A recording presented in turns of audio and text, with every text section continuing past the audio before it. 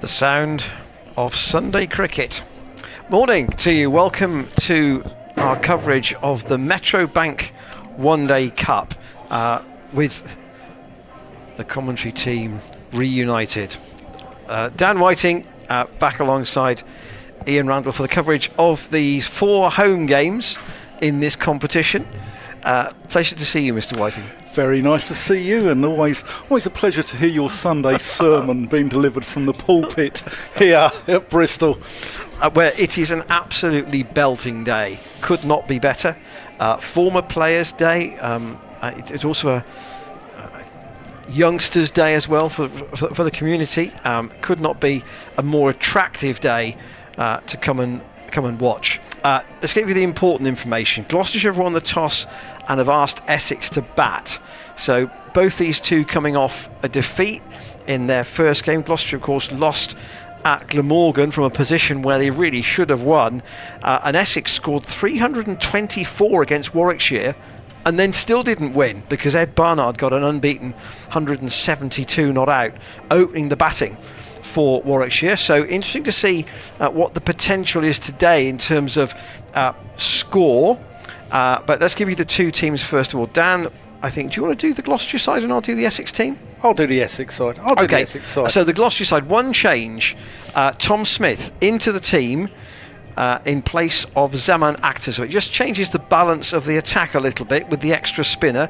So Bancroft, Hammond, Ollie Price, Bracey, Charlesworth, Jack Taylor, Graham van Buren. So 7 genuine batters, and then probably in this order, Josh Shaw, Dominic Goodman, Tom Smith and Ajit Singh Dale, who bowled very fast at Glamorgan and looked a proper danger, even though he's not played an awful lot of long form white ball cricket. Interestingly, the comparative experience in that Gloucestershire team rather more than in the Essex 11. Yeah, good morning to you if you're listening to us from Wanstead to Walton-on-the-Naze, and welcome to the Gloucestershire stream. Your side, Essex men and ladies, you're led by Tom Wesley, and then Nick Brown, Feroz Kushi, Robin Das, Charlie Allison, Luke Benkenstein, who's got a certain link with Gloucestershire here. Those who will remember his father coaching here the last couple of years. Noah Thane, I'm looking forward to seeing him in under 19. Jamal Richards as well, I'm looking forward to seeing him. Played his club cricket at Walthamstow Cricket Club. Ben Allison, Shane Snater has come in for Aaron Beard, and then the wicket keeper is going to be Simon Fernandez, who made his debut against Warwickshire on Wednesday. The umpires today are Bilal Shafayat, ex-Nottinghamshire, and James Treadwell, ex-Kent. So they're making their way out to the middle, and they'll be followed shortly by Jack Taylor and his Gloucestershire Gladiators, as they were known back in the day. I do like their one-day kit, Ian, do you? The Gloucestershire kit or the Essex kit? The Gloucestershire kit. Yes, it's mainly black with yellow trim, and I saw Tom Wesley going out to shake hands with the umpires and deal with the toss of the coin at 10:30 in a quite a bright purple, which is the Essex kit. So Gloucestershire on the way, and just as somebody stopped me on the way up to the box today and said, "What's a good score on this ground?" Well, it was interesting. The 3 games here last year were actually quite different. Obviously against Somerset, that was James Bracey's overdrive day, double 100 from Bracey, 454 batting first. Durham then set Gloucestershire 268 in the last of the home group games here, when Ben Wells got 100. So that I think is probably more typical. And then Lancashire dismissed cheaply for 177 when Gloucestershire bowled really well. So I would have thought somewhere between 250 and 300 is what Essex will want. I was going to say nearer 300. I think we're quite short towards the Kennington Avenue side of the ground, the car park, and the boundary doesn't look that big actually over towards the City of Bristol College side of the ground either. So, I think 300, but it's quite an inexperienced Essex line-up, and they'll be relying on Nick Brown and Feroz Kushi here, especially Brown. Brown's the experienced man. Brown and Wesley are going to be, I think, the glue that hold this Essex line up together. Undoubtedly, those are the two with any meaningful experience in this format. In fact, even Brown doesn't play, or hasn't played a lot of long form white ball either, albeit he's got a stack of runs in first class cricket, nearly 8,000. But he and Wesley, as Dan said, in terms of just general cricket experience, they are the main two. So do you want to take the far end, Dan, which is the Ashley Down Road end? It's going to be Ajit Singhdale to open up. Yep, here he comes in from the below the flats, and that's a wide to start off with. Good take by Bracey, because it just carried on going and going and going. So 2 slips in place, Ollie Price and Cameron Bancroft, the 2 men outside the ring in the power play. We've got one down at third, we've got Josh Shaw down at fine leg, and then square leg mid on, a normal cover mid off, and a backward point is Ajit Singhdale. And Brown just tucks that one off his hips. A couple of North East London lads here. Brown grew up playing his club cricket at South Woodford Cricket Club. I think Cushy is Wanstead Cricket Club, who are a strong club. There's some good club cricket around that area. And Essex's title-winning side a few years ago, a lot came from that area. You know, Dan Lawrence and Jamie Porter from Chingford Cricket Club. Buckhurst Hill have always been a good side. Jamal Richards from Walthamstow Cricket Club. So that North East London area produces some good cricket. As Singhdale comes in and Brown goes over the top. And that's going to be a boundary. 2 bounces and runs away. So Essex are 5 off 2 balls. Reasonable start for the boys from the east. Yeah, low risk that relatively, because once it clears the 30-yard circle, there is nobody out on that. As long as you don't get it too thin and put it down into the hands of third man down there. But in principle, that was a fairly safe shot. It's quite a lot of bounce too from Singhdale from the far end. Here he comes. That's down the leg side. That's going to be another wide. So a lot of wides in the Glamorgan game. I did look at the extras. You look at the extras tally over the kind of the discipline of the fielding side. I think it was more than 20 wides, 20 runs in wides, which, you know, in a game that was tight as that was. Can't be worse than Southgate Adelaide's second 11 yesterday. He bowled 57 in a 50-over game. I mean, that's bowling nearly 60 overs back, let alone what you're giving them in extras. Singhdale in. Brown gets up onto his toes, punches that out into the covers, but can't pierce them. Graham van Buren is down at third man for Wesley, for Brown rather. He's the only left-hander in this Essex team. Yeah, Nick Brown. Nobody else in this particular 11 is a left-hander. Singhdale in. That's bowled him. Gone through Brown's defences, beaten for pace there, and Nick Brown departs in the first over of the game, and Ajit has just done him for pace, probably there, isn't he? Yeah, I mean, it may have just come back a fraction, but it's basically it's hit the top of middle, and he's just been too late on it. Yeah, he's just done for pace. Gone straight through, and that's one of the potential anchors gone out of this Essex batting lineup in the first over. Yeah, that's a big blow for the Eagles. And now, rather earlier than you might have expected, Tom Wesley, their skipper, coming out to bat at number 3. Yeah, Gloucestershire know all about Tom Wesley. You do not bowl. You do not go too straight at Tom Wesley. He'll just milk you all day through the leg side. That's his area. If you bowl him around middle, he'll work you through the leg side. You've got to bowl that 4 stump line at Tom Wesley. So Essex, as you can see on the bottom of the screen, 6 for 1. We're still in the first over of the day because we've had a wide and a wicket in it, and still 2 slips. Healthy crowd here this morning. We've also got our emails up as well, so drop us emails if you want to commentators@glossccc.co.uk. Ian Randall will deal with all the difficult questions. And also a big thank you to Ruth Charville and Adrian Charville, who've made us cake. So, yeah. Wonder how long that'll last.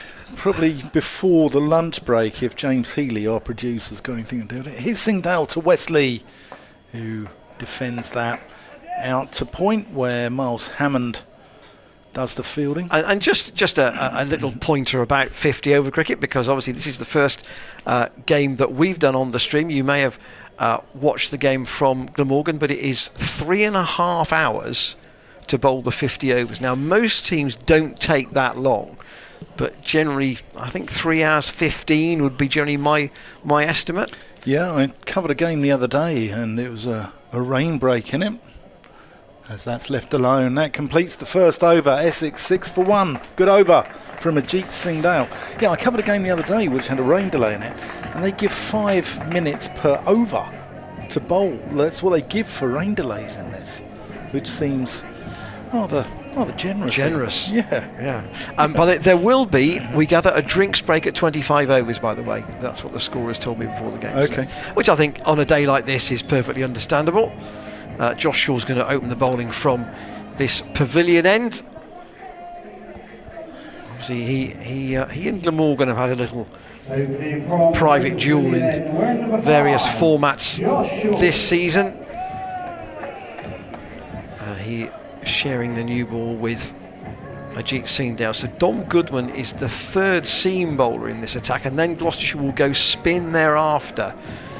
Tom Smith, would hope, would bowl his allocation, and then for Van Buren and Ollie Price sharing the other 10 overs. 2 slips in for Josh Shaw, and that's punched off the back foot, and that's gone past the man at extra cover, and that'll go out for 4. Didn't really time that for Kushi, didn't really appear to get it out of the middle, but once it went past the dive of Charlesworth, it was always going to be 4 runs, and it didn't look to be.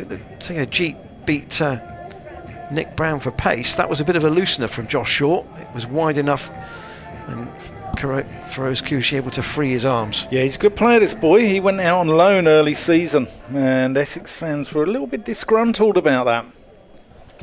Shaw running away from us in the pavilion into Kushi. That's a better line, but Kushi might still have steered that down towards third man. Didn't get anything on it in the end. He'll play his shots. Yep, he was at Kent, wasn't he? He went out to Kent on loan. Yeah, I mean, it's perhaps surprising to say this, but he's made 3 centuries in this format, and he's only played 15 games. So that tells you he's a dangerous customer if he gets in. Shaw past umpire Treadwell. Oh, that's tight line, and Feroz Kushi trying to work it onto the leg side, only to Tom Smith, who's at square leg. But that was a better line from Shaw. Yeah, he got 100 in the game, as did Nick Brown. Nick Brown got a 160, but Kushi got 100, and then Kushi was dropped for the next game, and Essex fans were a little bit miffed, Ian. 3 on the offside, saving 1 for Shaw. Again, that's bang on off stump, and played up to Dom Goodman at mid-on. Goodman got 3 wickets on Thursday down at Cardiff. A little bit expensive, but you would hope he would know a little bit more about bowling here at Bristol, and using that height that he's got just to make sure he bowls the right length. Shaw staying over the wicket, and again a attempted carve, possibly over the infield from Kushi, gets underneath it, and goes through to Bracey. Kushi's got 50 overs to bat here, just Take your time. Take your time. Looks like someone's told him it's a 10 overs a side game. He knows that there's a little contraflow on the M4 just by Newbury, Hungerford, that area. But the Essex boys came in a bus today, so there's no problem. Got a good number in for this 11 o'clock start. Short. And that's a little leg cutter that just drifts away past Cushion through to James Bracey. So a boundary at the start of the over, but not too much damage thereafter. And Shaw just getting into his rhythm.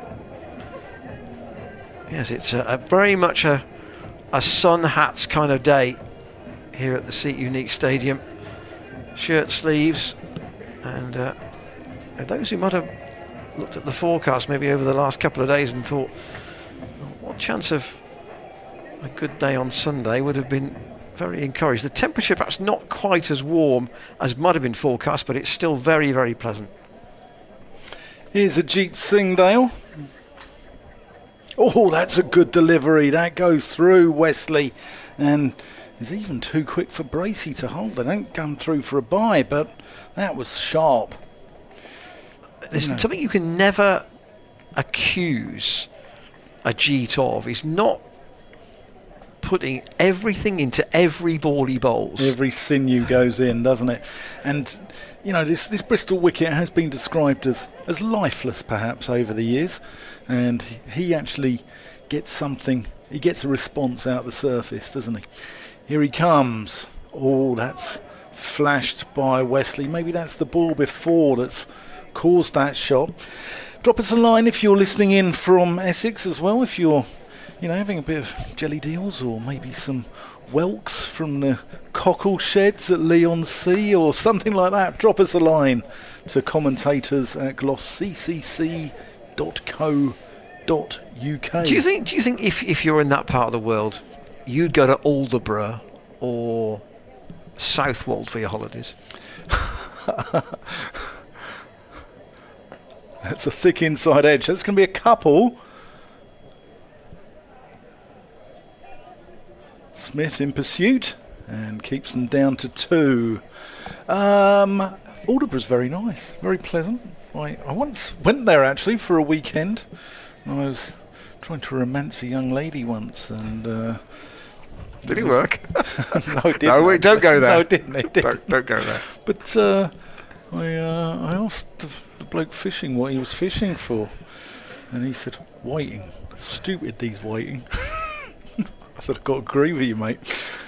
Singhdale, that's sharp. That goes through and does Wesley a little for pace there. That might be a touch too wide, but at least he's the right side of the off stump by bowling that. Yeah. That line. He's going to, as you said, not give Wesley the opportunities to play round that pad and work him into the leg side. Wesley will work you all day through the leg side. Congratulations to Essex head coach Anthony McGrath. Got a little promotion this week, didn't he? Up to, I think, director of cricket, isn't he? Ajit into Wesley, who again is a little late on that. And the ball just drops into the ground. You're getting to that time of the summer when clubs often announce retentions. Yeah. So Gloucestershire have announced Cameron Bancroft on a deal for 2025, and Essex have given a long-term deal to Luke Benkenstein as well, who is obviously in the side today. Yeah. Don't ask me about that sort of stuff, though, because I can't remember what I can and can't say. Nothing to do with Gloucestershire or Essex, actually. It's people with other counties. That's just left alone. Wesley plays inside that one. That's the end of the third over. So Essex 12 for 1 in this power play. And again, start. Sorry, just to confirm the rudimentaries of the 50 over cricket. 10 over power play. 2 fielders outside the circle in the first 10, then 4 outside the circle until the 40th, and then it's 5 out for the last 10 overs. Obviously 10 overs maximum per bowler. I did notice Will Rhodes is going to leave Warwickshire Do I mean Will Rhodes? Yeah, I don't know anything about that one. Warwickshire captain. Well, that's cracked off the off. That was very wide from Shaw. That'll be crunched away by Coochie for 4. Didn't get up very much, but he just basically stood. Not much foot movement either, but it was wide enough. There's a second look at it here, and he's just stood tall and crunched it between point and cover out to the Kennington Avenue boundary. Yes, the Warwickshire skipper's leaving at the end of the season. Okay, where's he off to? Anywhere? No word. No word. Well, one or two were suggesting Nottinghamshire potentially. Here is Shaw. Appeal for an LBW. That was going down the leg side anyway, I think. High. Nottinghamshire are linked with everyone, aren't they? They seem to have I think they've got a money tree somewhere at Trent Bridge. Well, it does help if... Well, yeah, it does help if you host test matches there, doesn't it? Gloucestershire won the toss at 10:30 today. Jack Taylor decided he would like to chase, and they've got rid of Nick Brown already. Here is Shaw to Coochie, who goes... I say he goes back. He gets a little bit jumpy with the defensive shot, but he held it okay. That's why I've got a lot of time for Essex, because they're not, they've won county championships in recent years. They're not a test playing county, and they've done so well on limited budgets, considering they only won their first trophy in 1979. A bit like the noisy neighbours down the M5, Ian. Sure. That's again, I suppose the fingers were over the top of the seam there, almost to bowl that as a just cut away from the right-hander. If that movement hadn't been quashed by the defensive shot of Coochie. 2 boundaries to him so far. And the burly Shaw in once more. Tries the Yorker, but Coochie got it right on the bottom of the bat. Could do more than dig it out to Dom Goodman. Up at mid-on. Was the solitary sun hat is Miles Hammond at point. Everybody else in the field has got a Gloucestershire cap on. Ollie Price and Bancroft in the slips at the moment. Shaw striving for a second breakthrough. And Coochie has to go back. He likes the room when there is room to play through the offside, but anything straighter, he's immediately on the defensive. 16 for 1 after 4. Yeah, talking of Nottinghamshire, they're 9 for 2 in their game against Yorkshire. So, is that at Welbeck College? It's at Sookholm, which is, it used to be known as Welbeck Colliery, I think, but now I think it's called I always call it the John Nike Leisure Centre after Ali G in the house, but it's John something Centre. But it's good to see a few of the outgrounds being used though in county cricket, and that's left alone there by Wesley. Worcestershire have also lost a couple of wickets. They're 13 for 2 in their game against Durham. But Essex have used a number of outgrounds themselves over the years. I mean, Essex were nomadic until the mid-60s when they decided to settle on Cheltenham as a base. You mean Chelmsford? Sorry, Chelmsford. Sorry, Chelmsford. Yes. Yeah. Be a long journey. That would be seriously nomadic, wouldn't it? Here's Ajit Singh Dale.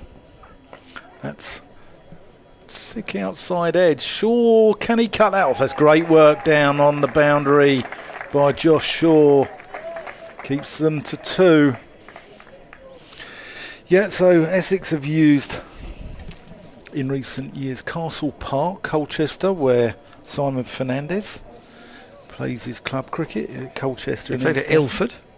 They played at Ilford at Valentine's Park. They played at 2 grounds in Southend, at the old South Church Park and at Garrans Park as well. They played at Westcliff. They played at Lee. I think they played at Billericay. That's a flash outside off stump by Wesley. They've played at the Leisure Centre at Harlow. I think I did a game at Colchester in the old... It's quite pleasant, Castle Park. Yeah. It's a day when David Masters was at his most miserly. He bowled really well that day. Yeah, it's some nice grounds out there. Singdale. Oh, that's a good delivery to Wesley. Angled in and just holds its line. Doesn't really move away, but just holds its line. And Wesley, not so much playing down the wrong line as actually being on the Heathrow Express when he should have been on the DLR there, perhaps. He's had nothing to work on the leg side so far, has he? And that's exactly as Gloucestershire would have discussed, I'm sure. Miles Hammond practicing his golf swing out there. Singdale, there's that one that just nips back. Wesley's a long way down the track trying to negate the movement here. The only thing is it's hard when the pace is up like Ajit's got. He's trying to get something on the middle of the bat, I think. He just wants to feel bat on ball and feel as if it's coming off at least something like the middle. Great news for Gloucestershire fans on Cameron Bancroft as well, isn't it? Really good. Really good. All format deal for next year? Yeah, he's been very popular here. He's a lovely guy by all accounts. I don't really know him, but it's just thumped into the thigh pad there of Wesley. Drops on the ground, and that completes the 5th over. So Essex are 18 for 1, having started pretty well and then losing Nick Brown in that first over with a ball that just absolutely did Brown for pace.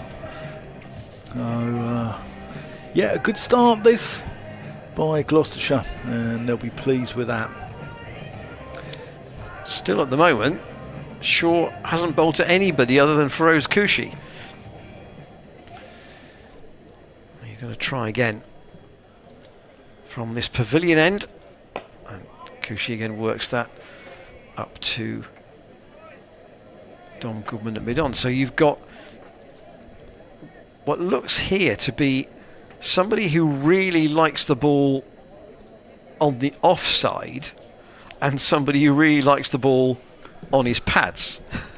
We've got an email from Richard, who's an Essex fan from Southend, now living in China. He's watching it from Beijing. Brilliant.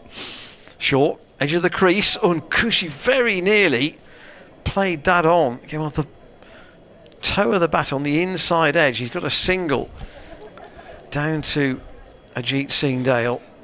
But for the first time, we've got a rotation of the strike, and Shaw with the chance to bowl at Wesley for the first time.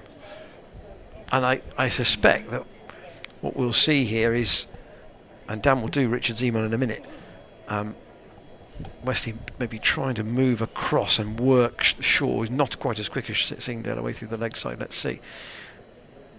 Oh, that was off the outside half. He didn't mean that to go there. That was good shape from Shaw. Squirted out to Hammond at point. Sorry, Richard's email. Yeah, he's saying he's watching live on YouTube from Beijing in China. Richard, an Essex fan from Southend, now living in China. Keep up the good commentary. Well, thank you, Richard, and drop us a line wherever you are in the world. Send us your photos even. We'll see what we can do. We'll see what we can do. And well, at least James Healy will see what he can do. Yeah, the more obscure, the better. Shaw to Wesley, who just decides to push that out tentatively to mid-off. So still Gloucestershire maintaining the two slips. He's got a third man now. Shaw. Hammond is at point. Charlesworth in the covers. And Jack Taylor at mid-off. Goodman at mid-on. Tom Smith at square leg. And Ajit Singdale down at fine leg. It's Van Buren who is at third man. So it's a fairly orthodox field. And Shaw again quite wide of the crease and tries to go for the Yorker again, but it's wide of the stumps and it's within the tram lines that See James Treadwell stretch his arms, so score will remain on 19 for 1. Ex-Players Day today as well, Ian? Yep, former Players Day. Yep. And normally, round about 40, I think is the number. Yeah. They tend to get. Shaw in once more. That's on the leg stump, clipped away by Wesley. It's the first chance he's had to really milk a single with no risk down to Ajit Singh Dale. So Shaw's got through 3 overs, not truthfully a knot of threat from him so far, just thumps his fist into his other hand as he walks back to his mark. He didn't want to give away a cheap single at the end of the over there, but still Essex have lost 1 wicket in the power play, and I think Singdale, he might bowl as many as 6 perhaps in this opening stint. There's the Manhattan. For all those watching in from Essex, it's not a view of Basildon, let me promise you that. It's the Manhattan here, the graph of the scores on the overs. Here's Ajit Singh Dale. Just nurdled into the onside by Wesley. It was just hurried a bit though, that was Yeah. he had enough time to correct the shot, but he was just forced to, when he might have played that with a little bit more intent. In the end, it was just a defensive jab, really, out on the leg side.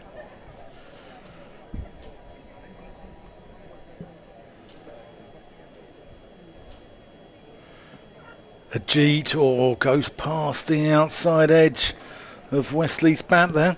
There's a gentleman down here to our left, a rather portly gentleman who I've noticed is on his 3rd pint of the morning already. We'll keep an eye on. We'll do pint watch with that chap. Looks like he's set his stall out for a long day. He's pacing himself. Yeah. Do you think he's a marathon man, or do you think he's a sprinter? Is he a Linford Christie or a Rob de Castella? Ajit Singh Dale, and that's just punched into the offside.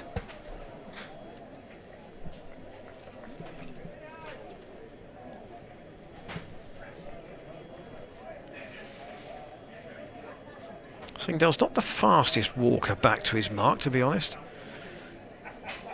Most of his pace comes from running the other way. They talk about taking 3.5 hours to bowl the overs. Ajit's probably one of the culprits in that.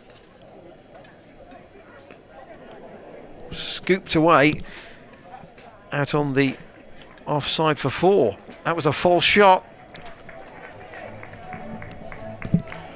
And 4 more to the Essex total.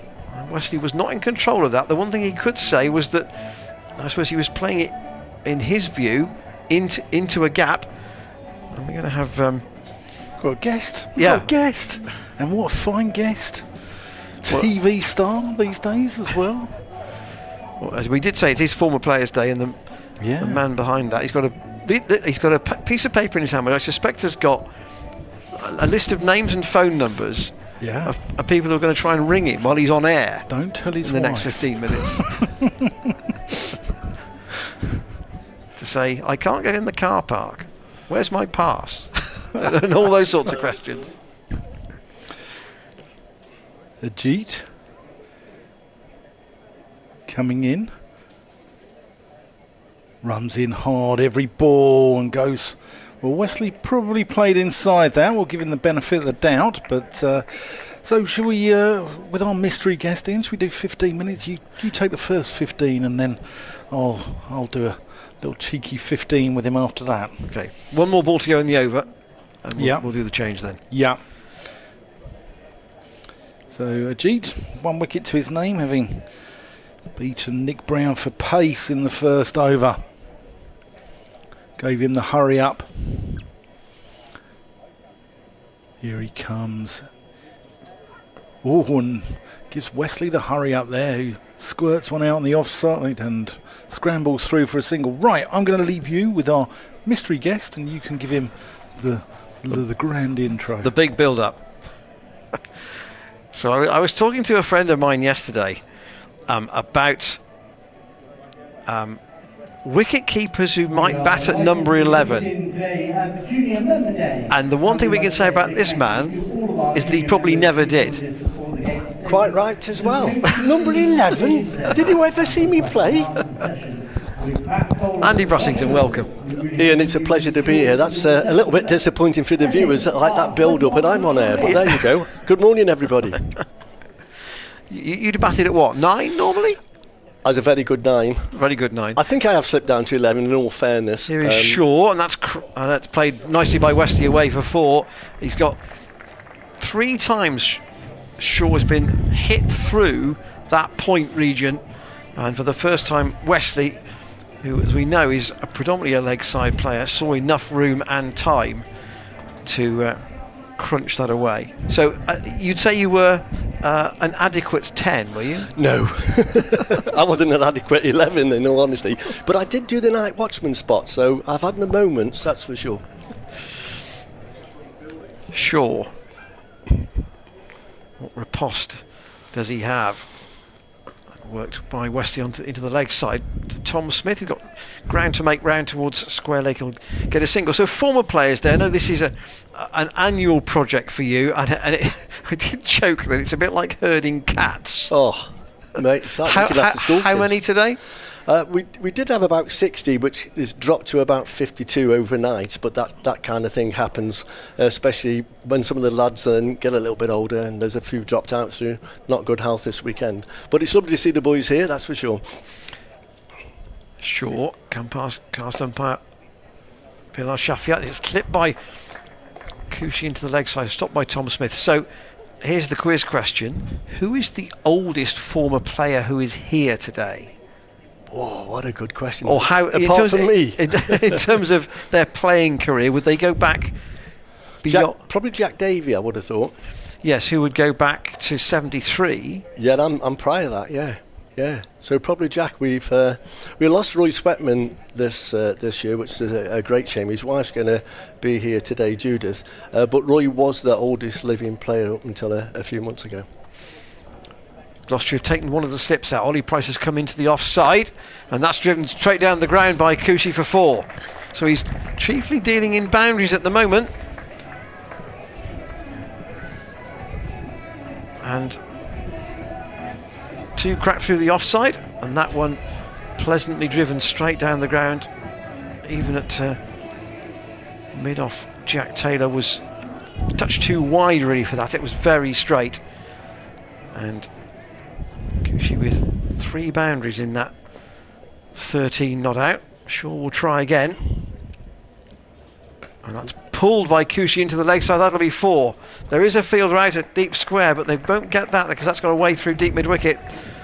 And the Essex opener just starting to get the measure of this Bristol pitch. So if Jack Davey is the oldest, geographically, are they coming from quite a wide area? Yeah, we've got people coming from Devon, Cornwall. Malcolm Dunstan's coming up from Cornwall this morning, picking Jack up en route in Devon. Yeah, so they travelled a fair distance. Fair way. Them, yeah, which is great. And a lot of them will be meeting their peers probably maybe the first time since last year. Sure, and again that's a better length and direction of delivery, and Cushy is forced to play it defensively. So we've had 8 overs, and Essex 38 for 1. Nick Brown, the man out, to Ajit Singhdale in the first over. Ajit has bowled 4 overs, 1 for 15, and Josh Shaw's 4 overs have cost 23. Just the 2 extras on the board at the moment. 50 over cricket still popular, isn't it, Andy? I mean, I know your list A or your white ball cricket would have been of this duration or longer, and people still enjoy it. Oh, I think the 50 over is a great game, definitely. Ajit Singhdale from the far end Oh, it's gone through the dive of Charlesworth, punched away by Wesley. That will go for 4. Just creeps over the rope now. Charlesworth looks rather ruefully at the ground. He probably knows he should have stopped that, and had he done so, that might have been a boundary. It's a great game to play, isn't it? It's a great game to play. It gives you time, if you lose early wickets, to recover and build in innings. And this looks a great wicket. It looks really flat, so you'd be looking at 300 plus, wouldn't you? Yeah, I said that, you know, Durham last year in one of the group games he got 267, and that wasn't enough because Benwell's got 100. But Gloucestershire would love to get rid of one of these two pretty quickly, and Simdale drops that a bit shorter. It's worked down the ground by Wesley, but Van Buren stops them from taking a single. Of course, if my boys were playing today on this wicket, we'd be looking at 450, I would have thought. Get them on the scoreboard. Then we could get Proctor and Brain to come in and bowl them out. Well, easy, isn't it? Pun? Easy. Yeah.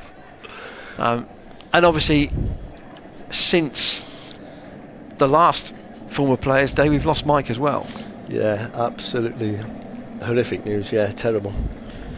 Singdale in, and again that's lofted safely though by Wesley down through the area where Gully would have been. There is a third man now, so Shaw keeps them down to 1. You know, Ian, it's terrible when you lose anybody. It doesn't matter if you played 1 game or 600 games for the club, but to lose a legend like Proc, who was not only an unbelievable person on the pitch but a great person off it, it really affected the boys, and it came out of the blue as well, really. So it was a great shock for everybody. And when we say former players, do we mean people who've only played in the first team? Yeah, it's we have to draw the line somewhere, so it's first class cricket or white ball cricket. Singdale has worked off the hit by Cushy. It's a chase for Tom Smith down towards the fine leg boundary. He was inside the circle, but he's hauled it inside the rope, and they've come back for 2. So Cushy and Wesley both beginning to get their feet under the table here.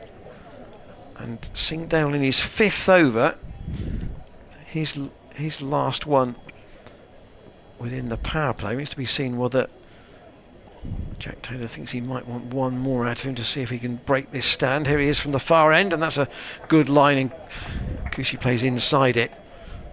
Would you have liked to have kept to Ajit, do you think? Oh, definitely. Every ball 100%, isn't it?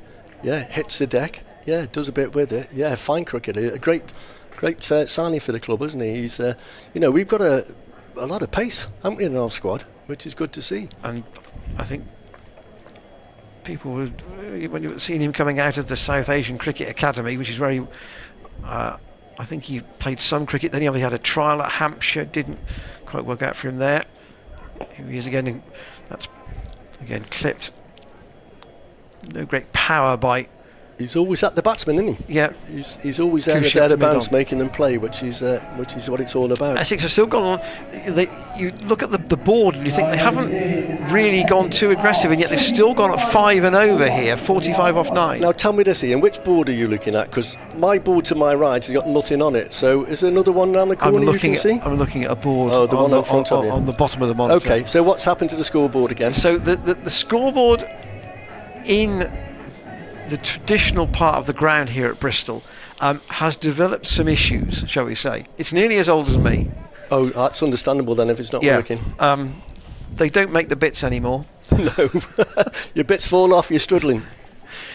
Shaw, last over of the power play from the pavilion end. Okay, it's a bit leg side, and Wesley just works it off his hip. Was there any bat in that? There wasn't. It's off the pad.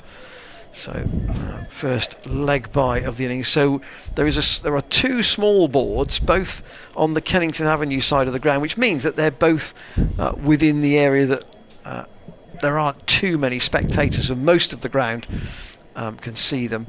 And they've got the board that's right by the club office, which is as per usual. Sure, just the one slip now to Cushy, trying to pull that and played the shot a bit early.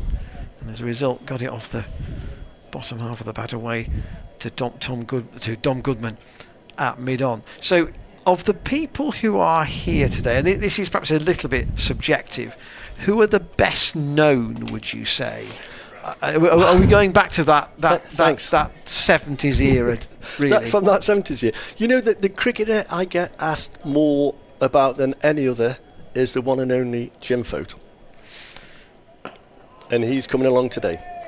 And is that because of the Greg run out at Lords, do you think? Yeah, and he was completely bonkers, wasn't he? And back in the day, he was everyone's mate and enjoying himself and spoke to everybody, and everyone just loved Foti. Yeah, and still do. So who else is people like Alan Wilkins? Is he here today? He can't make it today. The president of Glamorgan, I'm afraid to say. Chris Broad was going to be here, but actually pulled out through illness on Saturday, which is a great shame. Short, running away from us, played into the ground past the dive of Hammond. That will be 4 more. Again, Kushi just having enough room, and that brings the 50 up for Essex in the 10th over. One of the former lads who's coming today, which the listeners will be interested to know, is Alistair Hignall, and Alistair has suffered from MS for a long time and hasn't been down for donkey's years, but he's making the journey today down by train, so it'll be lovely to see Higgy and catch up with him. Yeah, obviously when he finished playing, and he played rugby while he was at Gloucestershire as well, obviously went to have a long career behind the microphone calling England internationals, and it'd be great to see Higgy. We have a WhatsApp group with all the lads that I put together, and we keep in touch, and Higgy for the last 6 months have been writing poems for all the boys. Short in once more, very short, pulled into the leg side, not controlled, but it's dropped safe, and Kushi will just get one out to Tom Smith. That's the shot they're trying to induce, the one that he doesn't quite time, and sends it high in the air, but Smith still being told to stay deep by Jack Taylor. There have been 9 boundaries in this Essex total so far, and that's just dropped right dead weight in front of Tom Wesley at the end of the 10th over. So this is a decent start for Essex. They lost a wicket in the first over when Nick Brown was out to Ajit Singh Doe, but 51 for 1, and they have scored 33 off the last 5 overs in the power play. We've also got, for the listeners, obviously everyone will be aware of the illness of David Lawrence, and MD been diagnosed with that, which is terrible, and Sid was in hospital. He's been in hospital for 5 months, believe it or not. He came out 2 weeks ago, and he's very bravely going to come along today. I haven't even told the players. We're trying to keep it low key, but Sid will arrive just after 1 o'clock, and it'll be lovely to see him on the ground again. Oh, that's tremendous that he feels well enough to come along today. Ajit Singh Doe's going to keep going for the moment from the far end, and Kushi just tries to work that up to mid-on, but he gets a little bit inside the line, and it ends up just a little push and prod to mid-off. I'm just going to glance down that list. So again, this is going back into sort of my time sort of starting to watch Gloucestershire a bit, apart from people like Tony Wright, Gary Sainsbury, obviously Andy Stovall very much still involved with the club. James Avery is part of that successful team in the edge of the century, and that's going to be 6 runs straight down the ground. Ajit pushing that a bit further up, and Feroz Kushi has gone straight down the ground and hit him to the relatively straight short boundary at the apartment's end of the ground for 6. Where that ball ended up more or less in the middle of the sight screen, this morning very discreetly, we've sadly lost Brian Brain this year as well. Brain used light from the bowler's end, so at 9 o'clock this morning with his family and close relatives, we actually put his ashes out at the top end, just where that ball went. So Singdale in, and Kushi wants a single here, and it's just out of the reach of Ollie Price. He clips it into the leg side. Price was at short mid-wicket, but it was just straight enough that he couldn't reach it. So I think, Ian, on that ball then, we could have had a bit of Brian Brain coming down the wicket at 90 miles an hour. Yeah, he was. God bless him. Yeah, and when he moved from Worcestershire, that was he was a good foil. We adored him. He was fantastic. He loved a drink and a cigarette, but what a great bowler. Singdale from the far end, that's wide and cut by Wesley. Way out to Charlesworth, now on the rope at deep point. Yeah, Brainy was a bit of a good old-fashioned pro, and he came to us with a little bit of a reputation, but we immediately loved him. And pre-season, during the winter, he'd spend his time playing darts, drinking and smoking, and then in the summer, he wasn't one of these that would run around the ground. He used to bowl over after over after over in the nets. Singdale in, very short, in the air, should be caught, and is. And Singdale gets the wicket. Cushy trying to pull that from away outside off stump, and he's pulled it straight to Dom Goodman at deep mid-wicket, and Gloucestershire will be very grateful that they kept Singdale on for the extra over. They've got the second wicket they wanted, and Cushy goes for 31 and Essex are 59 for 2. In all honesty, Batter will be very disappointed with that. That should have ended up in the ice cream van, in all honesty. I think he fetched it from a long way outside the off stump and got at the bottom of his bat. But a wicket we needed desperately. They were looking very good and looked well at home on this flat wicket. And Dan's going to come in at the end of this over, but again, one name, I know this is an alphabetical list, but Martin Vernon's name is on the bottom of that list. And I think I'm right in saying that Martin played in the 77 final when he hardly had a look in for much of the season, but I don't know I forget who dropped out, but he played in that game, got a couple of wickets, and he took a couple of wickets. I remember Andy Stovall catching Alan Elam off him, diving to his right in my flipping wicket keeping gloves as well. Another game I didn't play, but Martin was coming down today, but sadly he's been really poorly with cancer, and he just didn't feel up to it this morning, so he pulled out. But yeah, he was with us for 1 year, Martin, and became very much part of the group, and we're still very much in touch with him and close to him, but it's a great shame he couldn't make it today. I mean, it's the joy of technology, and I know that not everybody has all the knowledge and the insight as to how to use things like WhatsApp and other such platforms. You're talking about Dan here? But the fact that you can keep a big group of people in touch with each other using that is great. It's fantastic, and we've got a fantastic bunch of lads. Every club can say the same, but we're probably right up there as the number one club. Keep in touch with all the former players. Robin Das in at number 4, and he defends the last ball of Ajit Singdale's over, so it's been a good opening spell for him. He's taken 2 for 30 in 6 overs. I think he's bowled better than that. I'm going to have a break. Andy's going to stick around for a bit, and Dan Whiting's going to come back in. Essex 59 for 2 off 11. Cheers, Ian. Good to chat to you. Always good to talk about the former players. And we're very grateful for the club to put on this day for us and get the lads together. They wine and dine us, and obviously money's a bit tight everywhere at the moment, so we really appreciate the support from the club getting us together. Good to hear you mentioning Brian Brain there, Brassy, a man who terrified dyslexics worldwide, didn't he? Yeah, you'd struggle with that, Dan, wouldn't you? Yeah. No, great man. It's so nice to see his family here and his grandkids here who've never been to the ground, so I was able to explain where Brian liked to bowl and moan from the top end. He was always moaning, but he was a great foil, opened the bowling with Mike Proctor. What a great combination. Yeah, and fantastic. Bowled a heavy ball, great seamer, lovely guy, great opening good attack. Good shape as well.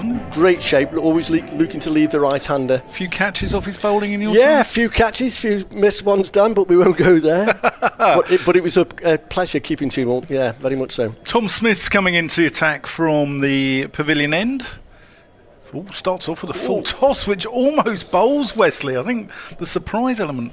Well, that was a bit of interesting cricket, wasn't it? You can't underestimate the surprise element of a full toss. It surprised James and everybody, that didn't it? Yeah. Well, I think he's got a nick on that, actually, isn't he? Yeah, he could have done. As a keeper, you're expecting the batter to make contact on that. In all honesty. Yeah. I'm surprised Wesley didn't. bang. He's crunched that one, but can only pick out Miles Hammond. Do you know, talking about I'd have caught that one, the lovely thing about the former Players' Day, and the longer you retired, the better cricketer you were. So I'm a fantastic cricketer, and I haven't retired in 88. But they do. The people who watch you play and say, oh God, he's missed another one of this. Now they introduce me as the best keeper they've ever seen. It's fantastic. There's one to Wesley there into the offside. So, I want to talk to you about, Robin Das is just about to face alumni of Brentwood School, same as Rishi Patel, Frank Lampard and Noel Edmonds. So, yeah. That's just defending your side. As Ian pointed out last year, it's good to see Das and Patel in gainful employment, unlike Lampard and Edmonds these days. Right. Yeah. I'm with you now, Dan. Yeah. I was worried for a moment. Smith in, and that's driven pleasantly out to Graham Van Buren. No, it's not. Is that Van Buren? Yeah, it's Van Buren. It's nice to see Smith back, isn't it? We've missed him. He's a massive part of the white ball cricket, and the lads all look up to him. He's a big part of what goes on. We did some commentary with him earlier in the year, and his first ever ball on ball-by-ball commentary, as that's again played out to Van Buren, just for a single. His first ever ball was an absolute blinding catch right in front of us by Ajit Singh Dow in the T20. So Tom Smith. I hope he wasn't speechless, Tom. No, he wasn't. He was full of beans. In fact, he was so good that I'm a bit worried about my job. He's a very bright boy, isn't he? Yeah. He's an absolutely amazing guy, and not only on the cricket field, all the work he's done off it. Yeah, and what he's been through as an individual as well. Fantastic. To come through that, but again, it shows his strength in the club, not only the players but the club itself, giving him that support and helping him through that so difficult time. Talking of the current side, you've been very impressed with the sort of the turnaround with the character shown by the squad this year. Yeah, I think the moment nothing with people gone past coaching wise, but I think with Mark coming in, he was able to let the lads play with a bit of freedom. Yeah. The young lads, and everyone gets under pressure if you're not in good nick, and he said, look, just go out there, we're going to back you, go out and enjoy yourselves, and that's exactly what they've been doing. Here is one of those young lads, Dominic Goodman, into the attack, and he bowls Wesley first ball with an absolute peach, top of off. That's where you want to be, Dominic. I tell you that Brian Brain had a lot to do with that delivery from that top end. Because that was a brainy ball. Great. Seymour just nipped back a little bit, hit top of off. What a perfect dismissal. And again, Dominic, what a class act for a young boy coming through. Gorgeous lad, big part of the club for the future, that's for sure. He's in my Plight 11. If I did a Plight 11 of all county cricketers, Dominic Goodman would skipper that Plight 11. Now listen, what 11 would I skipper then? What do you reckon? The Stoke 11. Oh well, yeah. There'd be Tom Taylor, James Taylor in there. But we've had Stoke teams in the past, and I've always been 12th man. Do you know why? Bob Taylor. Bob Taylor was born a mile down the road from me. Yeah, but I dispute that in all honesty. You don't have to have the gloves, do you? You can play as a specialist batter, perhaps. I tell you what a wicket keeper he was, Bob Taylor. If you're showing kids how to keep wicket and the platforms you should get to, and you look at Jack as well, obviously, Bob Taylor was simply unbelievable, fantastic. Talking of Essex, you'd have played against their side in the 70s. They had a few Mavericks, didn't they? Crackers. One or two. Ray East. Raymond East and John Lever, I saw at the PCA Former Players' Day at Worcester about 3 weeks ago, and they are still raving mad. Absolute bonkers. But I tell you what, they did have a bit of fun in this, that and the other, but they didn't like losing. Oh, really? They were okay so long as things were going their way. And when they weren't, they moaned a little bit. What about Brian Hardy? Anyone who had the nickname of Lager? I got on well with him in the bar, in all honesty. But as a batsman, he was a real solid batter. And he played. He's a bit like a Geoffrey Boycott from Essex. He didn't like to get out. He liked to bat for long periods, which is fine. Well, they were all sort of fairly loose cannons, weren't they? Apart from Keith Fletcher, who was straight as a die. How Fletch put up with him, I just don't know, because they really were crackers. Yeah. But do you know the one thing they had? Talent. Yeah. And that's why they could get away with what they did, because they had talent. Remember Keith Boyce? I played against Boyce at Southend in 74, I think. He was another good drinker, but bottle of brandy, he was, yeah. Was that the old South Church Park? That ground there, a long time ago. Yeah. Here's Dominic Goodman.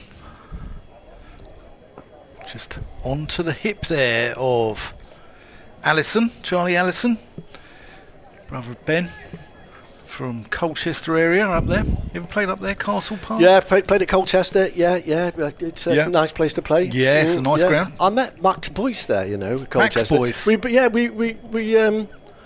We booked into the hotel that night. He was sat on the stairs, and I thought he looked familiar. And I sat next down to him. He goes, "It's bedlam in this hotel. I can't book in." And it was him. Is it Max Boyce?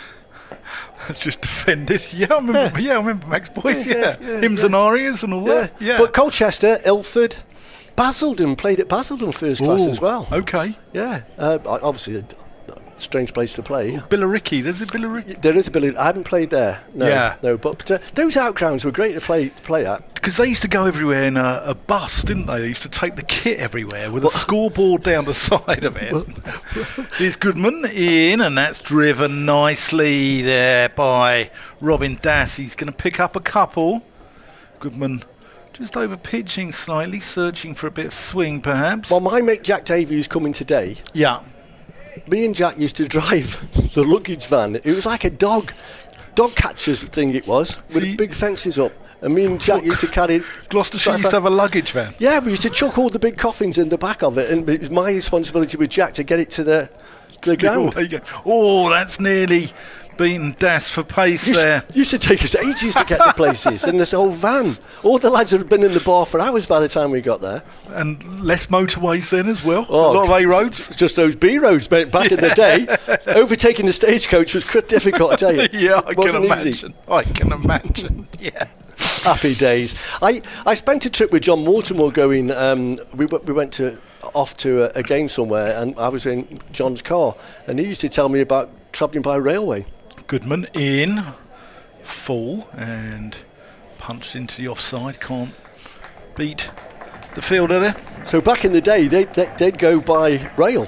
So they'd have to get all the kit off to the railway station and this, that and the other. And he'd tell stories that Arthur Jepson, the umpire, if he was on the 6:15 going out of Temple Meads, mate, and you were 7 wickets down, out. Yeah, I bet. Train to catch. I bet. Arthur Jepson was the famous umpire in that Lancashire-Gloucestershire game. Yeah, he was, wasn't he? Yeah. There were some great umpires, good characters. I think they had a little bit more licence to be characters back in the day. Well, I believe did Gloucestershire want to come off the light? Yeah, they did, and it's that story, isn't it, where they asked Tony Brown, could he see the moon, and he said yes, and the umpire said, well, how far do you want to see? Get on with it. Exactly. You can't see further than the moon. Tom Smith from the pavilion end. Driven. Can I pick out Jack Taylor? Been impressed with Jack Taylor's captaincy in the T20 and he's done so well. Remember a couple of years ago when he was left out the side, lost the captaincy? It would have been so easy for him to throw his cards in, sulk. He just rolled his sleeves up and got on with it. Yeah. That's driven again, picks out Taylor. And he got back in the 50 over side and scored all those runs. Yeah. And now he's back, and I'm very impressed with Jack. He's a massive part of the club. And it's lovely to see him back captaining in the T20 white ball. And what a great cricketer. He's in good nick as well. Yeah, I agree. There's one out to long off where Ollie Price is patrolling. Yeah, I agree. I think his captaincy is getting better year on year. I think he's innovative. I think he thinks about it and he thinks outside the box. Yeah. But he leads from the front, doesn't he, with the bat? All the time. No position is sort of, too much for him. I think as any player in any sport, you want your captain to do what he's asking you to do, and Jack certainly leads by the front, definitely. Smith around the wicket, full and driven by Das. Can't get it past the bowler. Yeah, there's certainly some characters back in those days. Who was the biggest character you played against? I'll come on to it after this ball from Smith. Beats Taylor, and they're going to amble through for a languid single. There was a few about, wasn't there? Derek Randall always, because he's my era as well, a wonderful player, but a complete crackpot. I can remember it was Procky bowling, and it was a damp day, and it was at Cheltenham. Smith in, driven again, picking out Taylor at extra cover. And Procky was bowling, and it was a bit damp, and Randall was the not out batter, and Procky wanted to put some sawdust down, and there wasn't that many about, so he went up to Ark and said, Derek, just shake your head over that spot, I'm short of sawdust. And that actually sung Randall up. But he was a great lad, and we had lots of fun with him. Big mates with Jim Fote as well. I always remember a Lord Mayor's thing in Cheltenham where Fote swapped blazers with Randall, and Randall came in our side as Jim Fote, and Fote was Randall, and nobody knew any, poor old Lord Mayor didn't have a clue. Brilliant. But there was licence to have a bit of fun and a bit of banter, which is great. Yeah. Essex 67 for 3 at the end of 14. I'll come on to my next question, which is more of a current day thing, as that's cracked into backward point where Miles Hammond fields. Brassy, you've been a bit of a TV star recently. Tell us all about it. It was a surprise. It was really nice. I'm not great. I've only seen it through my hands over my eyes, really. I've watched it once. Yeah, I was lucky enough to go onto the one show. We won one big clap, and it was a reward for doing some work out in the community. But the main thing was to get my charity, Walkers and Talkers, live on air for 8 minutes. The one show was brilliant. Thick outside edge for a single. So for those who don't know about Walkers and Talkers, tell the people what it's about. It's very simple. It's the simplest thing in the world. We get people together on a Wednesday morning here at Bristol, and also down at Taunton. It's an opportunity for people to come along who may be a little bit lonely, a little bit anxious, want to get out of the house. We have a little walk around the ground, tea, coffee, chocolate, biscuits, Jaffa cakes as well. It's all free of charge. It's Goodman in from the Ashley Down Road end. That's onto the hip, and that's tucked away very pleasantly by Allison for 4 runs through backward square leg. So that's how the first hour was spent. We also pop into the museum where Roger will do a 10-minute little talk on some of the memorabilia from years gone past, and then 11 o'clock we have a celebrity comes in, and we have a little presentation or a Q&A till 12 o'clock, and then we disappear home. But it's the simplest thing in the world, but the amount of good it does is absolutely amazing. It's as though someone sprinkled gold dust on it. Yeah. Here's Goodman. 4, and that's going to be just 1 out to Tom Smith. It's amazing that you're popular in Taunton, because Gloucestershire people aren't very popular down there. I spoke to Mark Davis the other week. I worked with him on commentary down at Somerset, and Randall's just walked into a wall. Does he do that very often? Is that why he's so small? He's banging his head on the wall. But Mark Davis said, he said, I'll come on to it after this ball. Defended. He said, I don't like those Gloucesters, apart from Brassy, who I used to give a big hug to. That's because he used to get me out all the time.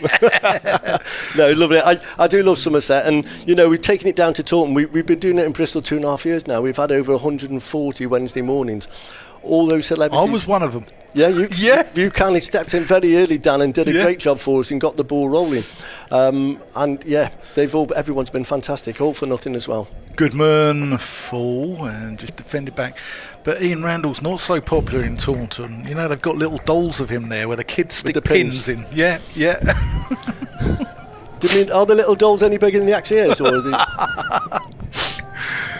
Yeah. No, I love Taunton, and it just goes to show with society and it's difficult for a lot of people a lot of the time, and the people who turn up at Taunton have exactly the same difficulties. They're time, bit lonely, might have been widowed, lost a job, just basically want to come out and make new friends, and to have that platform of people with similar walks of life and one thing or another, it's great. And I'm so pleased and proud of the way it's developed over the 2.5 years, and hopefully very shortly we'll have some even better news on it. I've been trying to get it charity status, which will make a big difference.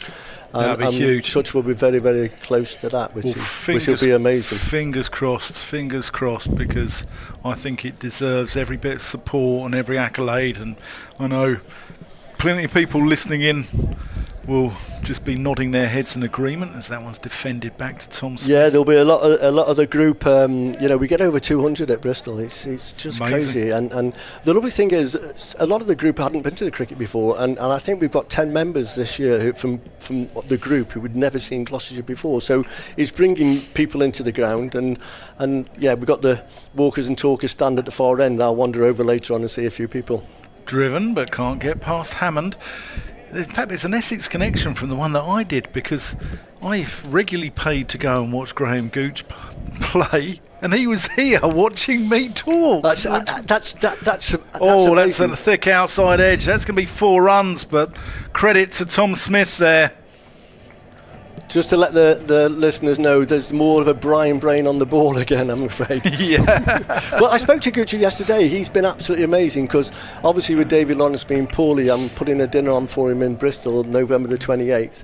And Graham's very kindly agreed to put some finance into it through his academy, through his foundation, and be part of the evening. So, yeah, a great example of the cricketing world and how people pull together. Yeah. Definitely, that's driven for one.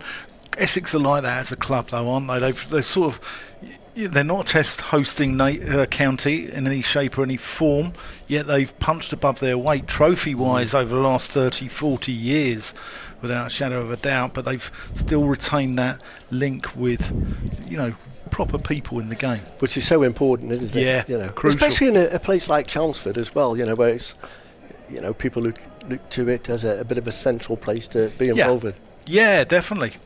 It's just a single out. But the community apartments and all sports outlets. You look at Bristol Sport and you look at the cricket club.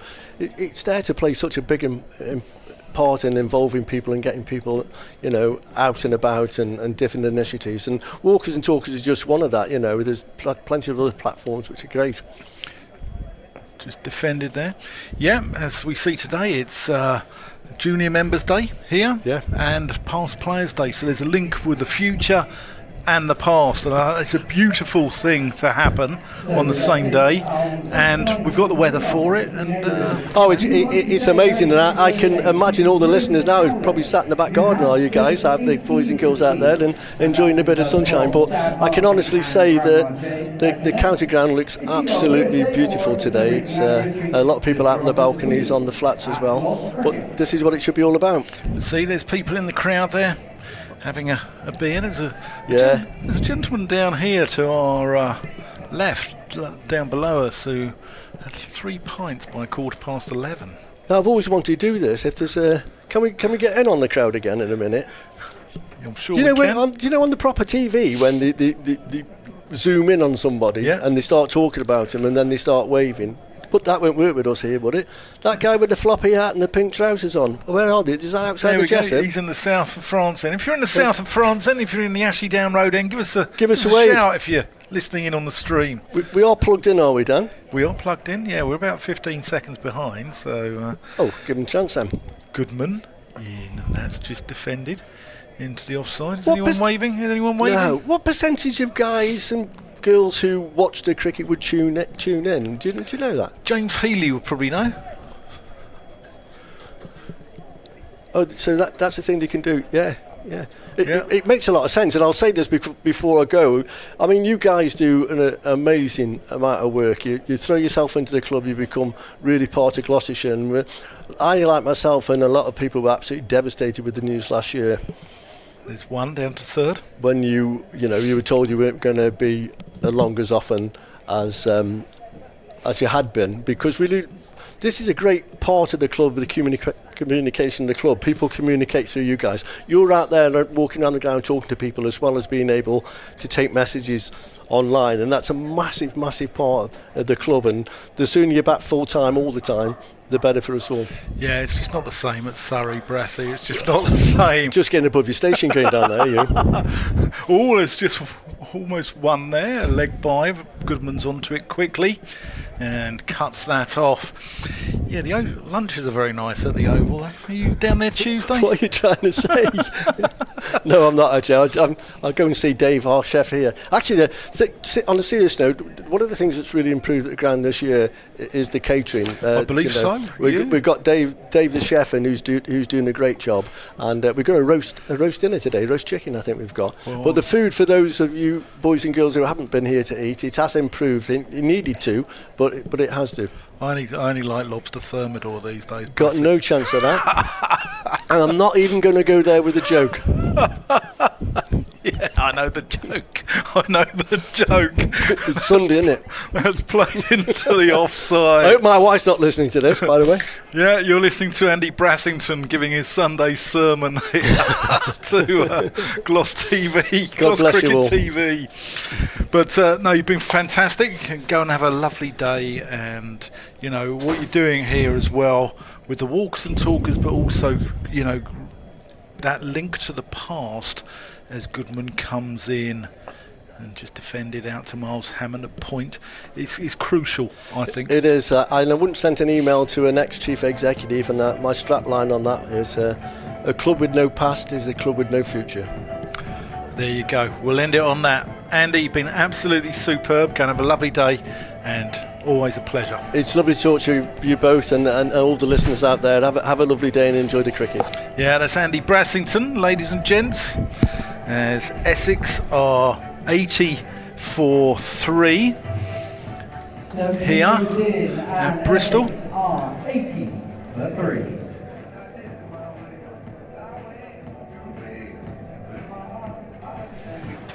Smith to continue. And we welcome Ian Randall back to the box. My head's all right after that encounter with the wall. That was amusing. I actually heard it through my headphones. True, you did. Smith from the pavilion end comes in and bowls a little nudge from Robin Dash. These two just trying to rebalance things a bit. Essex having lost, obviously, Nick Brown in the first over, and then Coochie and Wesley relatively close together. Coochie for 31, Wesley for 23. Smith around the wicket, and clever batting from Allison, who went to back away to leg stump and saw Smith's delivery was following him, so opted not for the aggressive shot but for the discretion of defence. It's an in-out field for Tom Smith. He's got 3 saving men on the offside and 2 out. Allison again backing away, trying to make room, and Smith, because his arm is now not as high as it was earlier in his career, he can almost get that ball to follow Allison if he is backing away. That's a bit wider and clubbed in the air but safe out to Van Beeren on the cover boundary. Wasn't really in control of that though, was he? No, having been followed for the 3 deliveries previously, Smith just said, okay, well, if I float one up outside the off stump, can I induce a mistake? It was not a shot that he played with absolute conviction. Gas on 8. Can't punish a full toss from Smith. Good diving stop from Miles Hammond. Smith bowling to the slightly longer straight boundary at the pavilion end.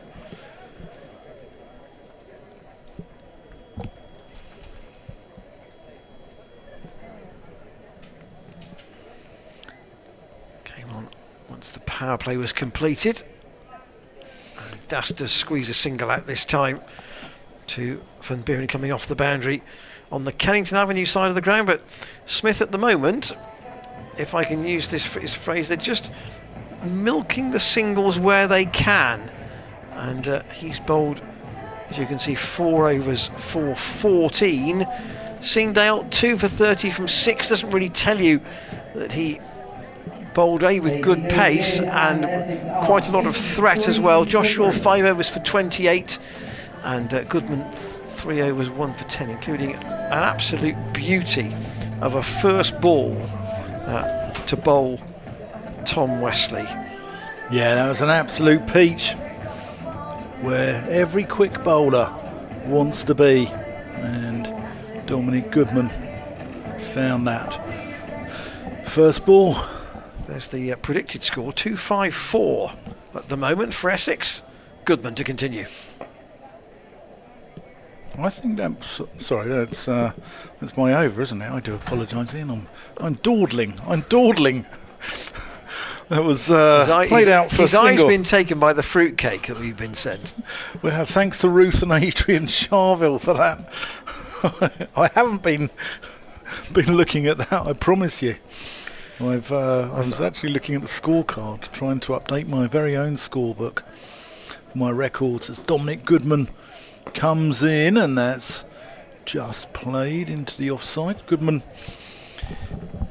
I'm not sure Allison had control of that. I think that hit the bat a bit higher up than he intended. Yeah. Yeah. Ollie Price is not that far from the bat there at cover, is he? He's certainly saving one, and if there is a shot that is mistimed at Goodman's pace, he's walking in. That's just nerdled into the mid-wicket area where Bancroft doing the fielding. He's only probably three pitch widths away from Allison. Yeah, more significantly, he's also getting loose, Ollie Price. Yeah. So I wonder if we're going to see him. Keep your emails coming into us to commentators at glossccc.co.uk. Goodman again, just bowling good areas here. And we do talk a little bit sometimes about, the shape of the ground here at Bristol, where the square boundaries are much longer than the straight boundaries. So you would think Ollie Price probably would bowl from this pavilion end again with the longer straight boundary potentially. Yeah. I know it's quite short on the leg side. He tends to bowl from the pavilion end anyway, doesn't he? That's short and cracked into mid-wicket area. Joe Phillips out there. Yeah, I'm not sure Phillips. who is he on for. I did not spot somebody going off. Is he on for a jeet?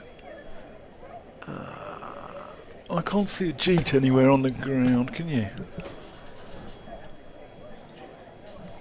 I think it's a jeet.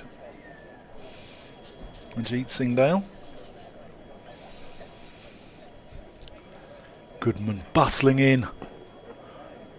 Well bowled. He's nipping it about a little bit, Dominic Goodman. I've always rated Goodman. He's always had that ability to pick up wickets, and he's a fine bowler. It was 1 for 12. It's a good start. And the question for Jack Taylor, I think, a little bit.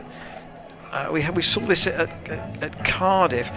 How long do you bowl your seamers for? And I wonder whether actually almost the shorter spells are better.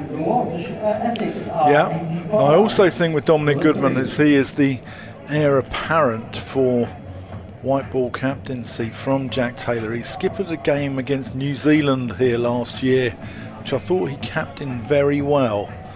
I thought he actually thought about it, and he's obviously a bright lad, and I think Dominic Goodman's got a big future ahead of him. Price has gone back to long off for Tom Smith. Mid on is up, and it'll be Allison to face Smith. He just goes back into his crease, and nearly 37 now, Tom Smith. 37 next month. But if he gets into his rhythm, he's still a very effective bowler. That's wider outside the off stump and given a wide. Actually, probably just about. I think James Treadwell's probably got full justification for that. Tried to push it a little bit wider for Allison, who's been backing away trying to make room. But that one, a bit overcooked. 86 for 3 in the 20th. That's fired in down the leg side. Appeal for an LBW. It did straighten a touch, but umpire Treadwell not interested. Every time you talk about Allison, I expect to see Malcolm Allison out there with a fedora and a big cigar, having a bat.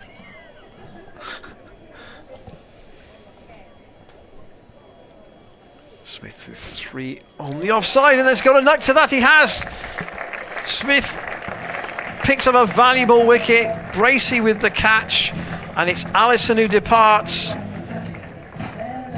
Everybody knew. I think the batsman knew.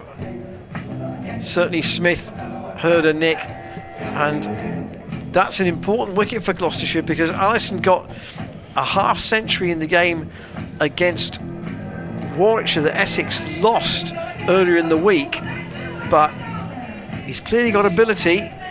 But a nick there has given Gloucestershire a 4th wicket, and we haven't yet got to the midpoint of this Essex innings. Yeah, it's clever bowling from Smith, using all of his experience. Ball before, arm ball, wraps Allison on the pad, big appeal, and then that's the one that turns and he draws Allison into the shot, and Allison just follows it a little bit, perhaps with his hands playing away from his head a little bit. But here's a name that people will know on this ground. Benkenstein. Yeah, this is Luke, son obviously of former Gloucestershire head coach Dale. 19 years old. Obviously played in the T20 game here between the teams back at the start of the tournament in the group stages. And coming in now at number 6 with his team 4 down. The new batter for Essex. Gloucestershire. 99, Luke Benkenstein. That T20 game, Ian, how crucial was that in the context? Because Gloucestershire qualified at Essex expense, didn't they? They did in the end. Yeah. A slip in for Smith. Benkenstein to face, and it's almost a full toss first up, and Smith fields off his own bowling. So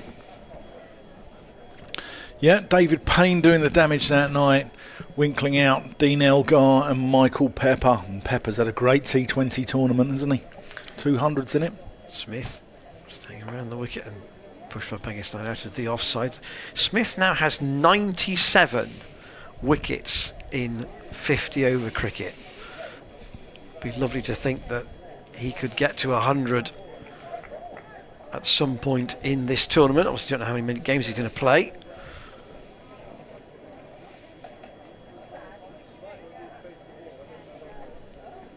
He sent Singdale back now to long on, but he's come on and done a really good job for his skipper. He has 1 for 15 from 5 overs, and it's the balance of power at the moment in the game is with Gloucestershire after 20 overs. 86 for 4. The men out. Brown in the first over, bowled by Singdale for 4. Feroz Kushi caught by Dominic Goodman in the deep of Singdale for 31. Wesley then bowled by Goodman with a beauty for 23, and then Charlie Allison caught and behind by Bracey Smith in the last over. Yeah, I think that would have got a lot of players out. One from Dominic Goodman. As he comes in, bustling in. And that's short and pulled away. Oh, that's absolutely outstanding. Oh, brilliant. Then a second time, Ajit Singh Dale. That is brilliant. He has parried it.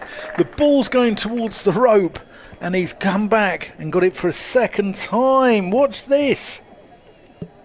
Wonderful stuff. Oh, that's good. I think that's clean. The umpires have certainly thought so. They haven't. He saved his side a run there. Yep, they haven't questioned the decision. Goodman in, and that's left alone by Junior Benke. It's a handy bat, Luke Benkenstein, but below him in the order, Noah Thane, who didn't get runs in the under-19s game, but has made a couple of half-centuries in this format. Jamal Richards, Ben Allison, Shane Snater and Simon Fernandez. Richards can hit a long ball.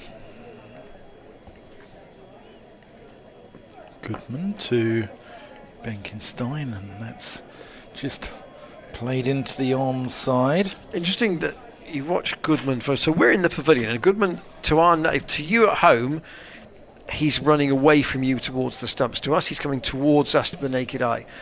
And by and large, he is relatively wide of the crease. That last ball was a conscious effort for him to go tighter to the stumps.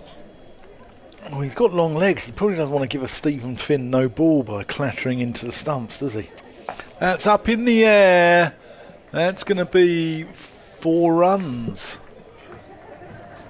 He actually got more of that than I thought. I thought he'd put that straight down Graham Van Peeren's throat, a deep square leg, but he's got that a long way in front of him, and the ball runs away into what Ian Randall christens Klinger corner.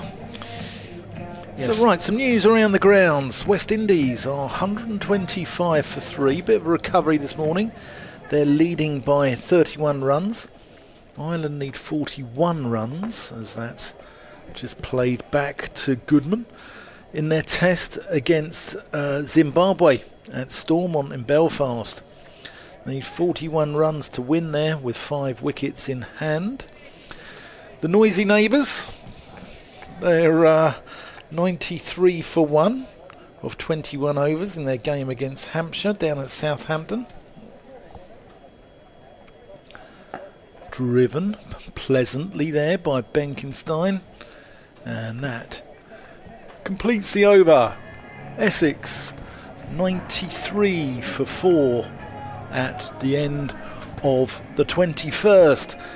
Kent 79 for 3 of 21 in their game against Lancashire up at Blackpool. Worcestershire 65 for 5 against Durham at Worcester. Certainly a vast difference from Wednesday, where their opening stand put on 259 with Roderick, once of this parish, and who's the other one? Pollock, enjoying themselves, feasting on the Middlesex bowling. Nottinghamshire are 55 for 4 of 21 in the game against Yorkshire. Here's Tom Smith to continue from the pavilion, a little bit leg side, and worked into that leg side by Das, but straight to Jack Taylor. So he's got 6 inside or on the edge of the circle, Tom Smith. Only the protection of a deep square, a deep cover, and a long off. The next result I'm going to read out. Smith around the wicket, and again swept, but safely. Shaw was up inside the circle. It's going to go all the way for 4, but 2 yards finer, and that would have been straight to Shaw. As it is, Das picks up a boundary. Do not adjust your television sets if you're listening in. Surrey at the Oval against Glamorgan are 74 for 6 of 18 overs there. Sussex 116 for 5 against Warwickshire. And there are some other games taking place today. 97 for 4. Smith almost with a full toss. It's gone straight through Miles Hammond, and that's going to go for 4. They've had a couple of those today. Hammond puts his hand up. He knows he should have stopped it. And the Essex 100 is up. It was punched away by Das straight, almost straight to Hammond. And whether he went down too slowly or whether there was just literally a misjudgment from him. It went through his hands and all the way to the rope at deep extra cover. Smith will try again. Das almost yorked on his leg stump, can only clip it back just up on the onside of the pitch to the bowler who fields. As Ben Charlesworth had one of those earlier on today. Normally pretty secure, both of them. Smith will try again. Das steers that just to the right of Ollie Price, and there's a good bit of fielding from him, prevents a single. Wonderful fielder, Ollie Price. Das 21 off 28, so he's certainly taken his time to have a look at what might be in this pitch. Singdale again dropping back out to long on. Smith with right-handers to bowl exclusively to. He's going to stay around the wicket, I would think, until any time at which he is removed from the attack. But he's done a decent job for his skipper, even allowing for that boundary in the last over. Essex 101 for 4. Smith's bowled 6 overs for 23, and he's taken a wicket. 2 wickets to Seendale and 1 to Goodman. But there is going to be a change, and we will see spin from the far end. Goodman's bowled 5 overs for 19. And we're going to see Van Buren from the far end of the ground for the first time.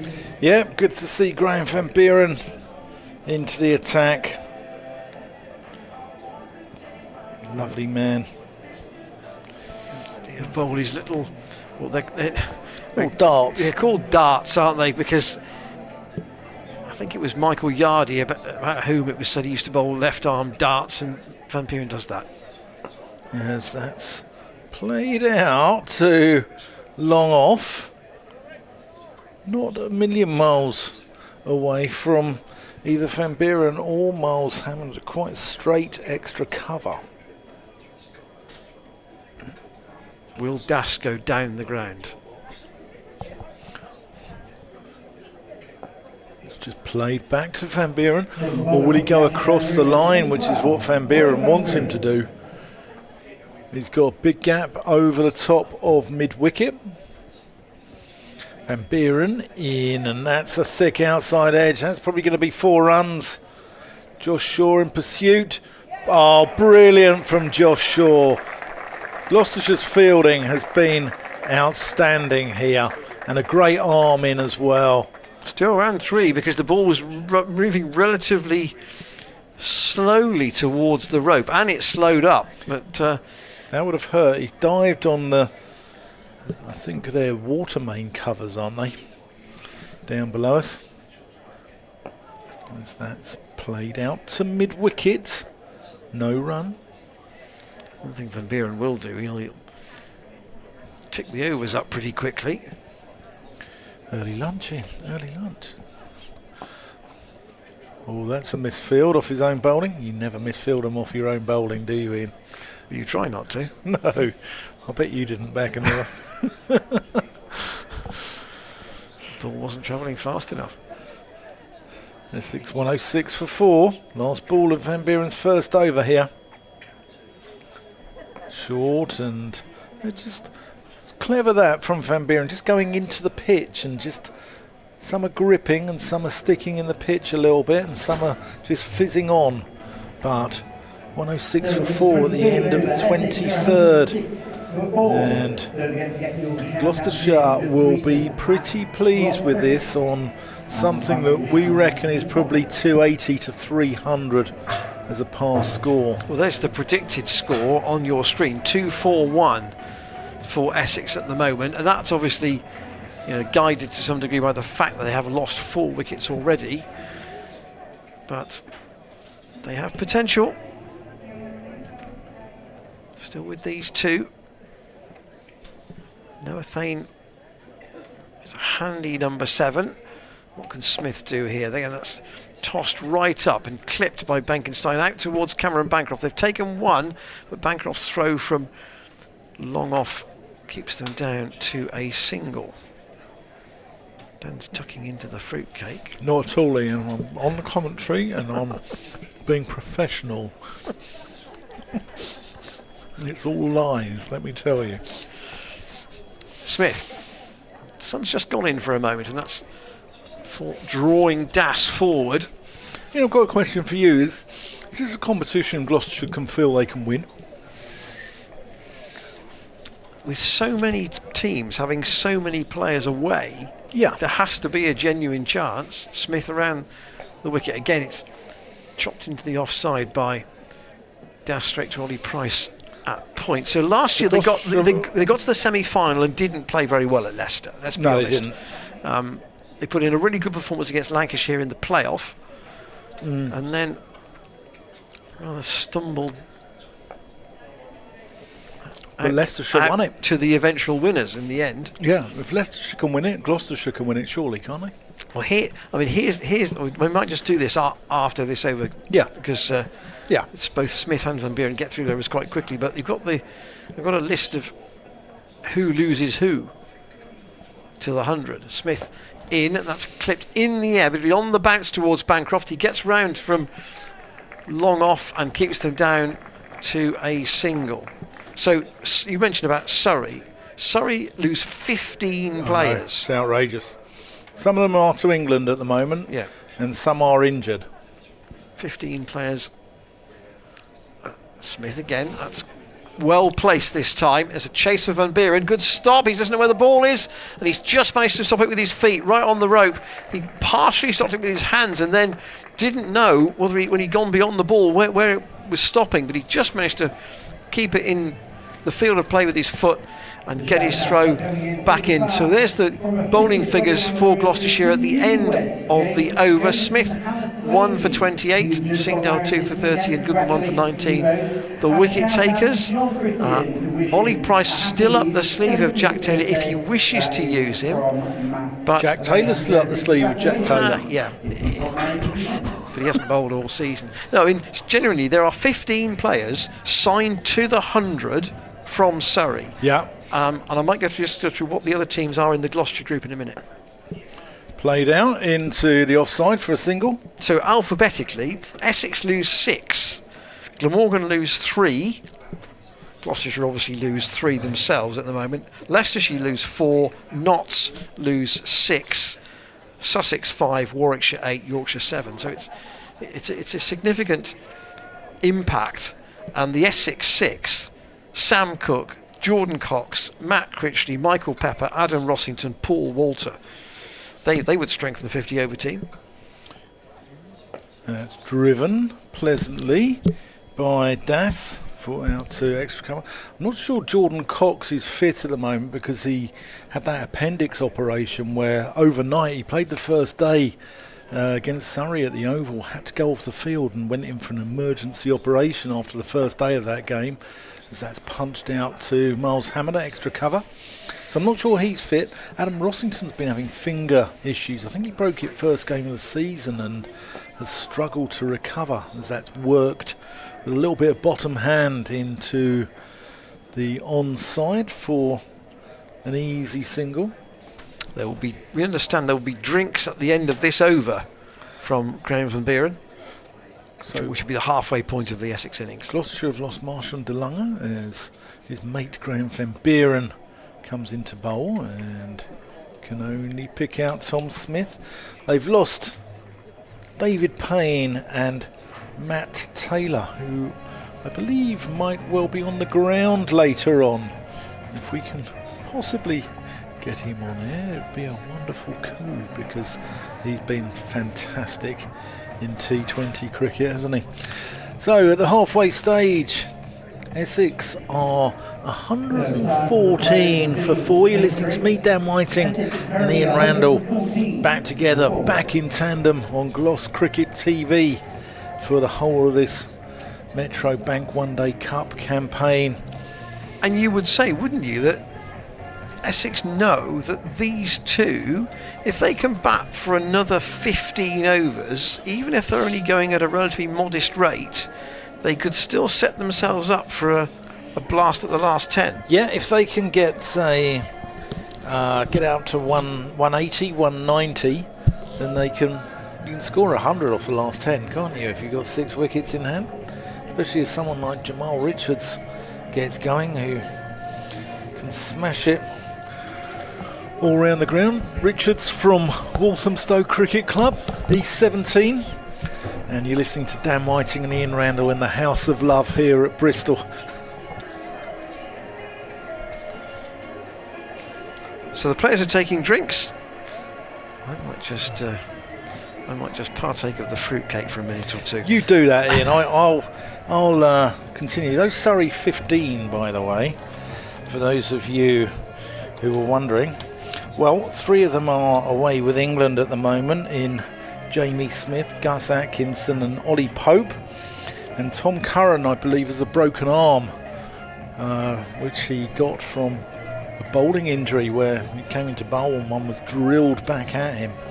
But Jordan Clark, Sam Curran, Laurie Evans, Will Jacks, Chris Jordan, Tom Laws, Dan Lawrence, Jamie Overton, Jason Roy, Reece Topley, once of the Essex Parish, and Dan Worrell.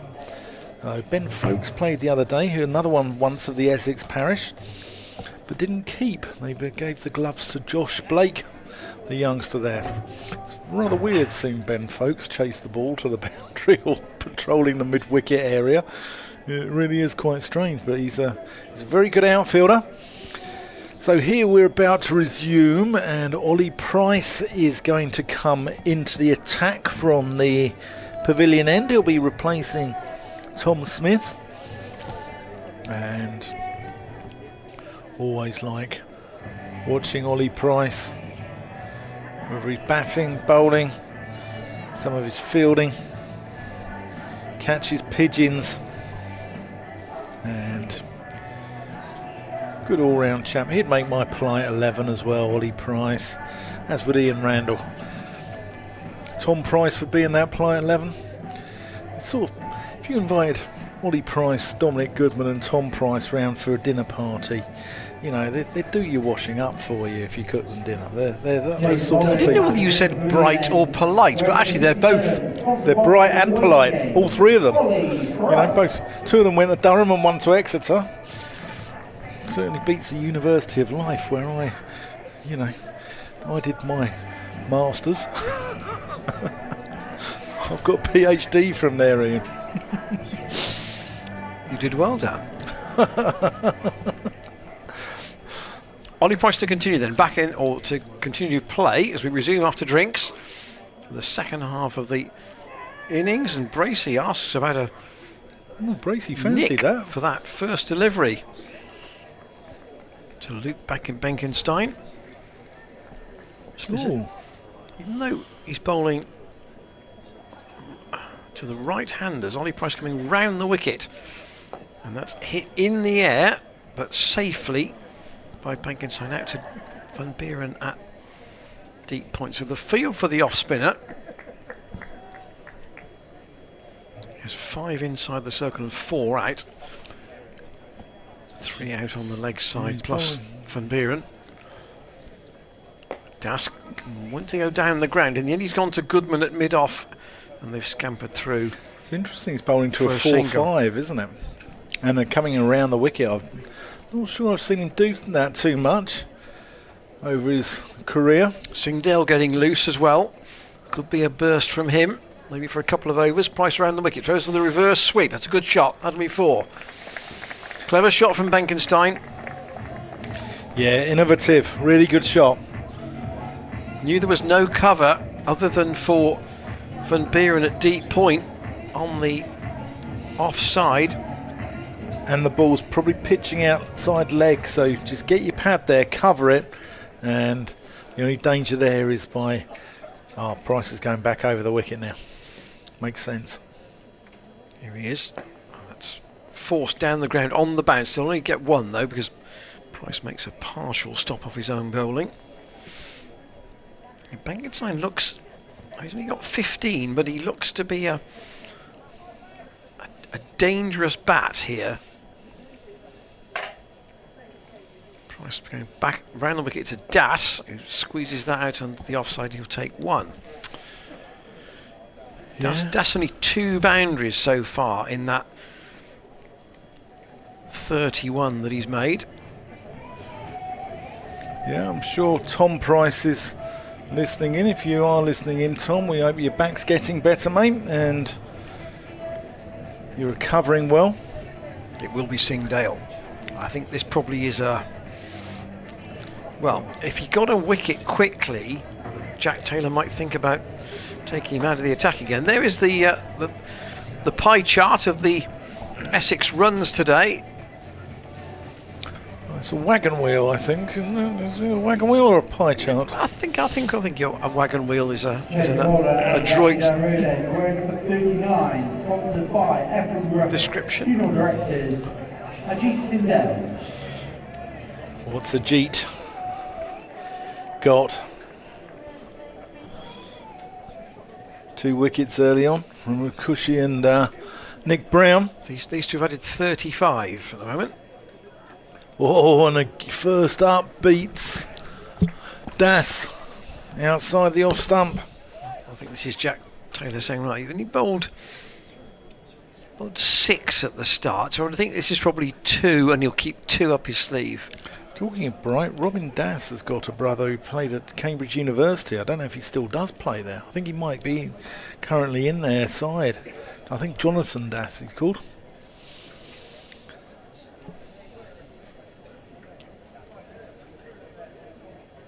Singdale, slower ball, rolls his fingers over it.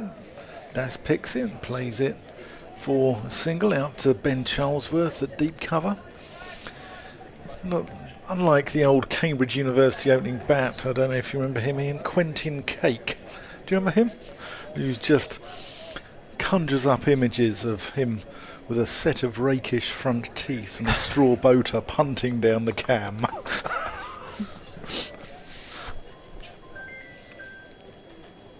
Ajit Singh Dale. That's a good bit of work by Ollie Price at short extra cover. Drilled firmly. And not much gets past Ollie Price. He's got good reactions there as well. So he's probably 4 strips away when Singdale starts his run, but he's probably only 3 strips away when Singdale actually delivers the ball. He's coming in very close. Yeah, no singles in there. That's driven firmly out to Charlesworth for the single. Bit wider from Singdale. He crouches like a cat, doesn't he, Ollie Price, stalking his prey. He's like a cat with a mouse sort of around the corner. You know, if you sort of tease a kitten with a bit of string and, you know, you get your finger scratched, Ollie Price is like that around the corner. Now he's being moved across, actually,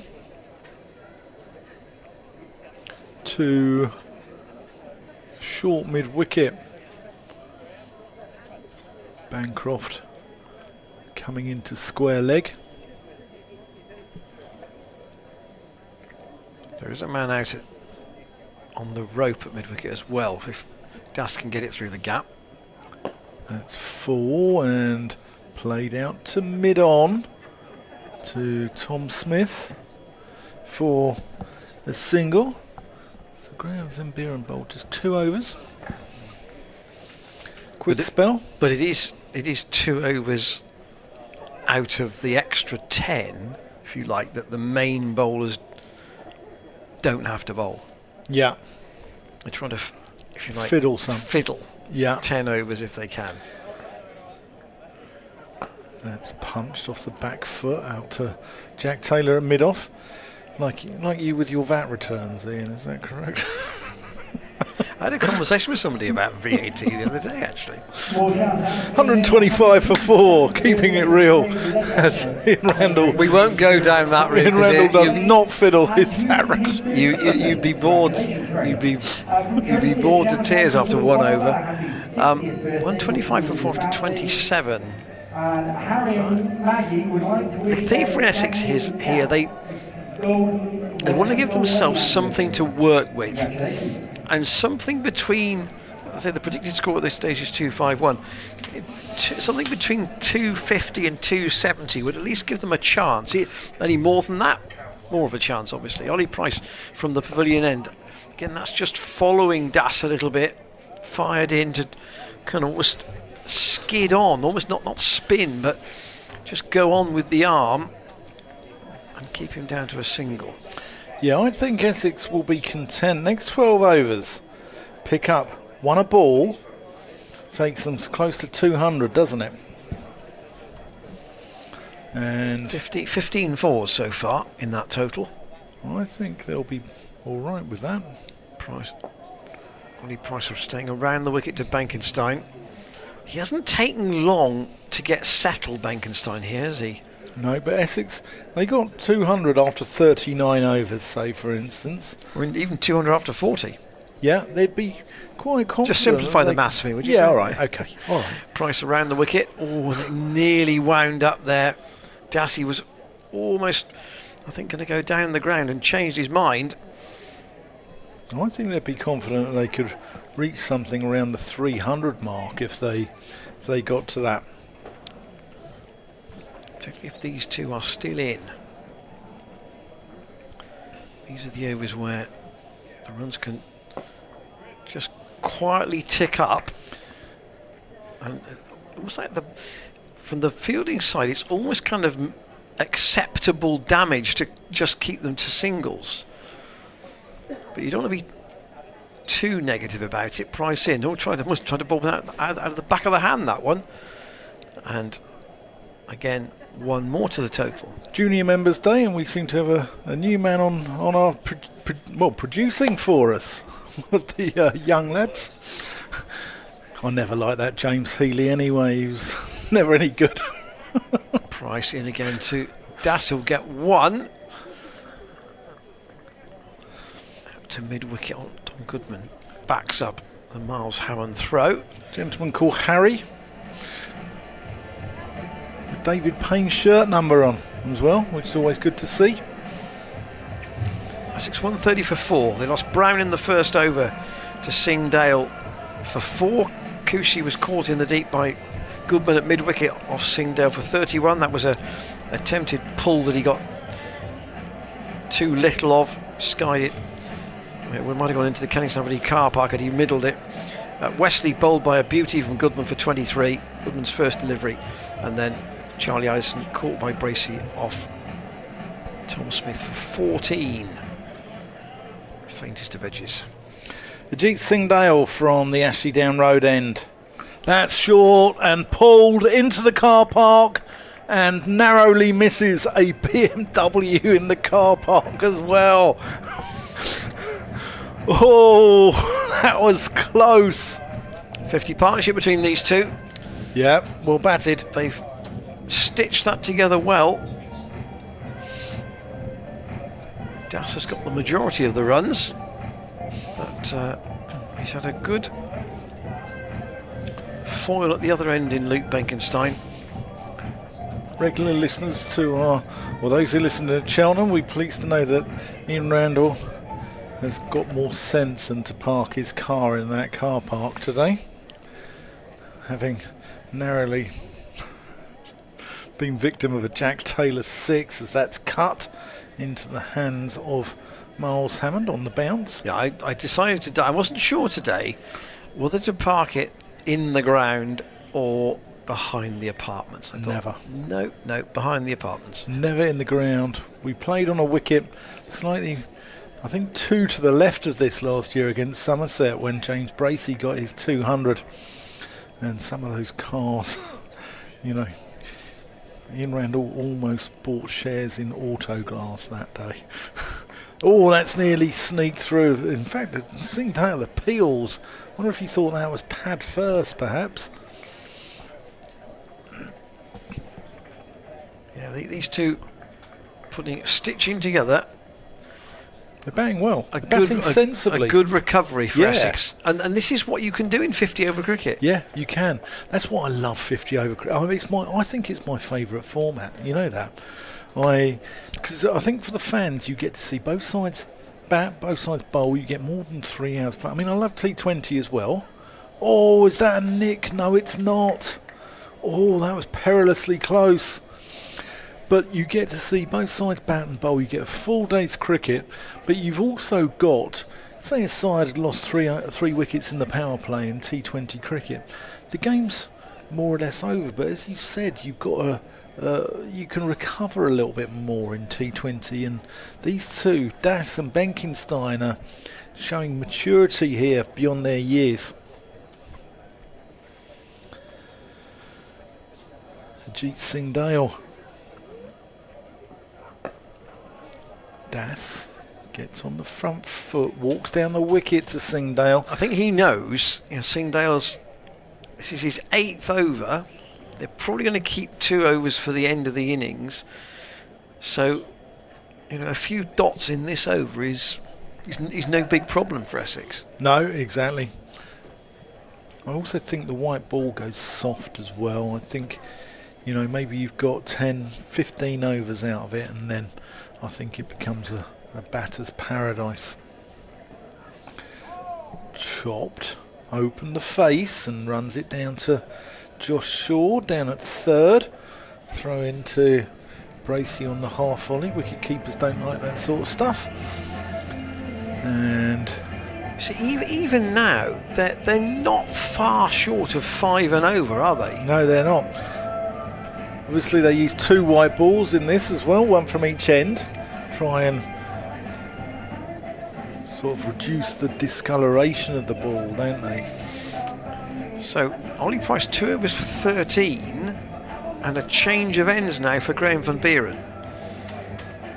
He's going to come back in at the pavilion end Wearing number 12, Graham van Buren. for the first time. Again, he's got a long on and long off back, but he's got the slightly longer leg side boundary. Van Buren off about 3 paces. Well, that's straightened a little bit, and it's just defended back at the pitch by Das. As you can see, 42 off 54. Van Buren around the wicket. Oh, and where's that gone? It's beaten everything. Can't believe that. Where's that? That's a bar. He's beaten Bracey as well as the batsman, the batter.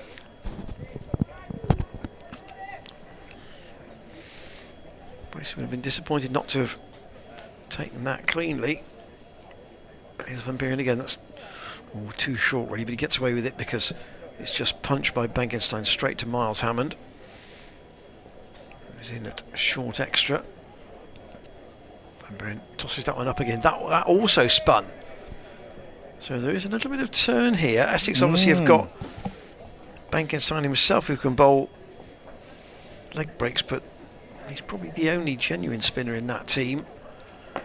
And Van Buren forces the 19-year-old to go down the ground, having gone back into his crease just to single up to Bancroft. Wesley with his off breaks, perhaps? Probably not. Van Buren again. Oh, that's a good line, and just a hint. There is a little bit of help for the spinner. So at 30 overs, Essex 139 for 4. It really is it's all about the wickets column here. How long can these two stay together and give themselves a chance of a blast at the end? Unsurprisingly, Singdale just the 2 overs, and Josh Shaw's going to have a go from the far end, the Ashley Down Road. And just a reminder that you can drop us an email today, commentators@glossccc.co.uk, commentators@glossccc.co.uk. Questions about today, perhaps Cameron Bancroft's contract renewal, thoughts about the T20 perhaps, quarter-final away at Edgbaston, chances on that, and obviously what you're watching out in the middle. Josh Shaw in, and that's driven out to mid-off where Tom Smith does the fielding. So Essex, if we break their innings down into 5 over blocks so far, after 5 they were 18 for 1, 10 51 for 1, 15 72 for 3, 20 86 for 4, 25 114 for 4, and at 30 overs they were 139 for 4. As Josh Shaw comes in, that's great work from Bancroft, diving across, cuts off the single, because behind him is Ollie Price out at long on.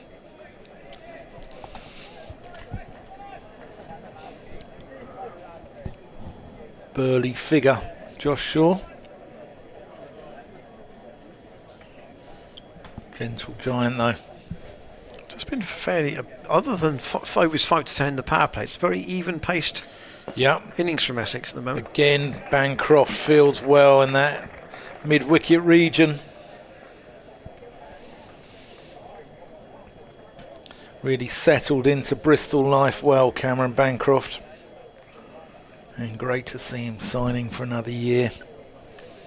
Bo Webster as well, had a little chat with him down at Cheltenham. He's loving life in the West Country. Not sure if he's got into the Bristol cider scene yet, but it happens to the best of us, Ian.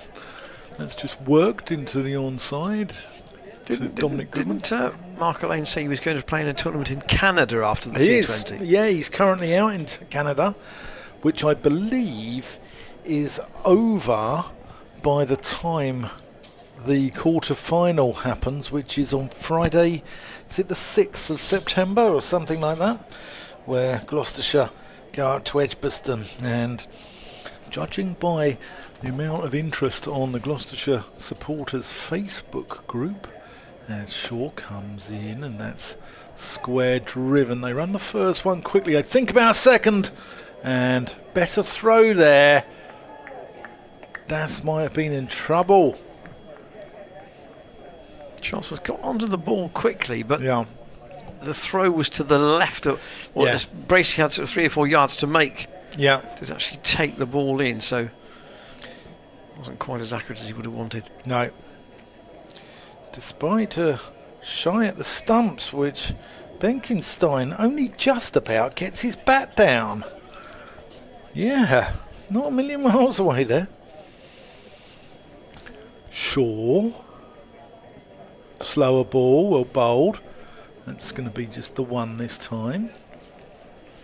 Yeah, so judging by the amount of interest on the Gloucestershire supporters Facebook page, I think there could be a big travelling contingent up at Edgbaston that night. I think these people here, Gloucestershire are only a small county, but they travel in their numbers for the big games. You know, for the Bristol public will come out for those big sporting events, and I'm expecting a big crowd to head up the M5 up to Birmingham. And there's the really, it shows you how even that Essex scoring rate has been right throughout the innings. Van Buren from the pavilion end to keep going. That's once again it's a bit short, and Hammond puts in a good stop. He's really wringing his hand after that, though. They still get a single. Tom Smith completes the fielding job. Benkenstein waits for Van Buren again, and that's a little bit leg side, but he clips it only straight to Jack Taylor. So he's got a short third man, a backward point and an extra cover, saving a single on the offside. That's gone leg side again though, and it's worked by Benkenstein out to Charlesworth, who is patrolling the mid-wicket boundary in front of the man stand. I wouldn't say in front of the scoreboard, but the scoreboard isn't working at the moment on that side of the ground. Van Buren again tries to push that a bit wider. Das chases it, but doesn't get a touch. Looking for that 50, isn't he? Through extra cover. He's made one previous 50 in the format, Robin Das. He'll have to wait a bit longer for this one if he's going to get there, because he's going to get a single out to Goodman. Right on the rope, where he took that catch earlier on in the afternoon, when Ajit Singh Dale forced an error. Again, that's great stop from Hammond. Could easily have been a couple, if not 4, but a fine diving stop prevents Benkenstein from piercing the field on the offside. There's the second look at it. It's a bit like that one-handed catch that Hammond took at Cheltenham. Sometimes they just stick. And Van Buren has got through 4 overs now, 2 from each end. And getting into that part of the game where Jack Taylor's just got to be careful how and where he uses his bowlers.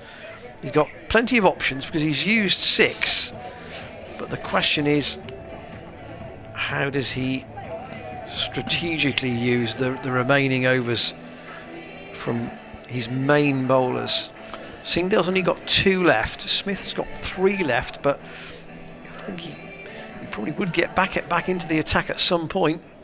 Josh Shaw from the Ashley Down Road end into the crease and just straying onto the legs of Das there, and good job Graham Van Buren stopped that, because he's up on the 45 and there's no one behind him. He saved 3 runs there. Ian, am I right in thinking that if you're not selected for 2 games in a row in 100, you can be released back to your county? There is a rule Yeah. Is it 2 or 3 games? It might. I thought it was 3, but I might need to check that. Shaw. Line and length. And Benkenstein can't get it through past Jack Taylor, who's now in that extra cover region. Because Essex is 6. Sounds like a group who've been victims of a miscarriage of justice there, doesn't it? The Essex 6. Sam Cook, Jordan Cox, Matt Critchley, Michael Pepper, Adam Rossington, Paul Walter. As Shaw comes in, and that's pulled in a good area for Benkenstein. Down to Klinger corner, and that's 4 runs. So those 6, I mean, you know, 3 of them at London Spirit, along with Matt Taylor. Be interesting to see who they pick. There's Josh Shaw. Oh, that's a thick inside edge. That's going to be 4 runs, but that's harsh on Josh Shaw because he deserves better than that. He's almost beaten Benkenstein there, and Benkenstein's had a bit of a hack, if I'm honest with you, but he's got 4 runs for it.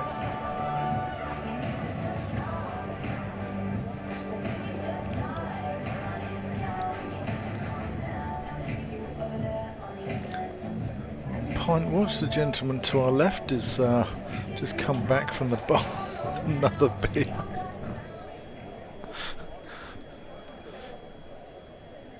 Sure. That's a pleasant shot there from Benkenstein out to mid-off. 156 for 4 now. Essex Benkenstein on 31. Robin Dass just 2 away from what's been rather circumspect and conservative 50. But what a fine job he's done for his side here. Only two 4s and a 6, I think, from that. Sure. To Das, who's content to take the single. As that completes the end of the 33rd. 157 for 4. There's the Bristol crowd soaking up the sunshine. And there's the run rate. But good knowledgeable crowd in. Do enjoy their cricket in this part of the world. As we found out from Andy Brassington earlier, one of the warmest, friendliest clubs on the circuit. And the fans here, integral part of that. The club, the fans, the players, the staff, everyone here in unison at Gloucestershire, and punch well above their weight for the size of the club.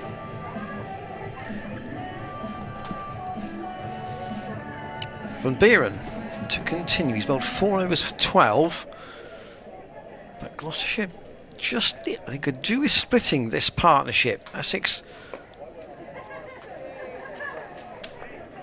still on target to get a very creditable total here, and Robin Dass has got to his 50. Raises his bat in acknowledgement for the applause from the members' area of the ground. I'll say 2 4s and 1 6 only in that 50. Shows how he's been working the ball into the gaps. Another single here for Benkenstein out to deep square.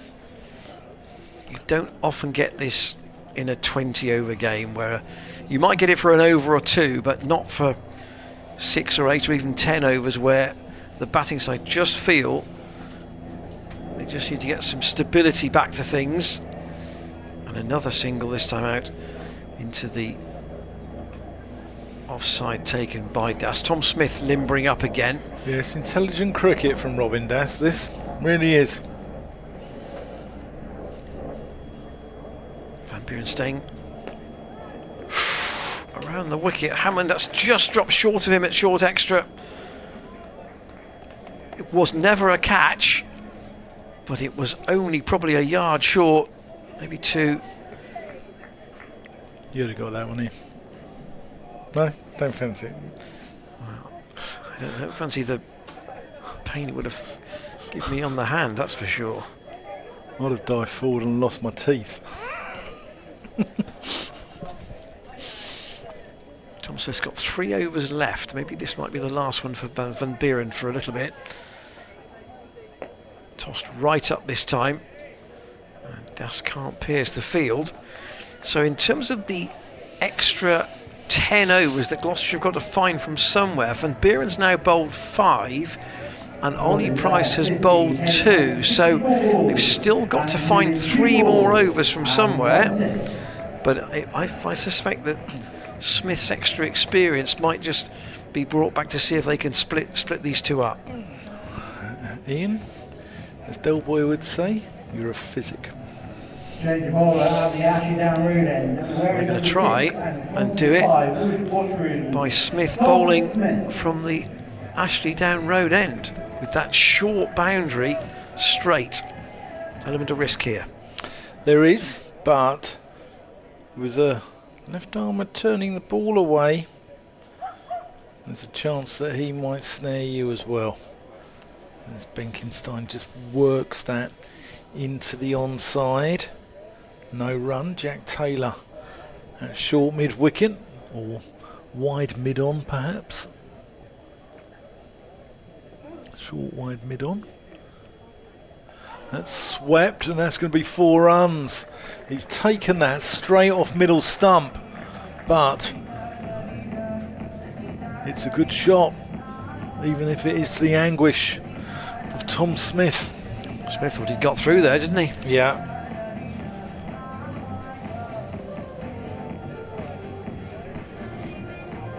It's been carefully constructed, this partnership. Yeah. Wide, that's played over the top, and 1 bounce for 4 over extra cover. Runs away to the gap between the mound stand and the marker lane. Is that the marker lane over there? Stand? Yeah. Down to where Paolo and Anna serving their ice creams from. And Jack's coffee shack as well. Defended by Benkenstein. He's moved into the 40s with that boundary. He looks a fine player. He's half the player his old man was. He'll be a very good cricketer indeed. Oh, he's only 19 still. Yeah. Skippering England under 19s, wasn't he, the other day? No, that was Hamza Sheikh from Warwickshire. Driven to Hammond, but Benkenstein, Noah Thane. Was Jamal Richards in that squad as well? Even though he's 20 now, I think he qualified. Oh, that's nearly sneaked through. There could be a run out here. No, there's not. Benkenstein was sent back by Robin Das, which was a wise move because Jack Taylor was onto that quite quickly. End of the 35th, 169 for 4. So off that block of 5, 30 was scored. And that's the most productive 5 overs since overs 5 to 10. So yeah, I mean, Gloucestershire won't mind so much, but they could do with just breaking this, because those 4 Essex wickets now, although Essex are 4 down at 35 overs, you expect the side to be 4 down, as opposed to, you know, being 4 down in the 17th as they were. So they've recovered well. Van Buren to continue, chopped away very late by Das, but straight to the left hand of Tom Smith, the ideal place to put it if you're following from a Gloucestershire perspective. Van Buren goes a bit wider of the crease. That's a bit straighter from Das out to Goodman. Bowling figures at the start of this over. Das takes a single. Singdale 2 for 40 from 8. We've got 2 to go. Shaw 0 for 43 from 7. Smith 1 for 36 from 8. Van Buren in once more. Off the back foot. Punch straight to Hammond by Benkenstein. No run. Smith 1 for 36 from 8. Goodman 1 for 19 from 5. Van Buren 0 for 16 from 5. And Ollie Price is 2 overs for 13. So it is just how you manage perhaps a couple of those towards the end of the innings. But Van Buren whipping through his overs. That's pulled in the air, but it's just dropped safe. It will go 2 bounces to Bancroft at long on. They'll come back for 2, and they've done really well to get 2 out of it. Bancroft getting his throw in quickly. Benkenstein applauding Das for running the first one quickly. Now Benkenstein with 6 boundaries within striking distance of a 50 himself.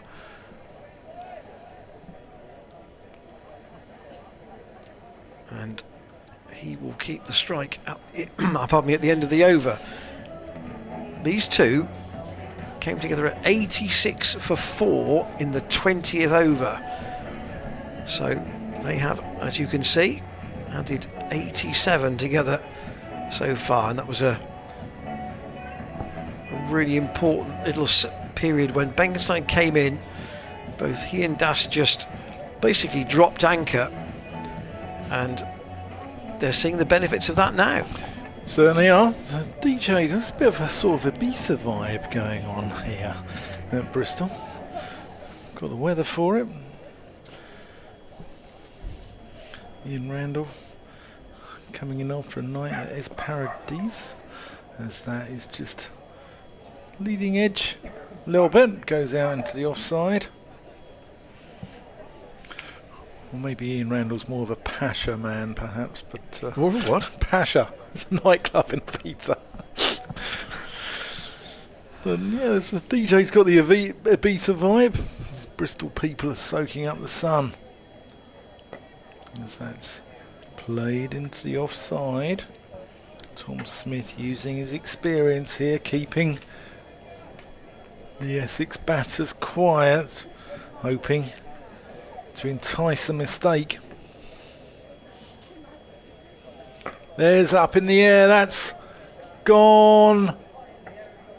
Ollie Price, and a little bit of relay work out there from long on to long off.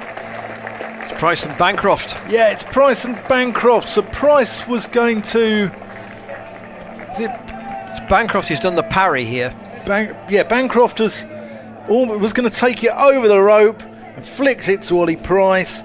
And that's a really good bit of work. And that is Tom Price keeping it tight there and enticing that mistake. And Robin Das departs for a rather patient and well-made 52, and Tom Smith grabs his second wicket. Yeah, it's important that it looks at when that shot was originally hit. My initial thought was going right. That's 6. It's going over the sight screen. But when you saw the reaction of the fielders, they knew that it was a tight call. And yeah, a bit of relay work, and that really helped. Das walks off. He's disappointed because he's got his side into a much better position than they were when he arrived, but he hasn't really seen it through, and that's what he would have been disappointed about. A good partnership, but a partnership that has been broken with more than 13 overs to go, and that perhaps in Das's world exposes the tail a little bit. Yeah, no, Thane's alright. Jamal Richards is okay, you can give it a whack. I think Essex have got a little bit before, you know, they get down to the likes of Ben Ellison bat. Higher score of 22, Ben Ellison. Snater come back. Snater's no fool. Tom Smith to Thane, who's the New New batter. batter for Essex, number 8, Noah Thane. A couple of cricketers called Noah. I'm not sure many more have been called Noah before Thane and Cornwell from Middlesex came into the first class ranks. This is just what Smith wants, isn't he? He's in a last but 1 over, and he might have a chance to eke out an economical over against a new batter. Yeah. Just tossing that one up. Parried by Hammond, but can't cut off the single.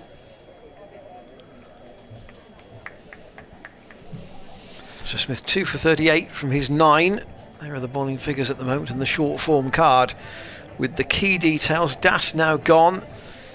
Benkenstein will try and stay to the end if he can. That's the key element here, you feel.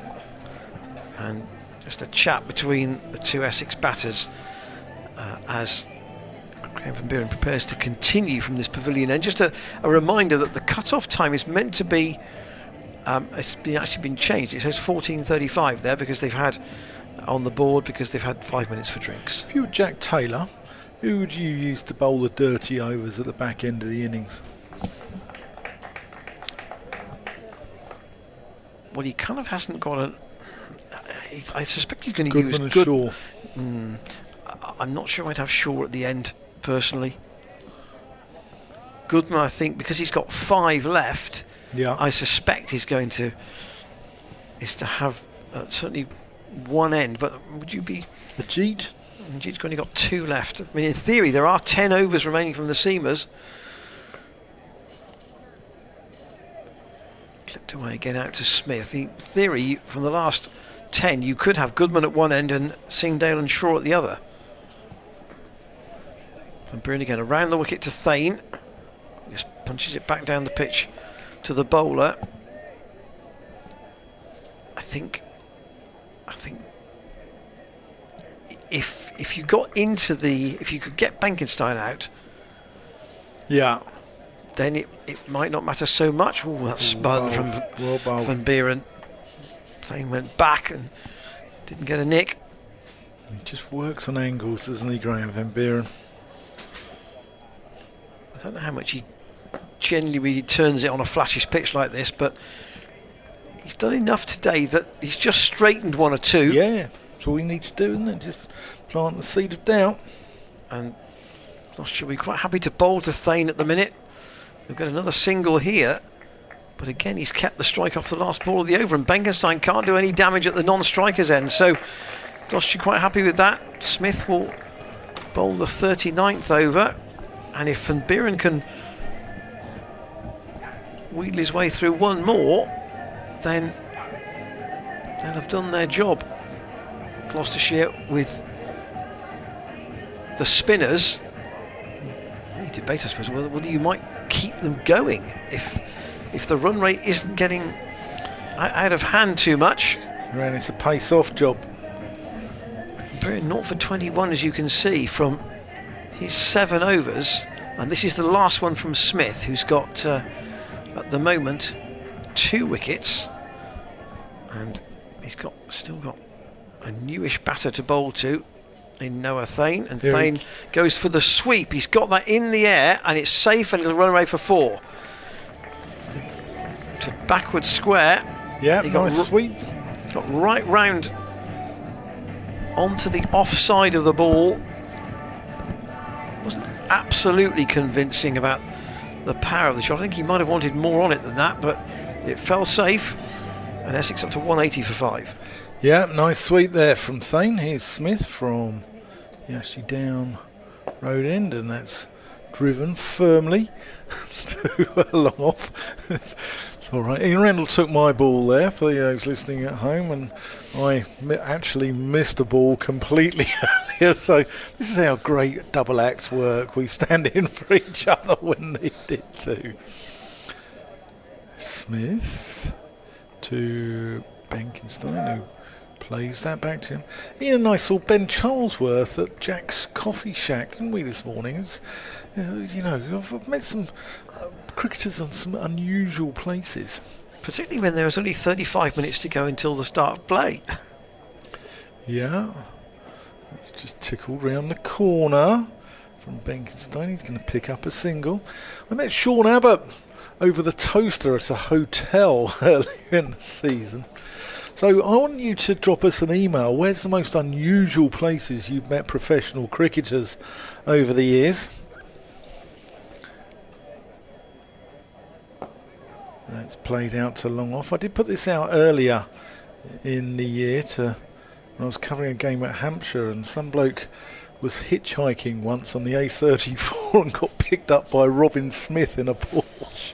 So drop us a line, drop us an email to commentators@glossccc.co.uk. What's the most unusual place? That's hoiked for 6 and straight onto a car bonnet and another one and almost a third. That's why you don't park the car in the Kennington Avenue car park on a white ball day. Yep, buy shares in Bristol panel beaters. Benkenstein goes to a half century, 56 balls. That was his first 6. He had 6 fours as well, and he's rather ruined Tom Smith's figures off the last delivery. Oh, I think the one at the back might have a cracked windscreen there. I think a silver Mini. And 1-6. 2-4-51 for Tom Smith from his 10 overs today.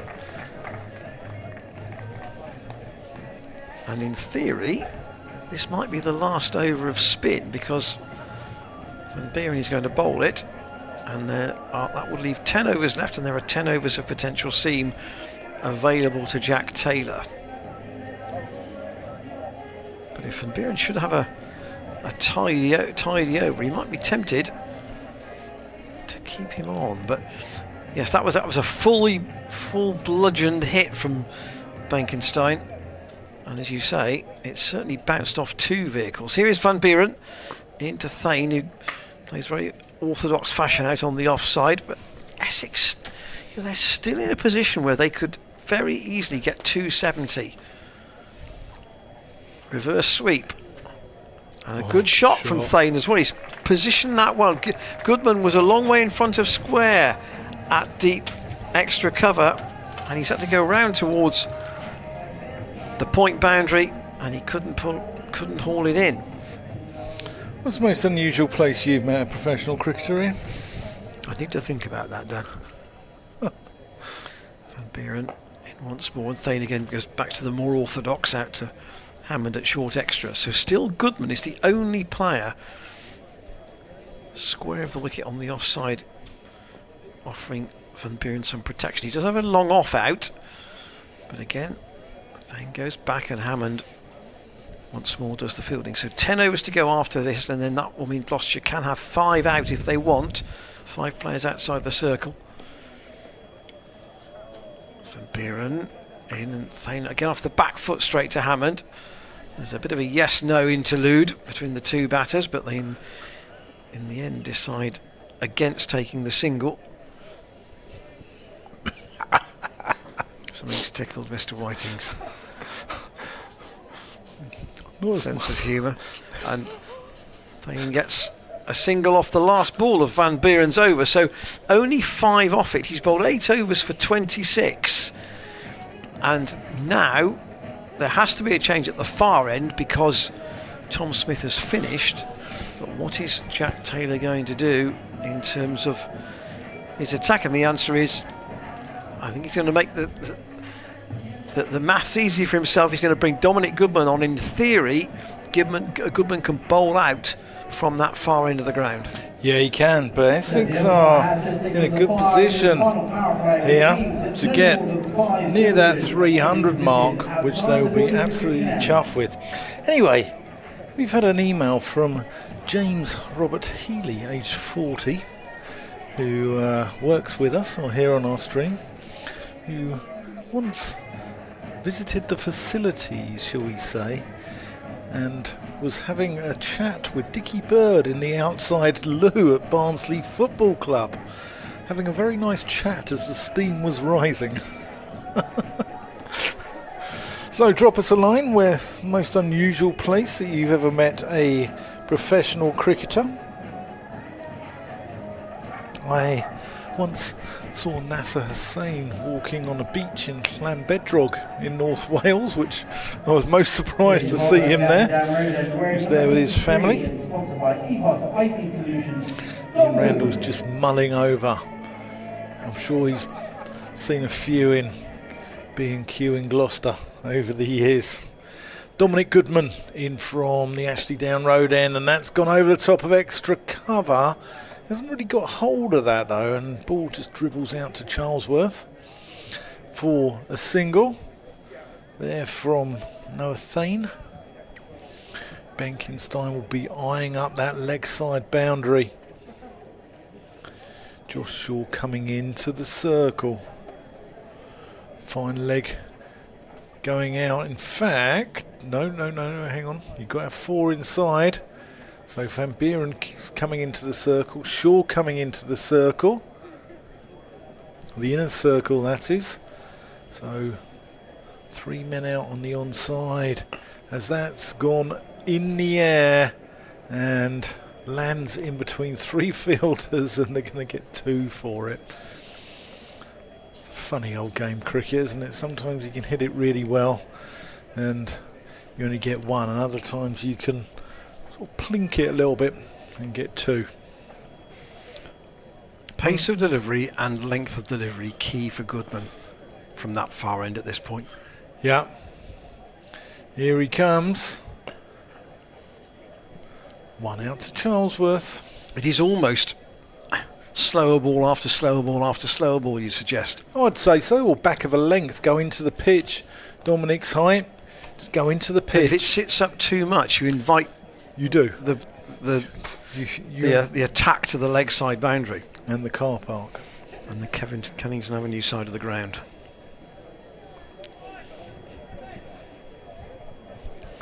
Here is the man they call Lenny.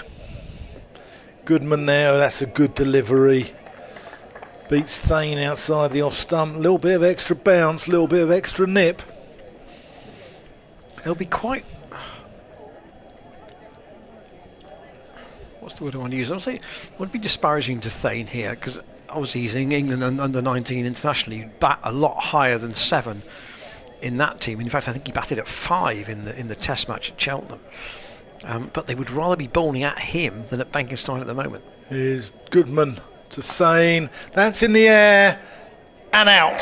Tom Smith makes no mistake at square leg, and Noah doesn't really get hold of that and has to depart.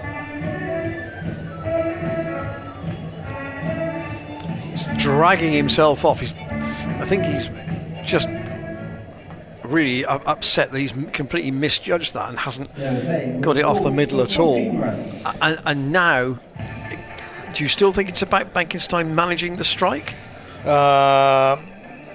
6 down? No, I'd say Jamal Richards. I think he will. In fact, it's not Richards, is it? That's Snater.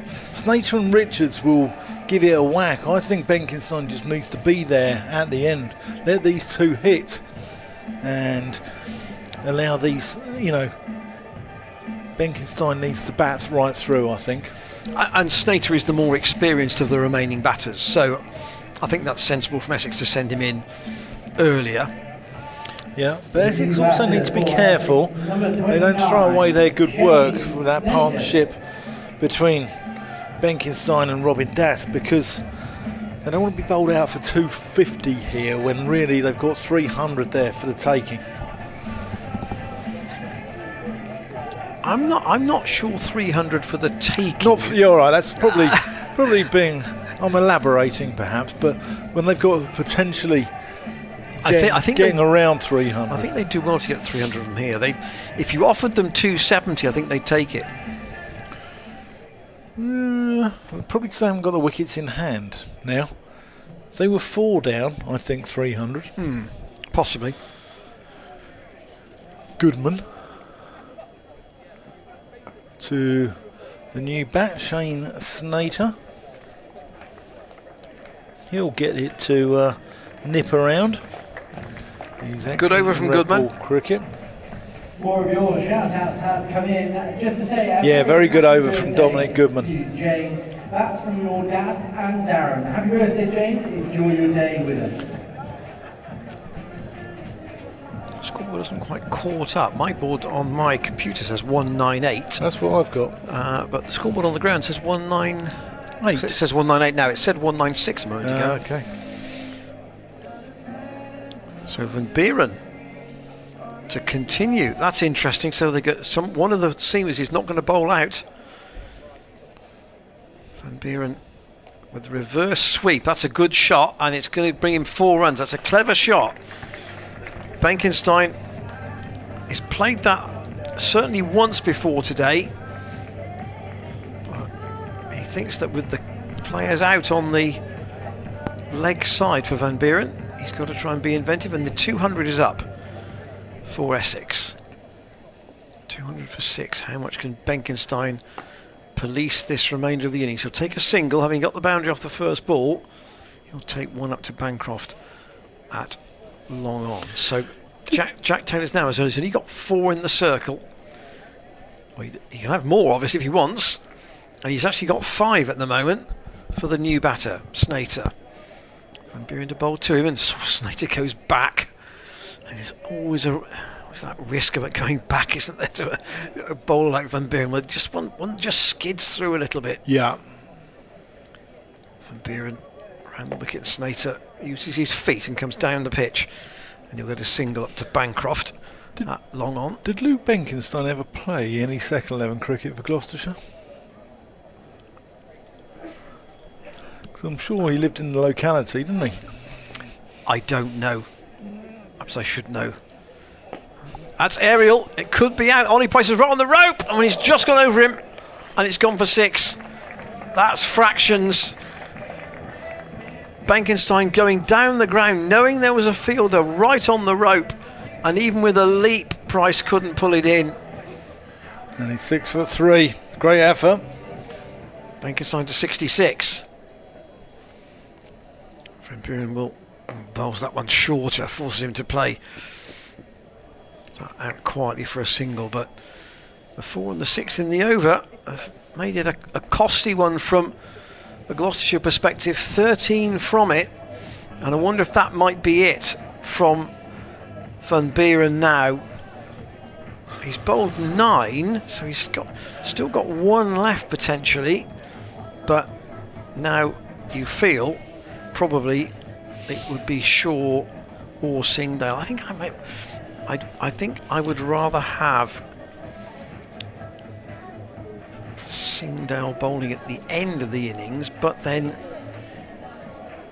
if he was brought back earlier, the extra pace on the ball, though, it swings and roundabouts, isn't it? It swings and roundabouts. Bring him back earlier, you get a wicket, suddenly it releases the pressure on Shaw.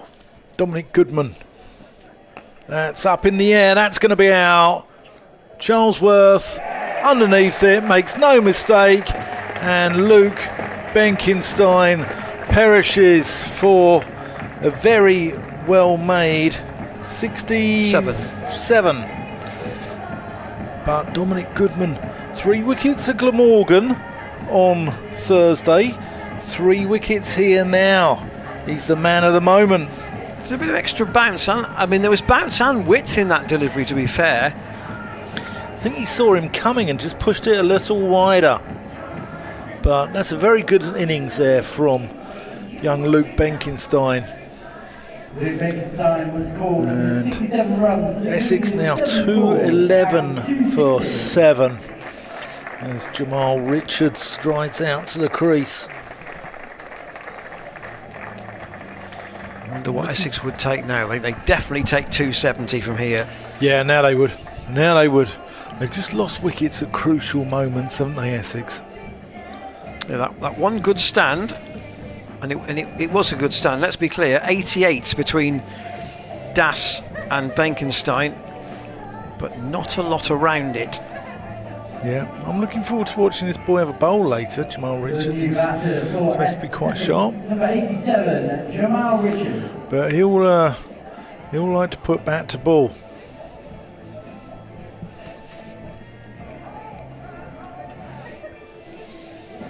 but Dominic Goodman. So Dan's had 6 of the 7 wickets on commentary today. Have I really? Here's Goodman to Richards. Just a leg by there, just off the thigh pad. Dribbles away to Graham Van Buren. So now, do you give Van Buren one more over? He's got one available. What do you think? He's had an expensive one, but the perpetrator of the expense has been dismissed. I'll go Josh Shaw. I'd go Josh Shaw, and then if he bowls a bad one, Ajit, let's just run off the face by if Essex might fancy here just even 3 or 4 overs of singles, just to keep nudging the score up a bit further, bit further.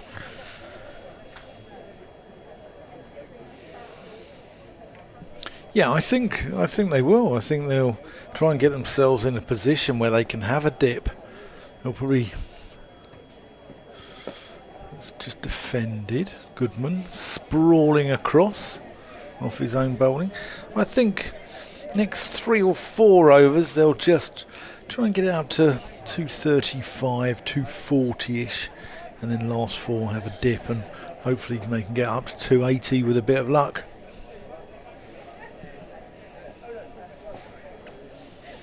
Goodman's just got to keep a lid on the scoring here. Here is Goodman, and Richards just tucks that one off his hips. Out to Tom Smith.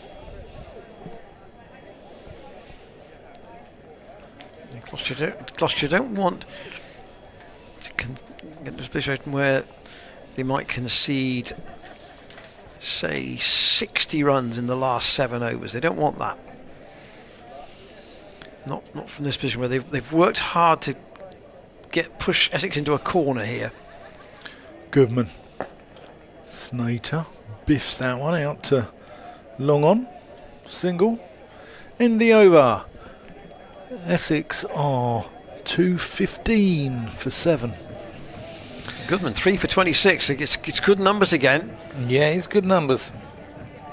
And he was expensive though at Cardiff. He did get 3 wickets, but he was expensive at the end. Yeah, but he's been a lot more parsimonious today.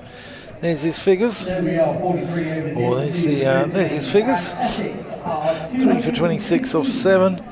Smith 2 for 51 off 10. Ajit Singhdale 2 for 40 off 8. Van Buren is going to get the last over. Yeah.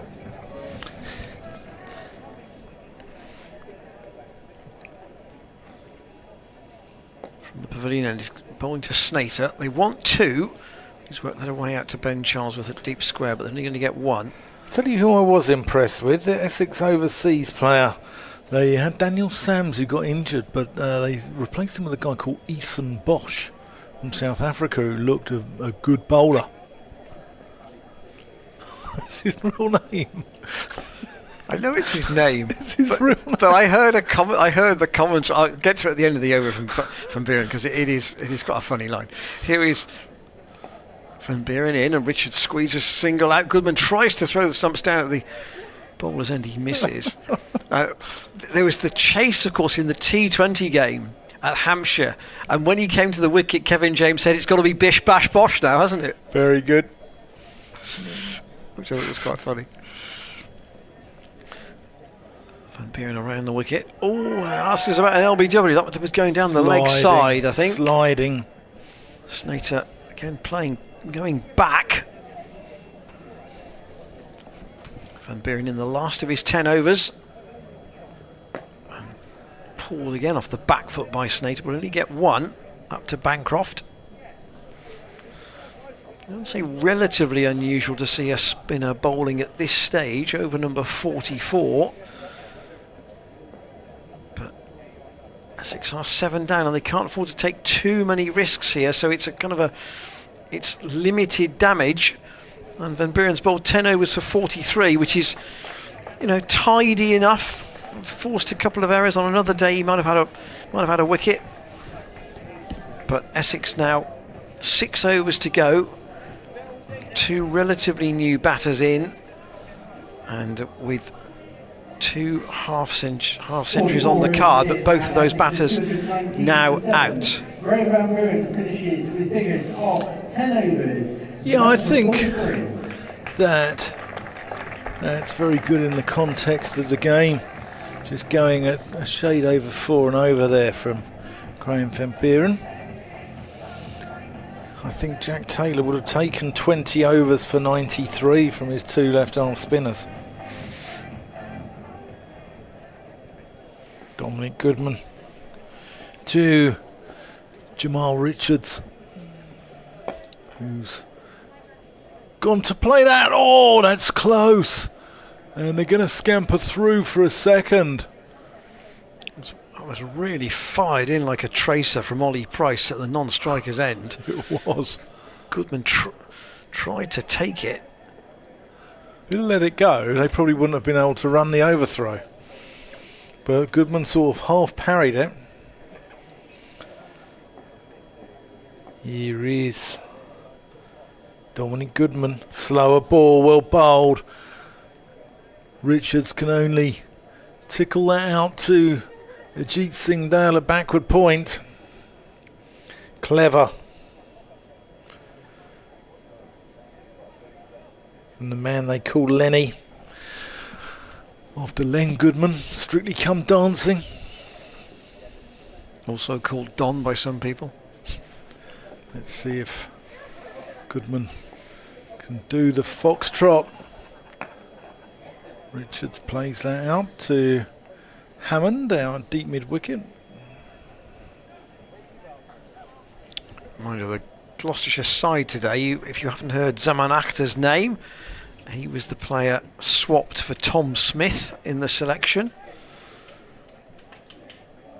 I think if Smith is going to play most of the matches, I think the seam bowlers may almost rotate. In fact, a different one gets left out for each game. Wouldn't surprise me. Here's Goodman. Slower ball, well bowled.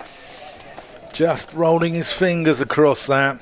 Snater walks away, looks to the sky, and really thinks, I should have picked that. I should have played a different shot. Yeah, but Goodman's got maturity beyond his years, hasn't he? I think. Doesn't want to get too fancy, though, or too funky. No. Here he comes. Snater has clothed that a little bit into the onside. He'll pick up a single, though, because there's no one in on the single. There's just Van Buren on the one at short fine leg. Otherwise you've got a long on, a deep mid wicket and a deep square leg on the onside here to Dominic Goodman. Richards just opens the face, runs it to Josh Shaw. So with 5 overs left, Essex are 224 for 7, and I think they've still taken 30 off the last 5 overs, even though they've lost 2 wickets. I think if Gloucestershire can keep this below 280, they'll be quite pleased with it, because I think short boundary, I don't think there's a lot in the wicket for the bowlers, and I think all it needs is someone to get in and go big, and I think, you know, it's quite an inexperienced Essex attack. So no spinner in that side either, which... Well, Benkenstein, yeah, but no, you know, there's they haven't, say, got 3 like Gloucestershire have got, which... They haven't got Harmer. They haven't got Harmer. Which would make a massive difference, yeah. as I suggested. Or... Well, I know Dan Lawrence, you know, hasn't played in this competition, has moved on to Surrey, but in previous years, you know, Essex always had Dan Lawrence as backup to Harmer, didn't they? So Josh Shaw back into the attack, and that's a short bouncer which goes over the head of Richards, over the shoulder of Richards, and is deemed as being okay by James Treadwell. So in theory, we've got a 6 into 5 situation here, because Ajit Singh Dale's got 2 overs left, Goodman has got 2 overs left, and Shaw has got 3. So it's going to need to be a little bit of juggling. Shaw into Richards once more, hits him on the thigh pad. Shaw tries to go for the football style run out, but he misses. And that, Josh Shaw, is why Leeds United are still in the Championship, my friend. And they go through for a leg bye. The Essex card dominated by those half centuries in the middle order. 52 from Das and 67 from Bengerstein. Shaw, as you can see, enjoying the joke about his footwork. Now, what does Snater do here? He's got a slightly shorter offside boundary, but he's got a massive gap on the leg side because he's got 3 men out and only a short fine leg inside the circle. And that's nearly bowled on the leg stump, and he's somehow squeezed it out down to Ajit Singh Dale at short fine leg off the toe end of the bat. It was a great Yorker. It was a superb Yorker, speared in, and Snater has played that with the thinnest part of the bat. Both batsmen on 7. Long on out for Shaw, but mid-off is up. Runs away from us in the pavilion. And short once again, and Grace Bracey says down the leg side, and he's appealing for a catch, and umpire Treadwell says no, it's a wide. And I think he got away with the first one, but he wasn't going to get away with the second one. That's, whether that's flicked the forearm or the glove. Well, umpire Treadwell's not interested in the appeal for a dismissal. It's flicked something here.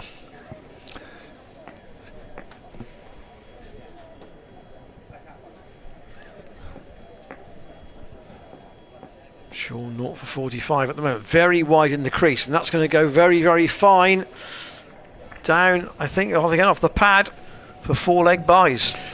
Let's see if we can have another look at that appeal there from James Bracey, because I think this has flicked something. Whether it's glove or forearm, I can't tell.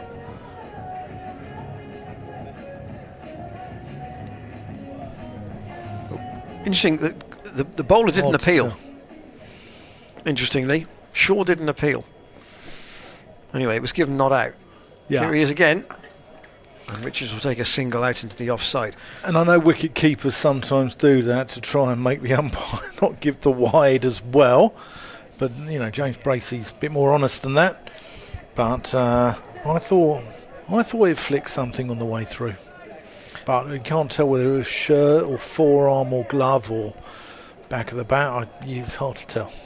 Could be an umpire, eh? Yeah, I think I'd have Ajit Singh Dale and Goodman for the last 4.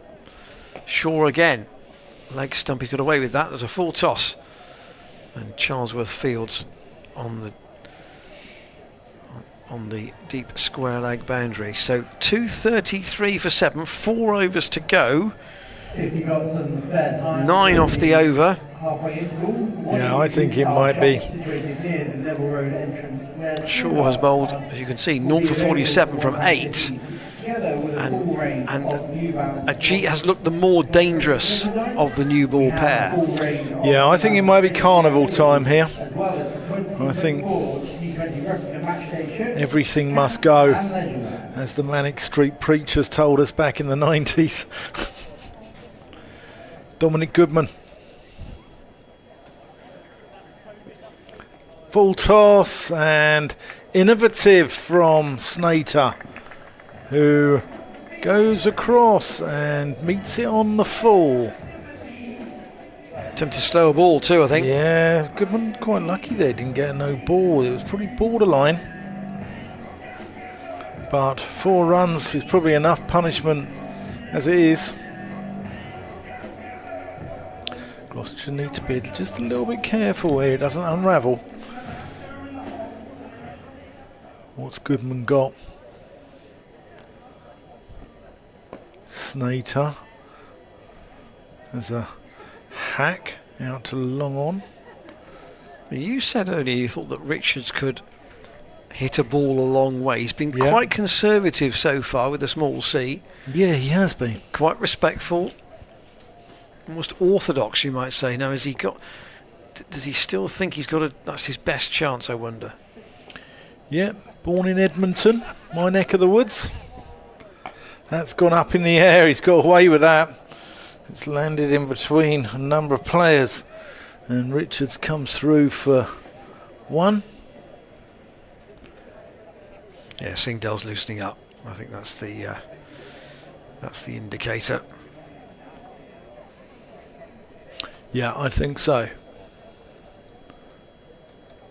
Here's Goodman. In, and that's gone up in the air. That should be out. Jack Taylor's under that. And Goodman gets his fourth. Snater departs. Caught by Jack Taylor. And Snater goes for 13 off 14 balls. A bright and breezy 13. But Dominic Goodman, the man of the moment, strikes yet again. And just as Essex look like they're about to get something sort of towards the 270, 280, Dominic Goodman pegs them back, doesn't he? Yeah, I mean, they're not out of the game. No, they're not. With this score. No, they're not. They would like more, of course they would. And to try and get them some way towards it, you're going to see Ben Allison, the elder of the Allison brothers, coming out at number 10. Not often you see a wicket-keeper batting at number 11. We discussed that with Andy Brassington earlier on, but that's where Simon Fernandez will bat for Essex today. Whether you'll get a bat remains to be seen. Yeah, here you go. Here you go, Ian. Jamal Richards, style of play. Anthony McGrath was quoted in 2023 saying during his debut season, Richards displayed moments of brilliance when featuring in our one-day cup side. Jamal is one of the brightest talents on the county circuit. He has raw pace with ball in hand and can hit it a long way with the bat too. There you go. Well, we still may get a chance to see that. Yeah. But here's Dominic Goodman. But Ben Allison obviously had a very brief loan spell here at Gloucestershire. Going back a bit. Goodman. After a Michelle. Pfeiffer. No run. This is good though. 4 for 37. One ball away from his 9th over being completed. The instruction to Ajit should be fast and straight, shouldn't it? Got to be. Got to be. Do you think? Yeah. Josh Shaw just being brought into the inner circle. So that's played out long off, and that completes the 9th over from Dominic Goodman. 4 for 38, the standout figures in that Gloucestershire card at the moment. 2 wickets to Tom Smith, 2 to Ajit Singh Dale, who we're now going to see. They are the 3 bowlers with wickets to their name today at the moment. So there's Ajit. 3 overs to go. Gloucestershire miles inside the time, as you can see. They'll get there almost. Well, my clock says 4 minutes to 2. Is that right, James? Yeah. So they could be at least 20 minutes inside. 22 overs being bowled by spin. Yeah, and that's the difference, isn't it? That's why the over rate is so far ahead of the allotted time. We could be finishing, say, a good 20 minutes inside the cut-off. So Singh Dale from the pavilion in this time to bowl to Ben Allison, who just about squeezes that out on the offside for 1 run. Goodman's glasses come off his cap, so he's got to stop and pick them up again. So Essex from here, if they got a run a ball from here, they'd be at they'd be psychologically past the 250, which is they definitely would want.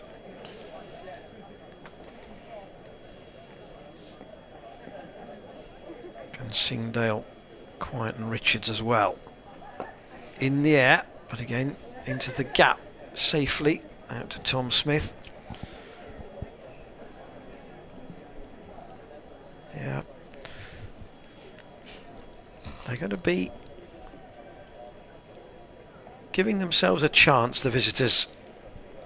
It's going to be a finely balanced game. This, you'd think, probably Gloucestershire slight favourites with a 260 or so target.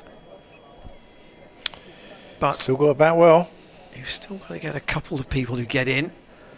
Singdale short. That's pulled. That'll be 4. That's a good shot from Ben Allison. That's gone racing away to the deep mid-wicket boundary for 4. And that says to Ajit, don't drop it short on this. It really is a case of just keeping it pitched up. That was short, and he got into position quickly and pulled it away between the 2 men patrolling that rope in front of the mound stand. Perfectly legitimate shot, and kept it down as well. What's Ajit's response going to be? Pitched up, and that's a altogether better delivery. Means that all that Allison can do is play in orthodox fashion up to mid-off. Ollie Price does the fielding. I don't think either side will be too disappointed with this. Gloucestershire be pleased that Essex haven't got somewhere near the 300 mark, and Essex have got something competitive here. Singdale again in, and a good stop from Ollie Price again as Richards attacks that outside the off stump. Hit it in the air, but really wound himself up to try and fire it past Ollie Price. Good stop from him though. Now what does Singdale do to Allison this time? I think they've pushed Ollie Price back to the boundary now at long off, so they're prepared to give him the 1 if he wants it. Singdale to Allison. Again, he's rolled the fingers over the top of that to slow it up. They tried to run it for 2 into the onside, and they're going to manage it. That's clever weight of shot because he's got cover back on the rope. 250 up. There's a massive gap on the leg side, and it's 250 for 8 Essex with 2 overs to go. Do you think they'll be pleased with that? I think get it up to 270. I think they will. I think they'll feel okay about it. I think it depends if it becomes 270 or 260. I think if it's 260, they're just a touch below par. Not much. Yeah. But Gloucestershire wouldn't want to concede another 30 runs from here in the last 2 overs. That would be... Goodman, last over. Rolls his fingers across it, and Richard just squirts it out to Josh Shaw at short third. That would be loose, wouldn't it? Yeah. 30 runs from the last 2 overs. Yeah. Essex, no. We're just Benkenstein as the spinner compared to Gloucestershire's 3. As they say in that part of the world, they might be well gel. They haven't picked more spinners in their side.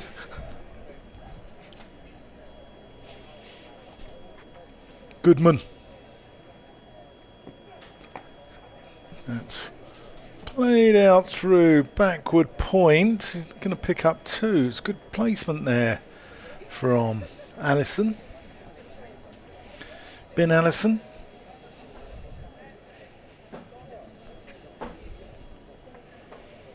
Quite an inexperienced bowling attack though, with the exception of Snater. They've not played an awful lot of cricket in this format collectively. Goodman. Oh, that's past leg stump. Oh, and Goodman backs up off his own bowling. Probably just as well, because that throw from Van Buren was potentially going to go away for 4 overthrows. He's thrown at the keeper's end, and Jack Taylor was much wider. Yeah, if Goodman had not stopped that. I think there's a long off out there, but it's a good bit of work from Dominic. He gets down well for a big guy, doesn't he? Here he is. In, off cutter. Played out to Charlesworth out in the deep. They're just trying to eke this up, Essex, aren't they? So I think it's probably the sensible thing to do. You know, Yeah. they could have gone crashing at it and ended up maybe 15 runs lower as a result. 8 balls left in their innings. Oh, that's not missed. Middle stump by March, gone straight over the top. That was the one straight out the front of the fingers by Dominic Goodman. That's good effort from him today. It's a little bit more expensive in the second 5 overs, but understandably because he's bowling at the end of the innings. Yeah. But, he's also picked up 3 wickets in this part of the innings as well. So he only had 1 wicket in the first 5. Oh, we got that one he got with his first ball where he bowled Wesley. He'll go to bed smiling about that one later, I reckon. Here he is. That's well bowled. Off cutter. That's a really good spell by Dominic Goodman there. 10 overs. No maidens. 4 for 43. Well bowled, sir. 255 for 8. Son Goodman finishes with figures of 10 overs. Chris Fortune 4 for 43. giving the figures over the PA with 1 over to go. And surprisingly, Josh Shaw's going to bowl the last over. West Indies, by the way, are 157 for 6, so leading by 63 runs. You haven't got a ticket for tomorrow, have you? You know, I did wonder on the drive to the ground today whether there was a possibility of that game being over today and how many England would need to chase. I think it might be over by mid-afternoon. So Shaw back into the attack to bowl the last over. I think that's a slower ball and fired up by Jamal Richards to Jack Taylor at extra cover. When the last wicket fell, Essex were 239 for 8, so they've added 17, these two. And who knows how important that little stand might be. Shaw again in, all balls the leg stump Yorker, and Allison tries to literally spread his 2 feet to play it away to the leg side, and it goes between his legs and past the leg stump. It was like that famous goal in the 1970 World Cup final, Jarzinho, where he just dummies it. I think Pele dummies it for him, doesn't he? Shaw again to Ben Allison. Slower ball, pulled away. That's a good shot. That'll be 4. 1 bounce 4. And Shaw dropping it a bit too short. And Allison going on to, again, going back and just hoiking it away, as he has every right to do, of course, at this stage, and nothing that Bancroft could do about it. Essex up to 260. 3 balls to go of this last over. Allison to 16. Shaw again wide of the crease. Allison fires it down the ground off the full toss to Ollie Price. They think about a second run. They're not going to make it. And I think just the briefest of conversations between the 2 umpires about whether that was a no ball or not. Not given as such. Only 12 extras so far in this Essex innings. Only 3 in the T20 game against Essex. And only 4 wides, which is much better than it was on Thursday. Shaw in. Bowls the short pitch one, which Richards tries to a little ramp over the keeper, doesn't get a touch. So Gloucestershire have bowled 70 overs against Essex in white ball competitions this year and given away how many extras, did you say? Only 12 today. Okay. So only 7 wides and 70 overs. That's really good discipline. Shaw again, last delivery towards to Richards, who tries to hoik it out into the offside. He'll get one. They might try and run two, but there's no point because Smith is onto it quickly. And that is the conclusion of the Essex innings. 262 for 8. We mentioned here last year that Durham in a group game got 267, but they were undone by a century from Ben Wells. Somebody can get in for Gloucestershire. This is a manageable total, but Essex, by contrast, will think that they are not out of this game with a run rate of above 5 on this ground. I'll just give you the full details of the card. There's the short form on your screen, and then Dan will just give us a thought or two ahead of the mid-innings break, which is 30 minutes to remind you. So Essex put in by Jack Taylor, Nick Brown bowled by Singdale for 4. Ferris Kushi caught Goodman, bowled Dale 31. Tom Wesley bowled Goodman 23. Robin Das caught by Ollie Price off Tom Smith for 52. Charlie Allison caught Bracey, bowled Smith 14. Luke Benkenstein caught Charlesworth, bowled Goodman 67. Noah Thane caught Smith, bowled Goodman 14. Shane Snater caught Taylor, bowled Goodman 13. Richards 15 not out. Ben Allison 17 not out. And Simon Fernandez didn't bat. There were 12 extras, 4 wides, 7 leg byes and 1 bye. And the bowling figures: Singdale 9 overs, no maidens, 2 for 50. Josh Shaw 9 overs, no maidens, no wicket for 54. Tom Smith 10 overs, no maidens, 2 for 51. Dom Goodman 10 overs, no maidens, 4 for 43. Graham van Buren 10 overs for 43 runs without a maiden. And Ollie Price 2 overs for 13. Goodman's figures stand out, Dan, don't they? Yeah, certainly do. He shows maturity beyond his years, and he gets better and better every time I see him.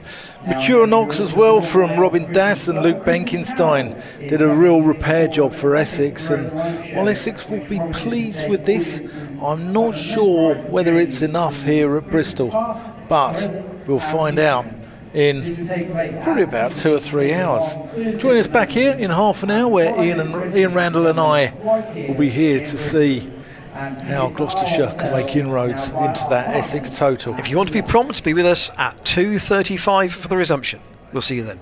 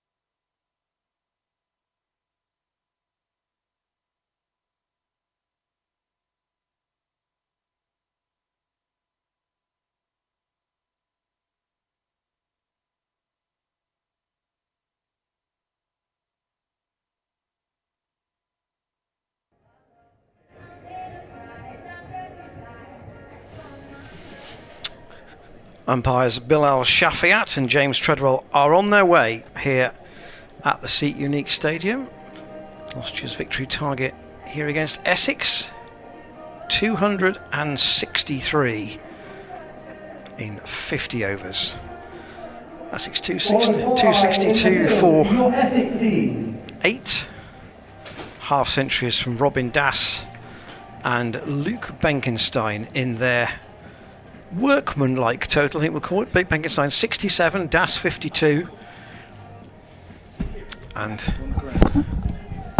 Miles Hammond and Cameron Bancroft to open for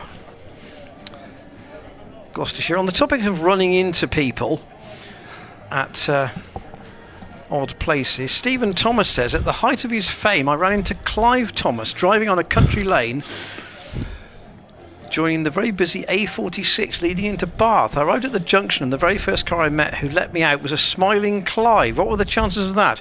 Of all the drivers who I wouldn't have recognised. Not clearly a cricketer, but still. We'll take Clive Thomas. We'll still take a fairly famous or infamous football referee. That from Stephen Thomas. Stephen, thank you. Shows Shane Snater to open for Essex, 263. The rate, as you can see, 5.26, and here's Dan. Yeah, Snater. Experienced campaigner. Here he's going to come around the wicket to Hammond, who gets off the mark straight away with one into the onside, and that just goes out to Feroz Kushi. Bowling from the MATCHDAY route and number 29, Shane Snater. So Snater to Bancroft. And he's the most experienced bowler in this sort of cricket, but even then, only just over 30 appearances, so not vastly so. Here he comes in to Bancroft, who just whips that one off his legs down to Jamal Richards down at long leg. And the fact that Richards is at long leg, I wonder if that suggests he's going to share the new ball with Snater. Yeah, I'd say so. I think so. He's probably the quickest of the Essex bowlers.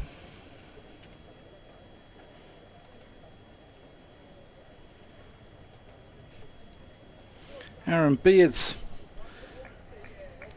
brisk as well, but obviously he's 12th man today. England need 82 to win the Test match at Edgbaston. Snater. Oh, that's a good delivery. Angling into Hammond and then just holding its line. West Indies all out for 175 in their second innings. So again, here we are at 25-3 on day 3. And if you've got a ticket for day 4 or 5, I think that's a no-go. And that's costly to the ECB, isn't it? Yeah. You won't be your money at the back of the Hollies. There's also a little man who sells ice cream at the back of the Hollies. Spitting image of Jimmy Case, the old footballer. That's a thick outside edge, and they'll think about one, but they won't take it. Never run on a misfield, Ian. Give you some scores from elsewhere in the Metrobank Cup. In Group A, Southampton, Somerset 242 all out against Hampshire. At Blackpool, Kent 209 all out against Lancashire. And at Worcestershire 260 all out against Durham. Snater to Hammond. Oh, flashed from Hammond. Doesn't find the edge though. Group B, Nottinghamshire 209 all out against Yorkshire. Surrey 121 all out against Glamorgan, who are already 83 for 2 in their chase, so that's going to be over early. And Sussex 173 all out against Warwickshire, who are 35 for 3. I think the rest of the group would want Sussex to win that, otherwise Warwickshire would be 3 from 3. Where's that taking place? That's at Hove. Snater to Hammond, squares him up. Thick outside edge down to Jamal Richards down at third. That completes the end of the first over. And The hosts are 3 without loss. Target 263. To give you kind of an idea where Essex were at the end of the power play, they were 51 for 1. Essex, so they had a decent start, but then Goodman got involved, and it took a bit of a recovery in the middle to give them a workmanlike but a possible total that gives them a chance. And we're going to see Ben Allison from the pavilion end. Gloucestershire, of course, with Ollie Price at 3, Bracey at 4, Charlesworth probably at 5. A lot of left-handers in the top order. It's one of them, Miles Hammond, who will prepare to take strike. Just one slip for Allison. 6 others inside the circle. He's pulling round the wicket, and Hammond defends back up the pitch, fielded by skipper Wesley, who got a beauty today from Don Goodman. Keep your emails coming into us as well, of obscure places you bumped into professional cricketers. Clive Thomas at the country lane joining the A46 is up there, definitely. Allison, quite a spring-heeled kind of approach, and Hammond steers that away down to third man for a single. Snater is away in the distance down there. Very pleasant day for watching. Certainly with sun hats earlier. The sun's just gone in a little bit, but it's sort of a lovely temperature. It's not hot, but it is pleasant, very pleasantly warm. And I think good business for sellers of ice cream today in particular. Allison to Bancroft, going over the wicket, and Bancroft just nudges that quietly into the onside straight to Thane. Allison's definitely trying to angle the angle of his like arm. A cocked wrist, isn't it? Yeah, it's what? Like a cocked wrist. Yes. I mean, it's not quite as extreme as the angle of Colin Croft's delivery arm, but you kind of get the idea. Like Eric Bristow throwing a dart back in the day. Allison, it's fired in, isn't it? And squeezed out by Bancroft down to third man. Richards is down there. Richards and Snater, orthodox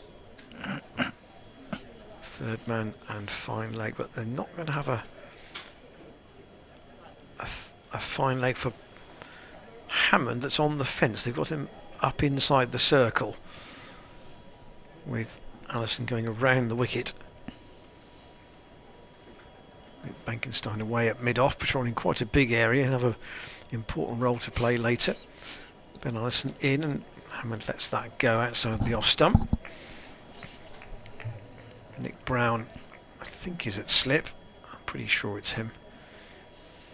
But again, all of the Essex fielders in caps today, so you don't see the very blonde hair of Bankenstein, for example. Or where's Charlie Allison? He's the other one with really blonde hair as well, but I think that's under a hat somewhere too. So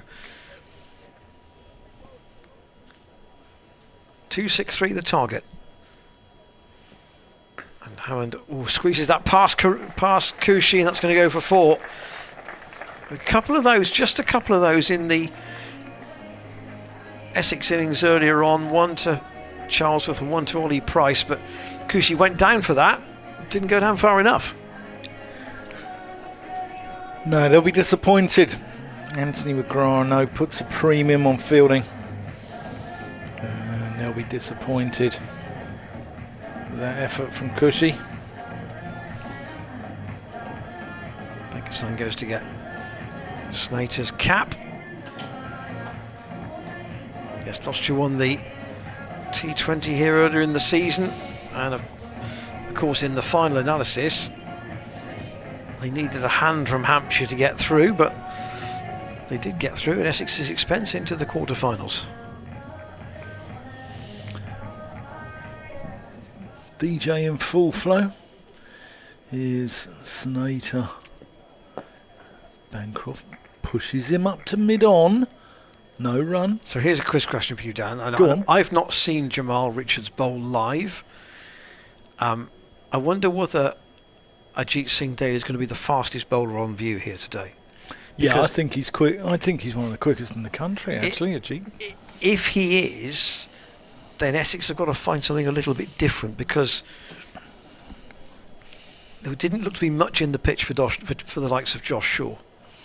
Snater to Bancroft, who just defends that.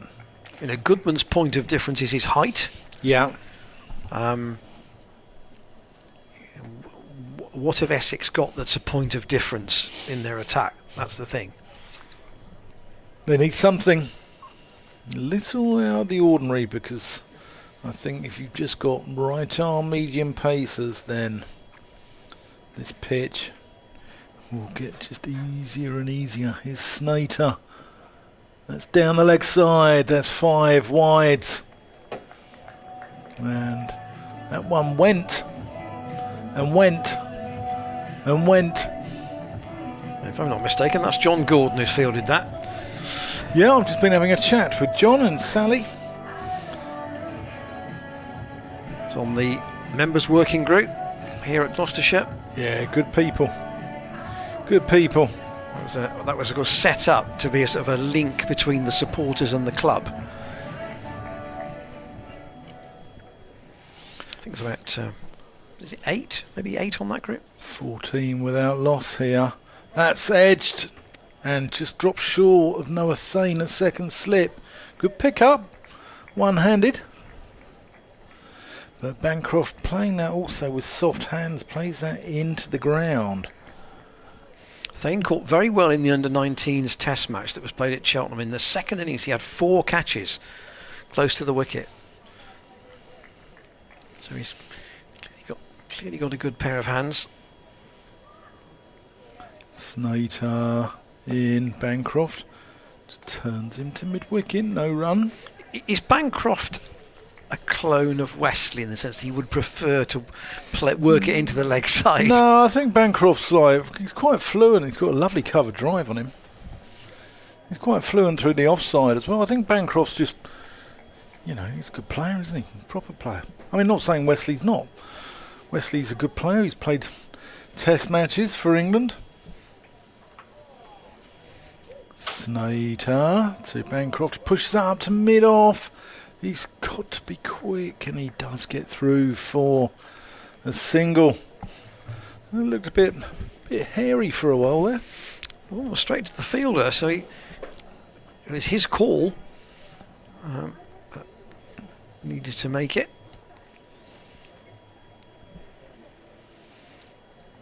Last ball of the over. Early stages, but as you can see on your screen, the algorithm gives Essex a 30% chance at this point. Yeah, it's Snater to Hammond. Big shout for LBW, and he's given. Umpire Bilal Shafayat raises his finger, and Miles Hammond departs. I thought that was a little bit leg-sidey from here. He's coming around the wicket. Yeah, we've got the advantage of seeing it a second time, and I would agree with you from that angle, but that's not the view the umpire has, and Hammond as a result has to go. No, I just think that if you're coming right arm around the wicket, you need to be pitching it on the stumps and straightening it. And that was going on with the line of the ball, wasn't it? Or appeared to be. But I say the umpire only sees it once, and we have a advantage of a second look. And Ollie Price makes his way out at number 3. I mean, last year in this competition, Price got 200s, one against Derbyshire, one against Glamorgan, and was a big part in the run to the playoff, or to the semi-final as it turned out. Derbyshire was at Cheltenham. Was Glamorgan at Cheltenham? No, that was at Sapphire Gardens. That was away, yes. Yeah. Derbyshire was at Cheltenham, correct. So, well, just in a sense, just the start Essex wanted. An early wicket. Gloucestershire got one themselves. It's going to be finely balanced for quite a while, this, you feel? Yeah, I think it's... All the ingredients are there. The side batting first hasn't batted the chasers out of the game. Here is Ben Allison. That's down the leg side, surely a wide, yes. Taken by Simon Fernandez, who we didn't see bat today. He was down to bat at number 11, but didn't do so.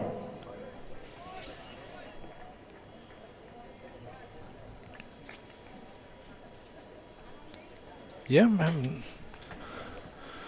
new name on me until I arrived. And he signed a short-term deal for the duration of this competition. Allison in. Defended again by Bancroft. And the one thing I've been trying to work out, I've been looking at your notes, Simon Fernandez, STC for the NBC, and I've just suddenly realised that it's a short-term contract for the Metro Bank Cup. But I've been too, without wanting to look a fool on air, I've been too nervous to ask you. Yeah, so it's my shorthand. Allison running away from us, past umpire Treadwell. Again, it strikes the thigh pad of Bancroft, can't get the ball away at the moment. And you said about Anthony McGrath, priming this Essex team on good fielding. You also know they will be competitive right to the end. They might not have the absolute total they want to play with, but they'll make you work for every run if you're going to beat them. Allison in, floated up and squeezed away by Bancroft. He might want two, but there's probably only one there as Das gets his throw in quickly back to Fernandez. He's a good fielder, Das. Spent a lot of time on the field in the game I covered when Jordan Cox went off with that appendicitis against Surrey at the Oval, when, to be honest with you, Essex should have been allowed a substitute, and Das. In fact, Essex even had their batting coach on at one point, and they had a 12th, a 13th and a 14th man on their batting coach on at one point. But I take your point going back to about competitiveness, because it runs right through the very core of cricket in Essex. Nice and in. Let go by Ollie Price. First ball he's received. Even a Sunday friendly in Essex in club cricket, it's never a friendly. There's always something on it, and they'll play properly. White ball wise, obviously they won the T20 in the last year before the COVID outbreak.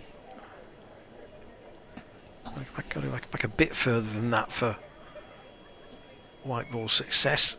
And Price wants one here. It's just nudged into the onside, fielded by Bankenstein. He tries to throw down at the stumps at the striker's end, but misses. But you have to look at their championship record, 2019, 2017, and then that clutch of titles, sort of mid-80s to mid-90s when they were a really strong side. Yeah, but even going back to club cricket, Ian, I've been sledged at Hornchurch, at Woodford Wells, at Buckhurst Hill, Fives and Heronians, clubs like that. Allison to Bancroft, again defends no run there, to skipper Westley. So a relatively quiet start, 18 for 1 off 4, and for Essex the success of Hammond's wicket, and for Gloucestershire the knowledge that they have time and they can build, hopefully, a platform for this chase of 263. Ben Stokes is opening up for England. Well, they want 83. He wants, perhaps he wants to watch some of the Olympics later. Yeah. Did you watch the opening ceremony the other day? I didn't watch it. So it's a bit like. I'll come back to that after this first delivery from Snater. I gather it was a bit like something else that's very French. Snater to Ollie Price, bowls him through the gate, nips back his off stump, and Ollie Price departs for 1, and that looked like a good delivery there from Shane Snater. Gloucestershire are in a spot of bother here though. Currently, it's off his pad there. But it's still beaten the defensive shot, isn't it? Yeah, it certainly has. And Snater's actually on a hat-trick ball here. Because that was the first ball of this over. And got Miles Hammond out, LBW, with the 6th ball of the previous over. Ollie Price was bowled for 1 run. Gloucestershire just need to be a little bit careful here. 18 for 2. And yeah, James Bracey striding to the wicket. Restores the right-hand, left-hand combination. So, yes, I gather the opening ceremony was very French in a way that the. Do you remember that they used to make Citroen made a car that was like a wedge. It was wider at the front than at the back. I think it was called a Diane. This is going back into the I do remember the late 60s, and it had the floating suspension as well. Yeah. Nobody else would have thought of that. No. And nobody else would have thought, apparently, of the opening ceremony that they had in Paris. No, it was a little bit too arty, maybe a little bit too cultural for 1 or 2 people, myself included, perhaps. Right, Snater on a hat-trick, 3 slips in place. Brown, Sane, Wesley, all waiting. Bracey about to face, and gets off the mark comfortably with 1 just dropped into the offside. Drop and run. Yeah, there's 1. Get off the mark, happy days. Gloucestershire need to rebuild though here. This game is wide open. Look at the win prediction now. 34%, it's swung the other way. It's fickle, this Wasp, isn't it, Ian? Where's the loyalty? Snater, ambling in. Bancroft opens the face. The impression I got at Cardiff on Thursday was that Bracey was going at that target in a bit of a hurry. And I'm not sure that Gloucestershire need him to go at a target in a hurry from this position and find themselves 30 for 3. No, 50 overs. Got 50 overs to battle. You got 46 now. Loads of time. Snater to Bracey. Down the leg side. They're appealing for a call behind. Shafia having none of it, tapping his leg there, hasn't signalled a wide. So let's have a look at this again. Wicketkeeper Fernandez thought he'd heard something. Yeah, just polite inquiry. Unless it is that thing of, if we all go up, if it goes down the leg side, he might think it's Might forget about the wide. Yeah. Snater down the leg side. Fernandez scrambling across, cuts off the single. Good work.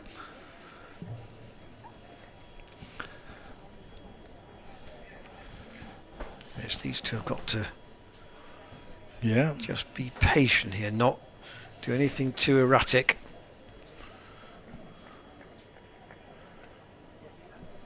The pace of the Essex innings was pretty even right the way through. There wasn't a point at which they really put the foot to the floor in terms of run rate. And it's driven. Oh, that's gorgeous. There might be 7 wonders of the world. Make that 8.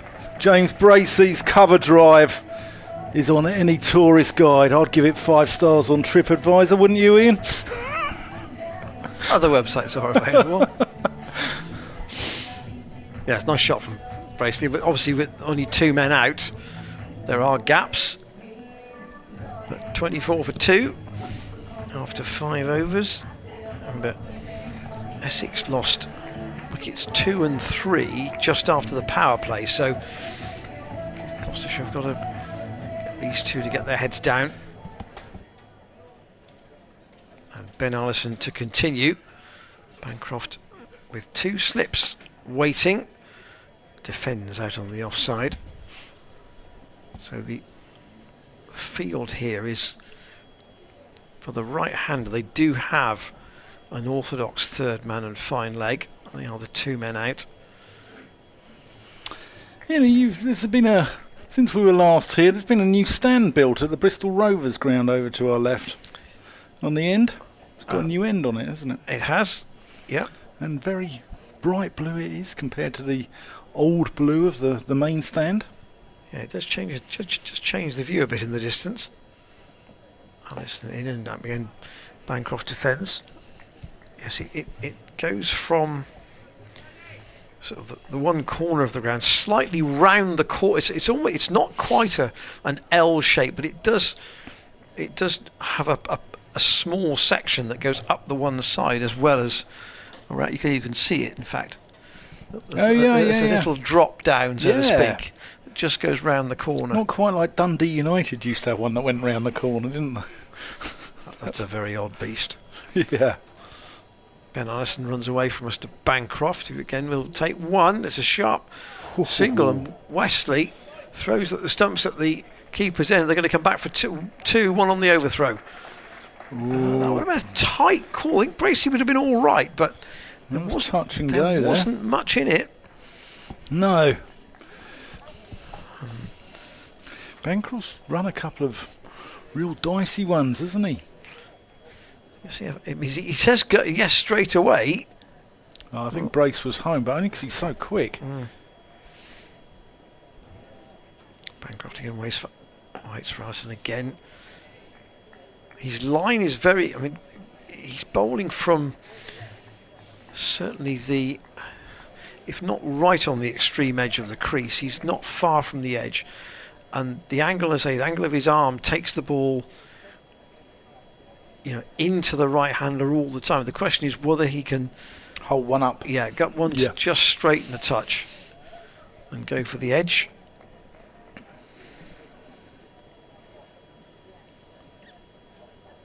A bit close to the stumps this time, and Bancroft can't get that away either.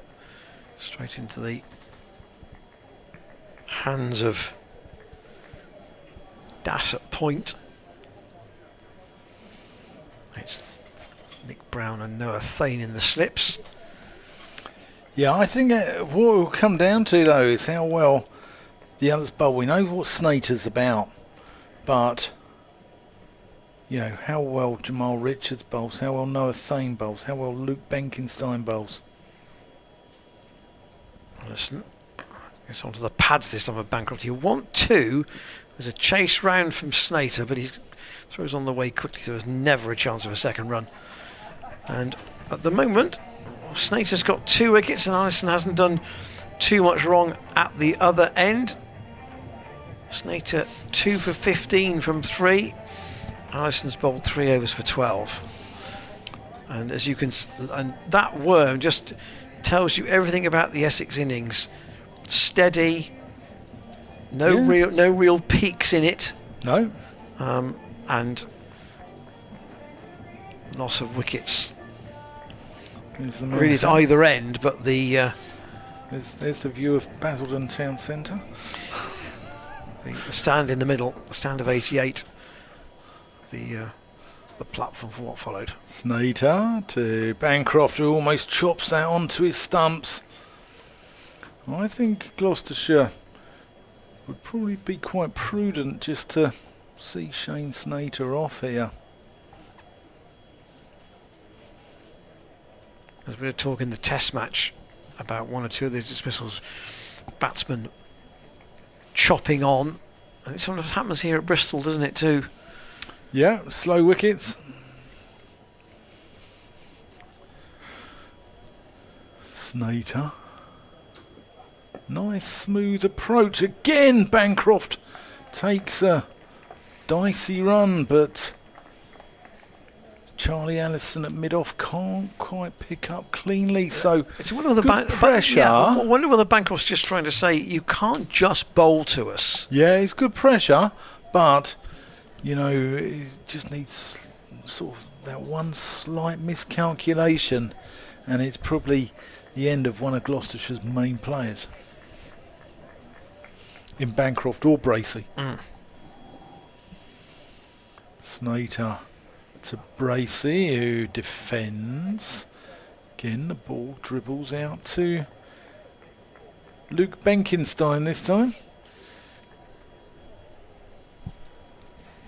Stokes just smashing it. Apparently 47. Stokes has got 39, and Duckett, who's no slouch, has got 4.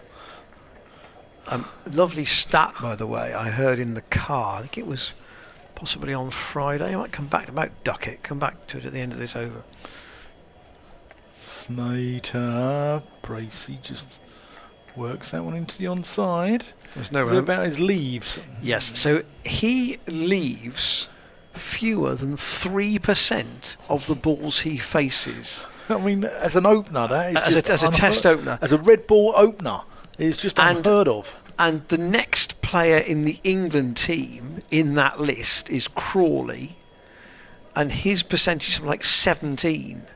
So he's absolutely streets ahead of anybody else. Yeah, I think Crawley's has just worked into the onside, maybe off the thigh pad, just dribbles out.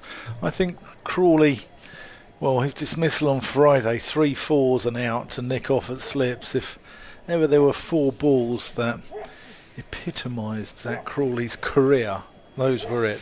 3 crashing 4s through the offside, nick off. And it's a shame because he's got the talent, but it's his actual shot selection that seems... and I saw him make a double 100 in the Championship early this season. Yeah. And that was 200 in a day, by the way. That wasn't over 2 days. But he's hardly got anything else for I know. for Kent since that, or before that. Snater to Bracey down the leg side, and he's given, and Bracey strangled. Fernandez catching that, and Gloucestershire are really in a spot of bother here. Snater with all 3 wickets. And Bracey looked skywards as he walked off. It's a horrible way to get out, that, isn't it? You really feel as if you've given your wicket away at that point. Yeah, you do. Just a little feather on it down the leg side from Bracey. 28 for 3 though. And it's going to need a Jack Taylor special, I reckon. So presumably Charlesworth due in next, and here he is walking out. But this is a stuttery start, to say the least. Staccato. Well, 28 for 1 after 7 would have been perfectly acceptable, but it's the wickets column, always is. Yeah. A lot of pressure on Cameron Bancroft. But Ben Charlesworth, good player. Has got a 99 in this format. And a 97 I saw him get for Gloucestershire against Middlesex at Radler a few years ago, which was a really good innings. He opened that day. It's a really good innings. Well, he's almost opening here. True. You know, he's got 43 overs, and Snater has taken 3 for 16, as you can see, in his 4 overs. So now Bancroft and Charlesworth. Yet another right-hand, left-hand combination with plenty to do here. It's not really about where the team is after a certain number of overs at this point. It's about getting the overall total back to something more manageable. Ben Allison to continue. Bright sunshine again. And Bancroft squeezes that out onto the offside straight to Wesley. There is no question that Snater is their senior bowler. But what else do they have? But he's created a position where those following him don't quite have as much focus on them, because Gloucestershire have got to go carefully, certainly in the initial overs that follow that bracey wicket. Again down the leg side, and that's given us a wide by umpire Treadwell. Got to see Snater off. Oh, undoubtedly. And how long does Wesley keep him going for? Does he? He's bowled 4, certainly another 2, I'd have thought. Yeah, I'd say so. I'd take him to 6. If you get one more wicket, then Gloucestershire don't have a lot of wriggle room at all. Allison again to Bancroft. Forces that past the dive of Wesley. Benkenstein's on the chase. He should haul it in, but it's just going to beat him towards the rope. And Benkenstein, I think, was a bit concerned. He might have gone into the advertising boards there, but the ball, as a result, just beat him. So a welcome boundary. Forget how quick the Bristol outfield can be. Certain areas just runs away, doesn't it? And there's one of them down towards the Kennington Avenue side of the ground. There's some really nice looking outfields, but this is one of the quickest in the country. All the threes, 33 for 3, Bancroft defends. Back up the pitch, Benkenstein comes into field from mid-off. If you've joined us perhaps partway through the afternoon, Essex put in 262 for 8 in their 50 overs. A carefully compiled total after they lost a couple of wickets just after the power play was over, and therefore was a bit of a rebuild to do after that. Allison to Bancroft. That's a lovely delivery, and Bancroft's gone. Allison's got him, and that really was a very well angled delivery. It's gone off an inside edge, I think, and umpire Treadwell raises the finger straight away, and Gloucestershire are 4 down, and we haven't got through the power play yet. Yeah, Gloucestershire in a huge hole here. Needs a Jack Taylor special. Well, Allison getting involved with Snater having got 3 wickets at the other end, and now 4 wickets have gone down in the power play. And if you were batting first here, you would probably say you'd be taking sort of 180. Well, that's nowhere near enough for Gloucestershire in this situation. And Jack Taylor out at number 6 in the power play of a 50 over game. That would not have happened very often. No, but Jack Taylor, like Sir Thomas More, a man for all seasons, isn't he? And he can turn his hand to anything, and he's won games single-handedly from this situation in the past. So nothing is done yet. This game's not over, even though Gloucestershire are in a bit of a hole at 33 for 4. So Taylor's going to take guard. 2 balls left in this Allison over. And Jack Taylor. Allison really enjoyed that dismissal because he knew how important it was for Essex. And Taylor Quite a square on stance. Plays the first ball defensively up to Benkenstein at mid-on. I say both these teams lost their opening match, so particularly important to rebalance that with a win today, if at all possible. This is Gloucestershire's first home match, of course. They have had an away game previously at Glamorgan. Essex's defeat was at home to Warwickshire. Allison in once again, and Taylor defends out on the leg side. So Allison 1 for 17, Snater 3 for 16, and Gloucestershire 33 for 4. They need another 230 to win in 42 overs, and in the Test match England need 14 to beat the West Indies. They were set 82 to win, and they are 68. They are 70, as you were. They were 72 for no wicket from 6 overs.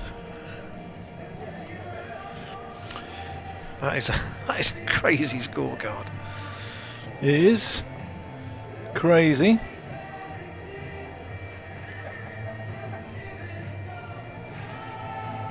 What can these two do about it? Glamorgan have beaten Surrey, by the way, by 7 wickets at the Oval.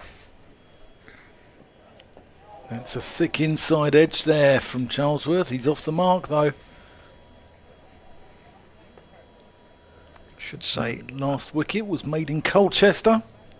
So Glamorgan obviously have started with 2 wins. Warwickshire 76 for 5, chasing 174 to beat Sussex. So for everybody else in the group, if that goes Sussex's way, that would just keep the lid on the leaders, who potentially were going 3 from 3 if they won there. They still might do, of course. Snater in, Taylor, that high backlift of his gets it out to mid-on. So distinctive, isn't it? Yeah. Yeah. You can't fail to spot it. I don't know about you, if you can see it from your angle, but there's glare from just above that side screen. Yes, there is a bit.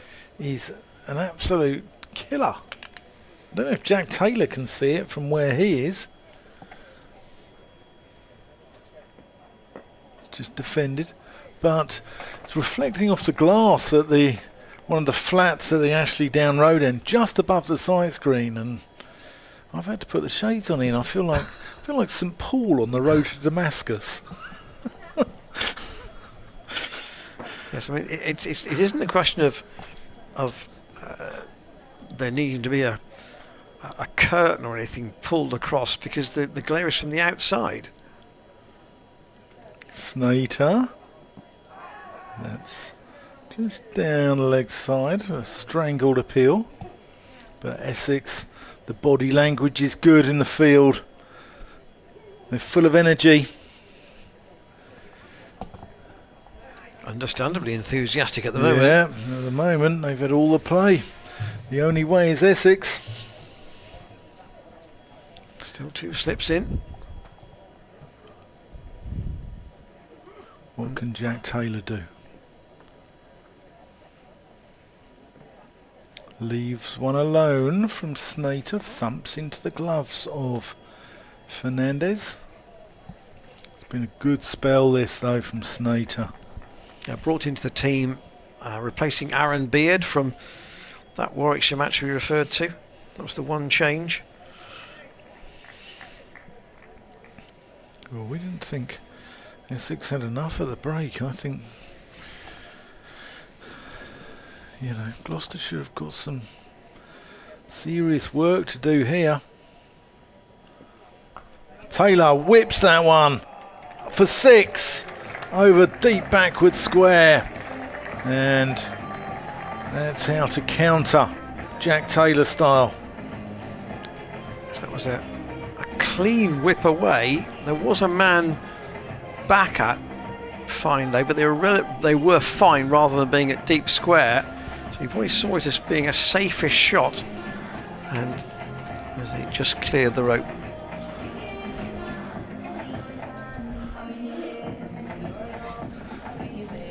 Allison's going to complete the power play with his 5th over and a chance to bowl at Charlesworth for the first time. But if you've Ben Stokes got a 50 off 24 balls opening the batting.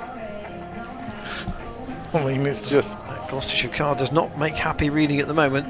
Hammond, LBW, Snater 7, Bancroft, Court, Fernandez bowled, Ben Allison 13, Holly Price bowled, Snater 1, James Bracey, Court, Fernandez bowled, Snater 5. Here is Allison to Charlesworth, who defends back up the pitch. Yeah, it's almost as if for Charlesworth, it's almost as if he's opening. Yeah. That's how he has to think of it. But he'll be positive. He'll play his shots. If the ball's there, he'll play his shots. So Gloucestershire are given a 6% chance of winning at the moment. According to the predictor. Allison to Charlesworth again, who defends out on the offside, fielded by Charlie Allison.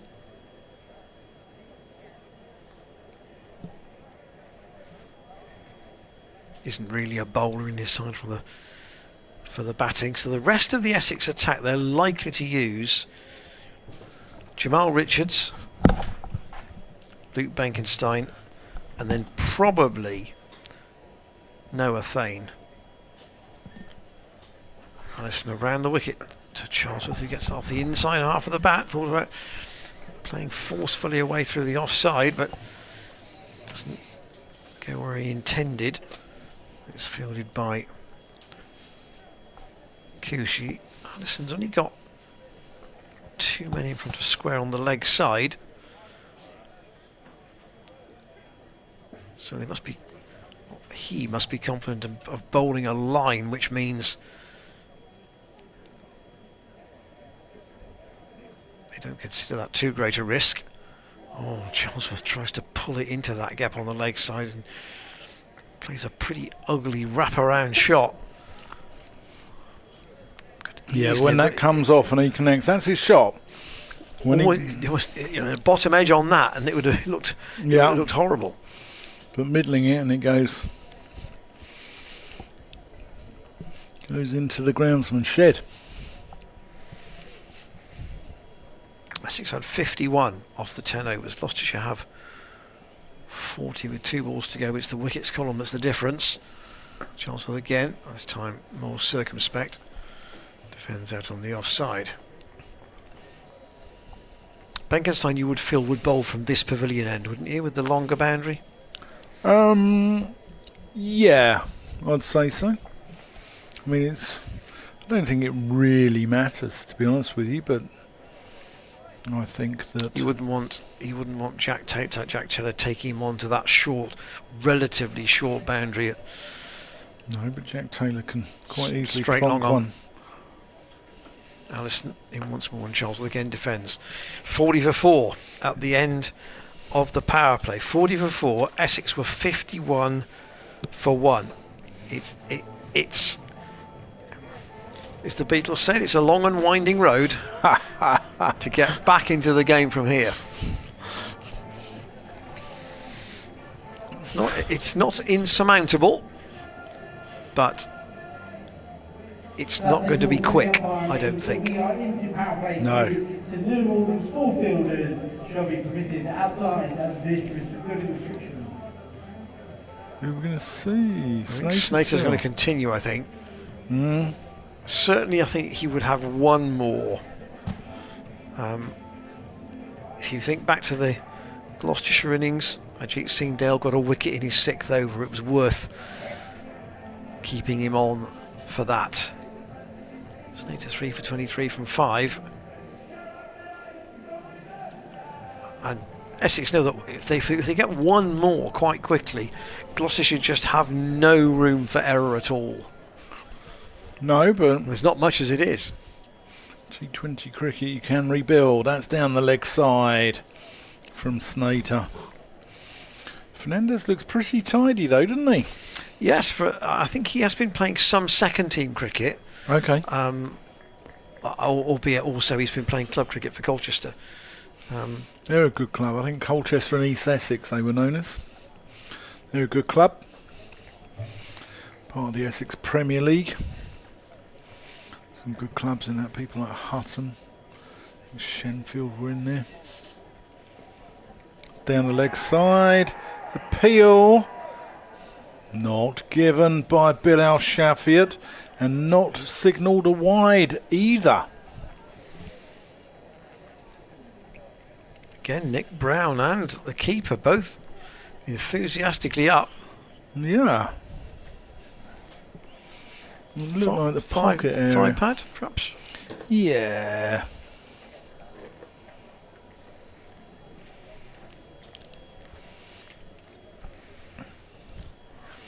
Chris Dent's available for this, isn't he, for the 50 over stuff? Yes, as far as I'm aware. Yeah. The crowd are very quiet at the moment. That's because it's a very intense part of the game, isn't it? Certainly is, yeah. Taylor just pushes at that, plays it to backward point where Robin Das does the fielding. Drop the one slip out now for Snater, just Nick Brown in there.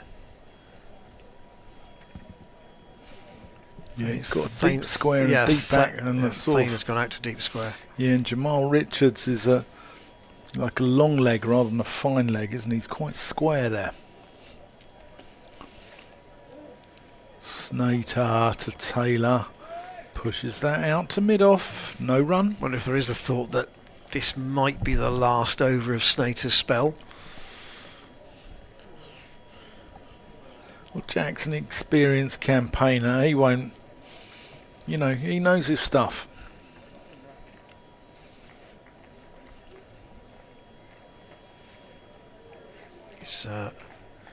He's third on the appearances list in 50 over cricket in this Gloucestershire 11. Only Bancroft and Van Buren have played more. That's down the leg side. That's going to be a wide.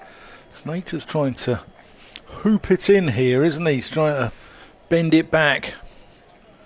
And just getting his angles a little wrong. Essex.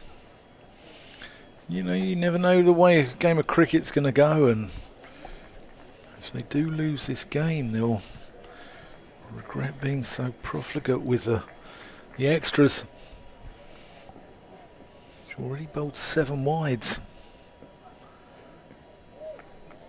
That's just gone through to Fernandez, left alone. Didn't one ball go for 5 wides though? It did. Yeah, it did. But, you know, still 7.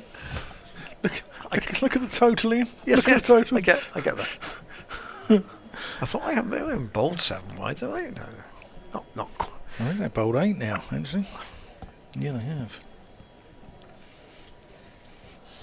So that's quite a lot in 10 overs. Yeah, it's a very odd-looking card at the moment. There's nothing of substance in it. Gloucestershire need to find something. Snater to Taylor, who thick inside edge onto his pad, dribbles out on the offside, and Charlesworth calls him through for a single. Could have chopped that on very easily. Yep. 43 for 4 with 1 ball left of the 11th over here on a sunny afternoon in Vegas at the Seat Unique. It's Essex who are in the ascendancy. England have won the Test match by 10 wickets. Charlesworth defends. That completes 11 overs, 43 for 4. Charlesworth with just a single to his name. Jack Taylor with 7. Just give you an update on the scores from elsewhere in the Metro Bank Cup. With that one result at the Oval, where Glamorgan have beaten Surrey very comprehensively. So in Group A, Somerset 242 all out at Southampton, Hampshire 50 for 2 in reply. At Blackpool, Lancashire 208 all out, Kent 209 all out, Lancashire 38 for 2. And as Jamal Richards gets prepared to go into the attack, Worcestershire 260 all out against Durham, who are 41 Jamal Richards. for 41 for 2 they are, I think, Durham. Those all in Group A. Give you the Group B scores in a moment, the 2 remaining games.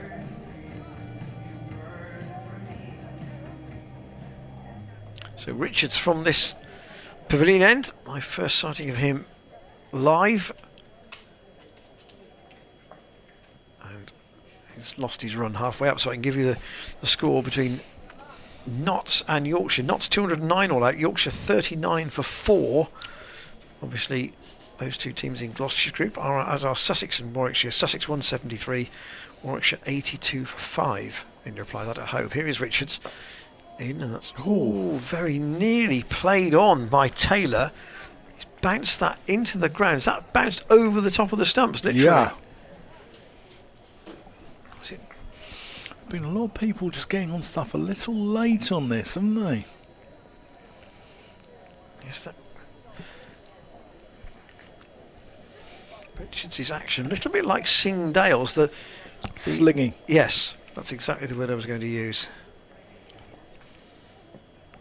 And that's clipped in the air by Taylor. He's very fortunate to cut it off the outside half of the bat, and it's gone over the head of Das, and it's dropped short of Wesley. On another day, that could easily have been another wicket for Essex, and Gloucestershire would have been right in the mire at that point. Taylor gets away with it.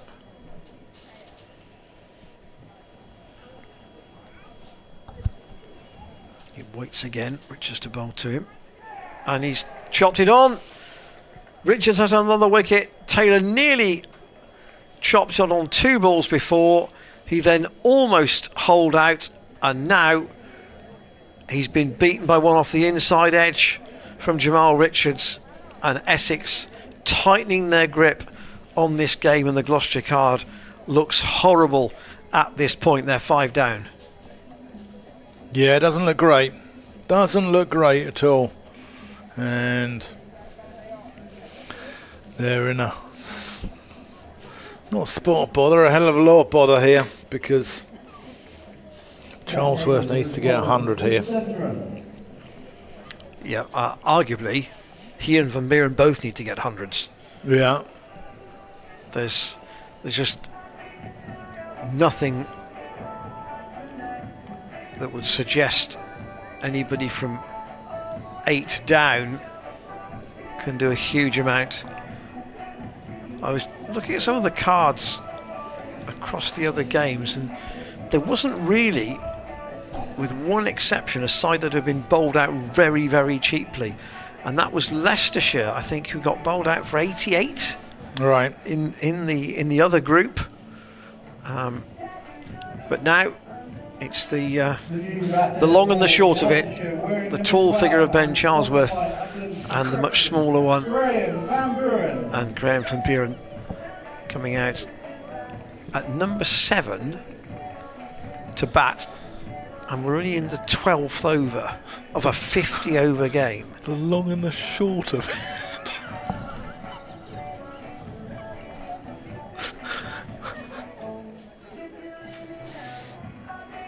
Well, it needs to be circumspect from these two to get Gloucestershire to be anywhere within any chance of winning this game. They look long outsiders at the moment.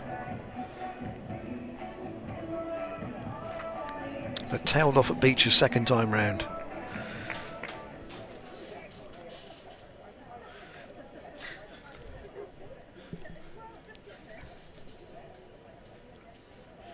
Richards with a wicket already in this over.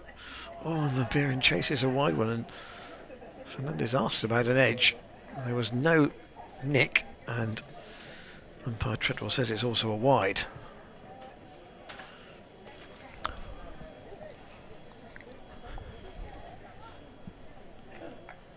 It's an aggressive shot to play first up from Van Buren. It was quite wide. Didn't need to play at that. I don't suppose he'd have faced a lot of Jamal Richards before, if at all. We'll have a look at what he might do. Oh, that's a lovely delivery. Corker, isn't it? That's a lovely delivery. It's a good line. It hasn't really moved that much, but it's just second ball up to a new batsman. It's full length, and it might just have moved away a fraction, but not a huge amount. Richards, a little stutter at the start of his run. Comes off and bowls to Van Buren, who cuts down to third man. They'll take one, throw quickly on its way, and that's all there'll be. He's got a nice approach though, Richards, isn't he? He's an athlete, isn't he? Yeah. Sometimes people say, if you look at the round ball game that is played for 10 months of the year, there are some people who are not footballers, there are athletes who happen to play football. I think you would say that Richards is definitely an athlete. He's definitely an athlete, but he can bowl, certainly bowl. Round the wicket to Charlesworth. Still only has a single, and that's where he'll stay. An eventful first over then from Jamal Richards. Also with his 14 not out, he's got more runs than the 7 Gloucestershire batters who've batted so far. Yeah, it looks a horrible card at the moment. 45 for 5. The target is 263. The greater target at the moment is some sort of respectability before you can start thinking about getting anywhere near the target to win the game. Yeah, Gloucestershire really not in a good place at the moment. Essex, they're gambling here. They're going onwards again with Snater. I get that. I get that. You know, you've knocked your man over. You're trying to keep him on the floor, aren't you? Metaphorically. Here is Snater to Van Buren, thick outside edge. Going to take one to Robin Das. But look at the energy in their fielding, Essex. Really good to see. Young side here. Anthony McGrath trying to build something. And lost Dan Lawrence to Surrey. They recruited Jordan Cox from Kent.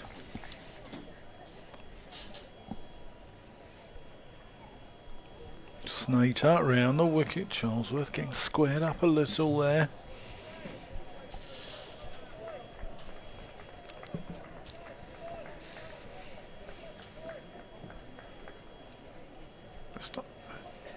The run rate is not the massive issue at the minute, but it is squeezing up a little bit. Yeah, you just want to keep one eye on that. Gloucestershire's win predictor, 2%.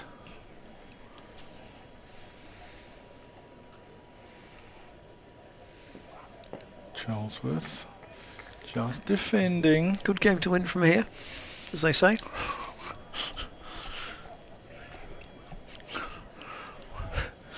Well, Jamal Richards might be from Edmonton, same as Bruce Forsyth, but there's no need to, come up with good game. There, Ian.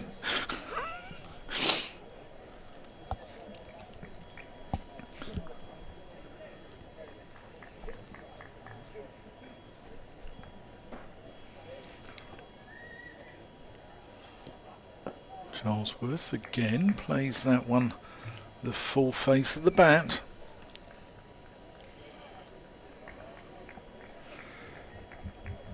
What's he got here, Ben Charlesworth? Can he resurrect his Gloucestershire innings?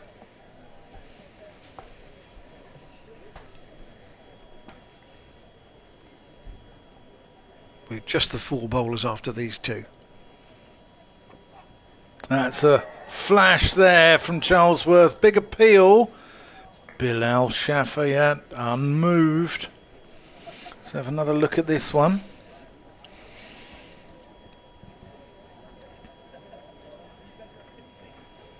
Can't tell really from there.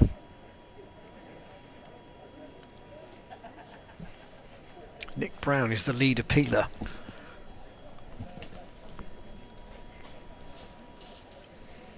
He's at first slip.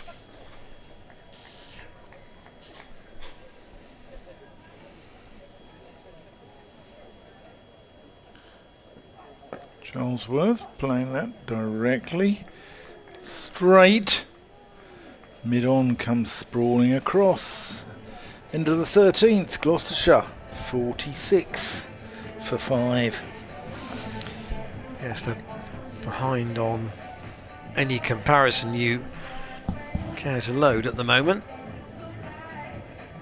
But the thing with what Snater and Allison have done is they've just given the bowlers behind them time when they come on, haven't they? There's much less need to go hunting for wickets because the new ball pair have Done the damage. done an immense amount of work. Yeah. And Richards has backed that up with one of his own. Mr. Van Buren doesn't really get that out of the middle. It goes up to Benkenstein at mid-on. But Graham Van Buren is a good player. Seen him get hundreds. Cheltenham. Fierce cutter of the ball. Richards fires that into Van Buren's leg stump area, and Van Buren works it away. Doesn't, from what we've seen only in the second over, it does not appear to be somebody who would bowl short. I mean, Van Buren is a cutter, as we know. If Richards bowls that full length, the cut becomes less relevant, doesn't it? It almost becomes a drive on the up for Van Buren. Yeah. Well, come on to after this ball. Richards in, and it's pleasantly driven by Charlesworth, but again, no great power, fielded by Wesley at mid-off. Van Buren averages just shy of 42 in first-class cricket, and he's got 2 List A hundreds as well, and 8 50s. So, you know, he's no fool with a bat. I know, I wasn't suggesting that he is, but here it's almost like these two are batting on their own. There isn't really anything that would suggest a vast number of runs from those that follow. No. So No. Smith, Goodman, Shaw, Singdale. you know, it's not just one, as you said, one of these has to get 100. I suggest probably both of them do.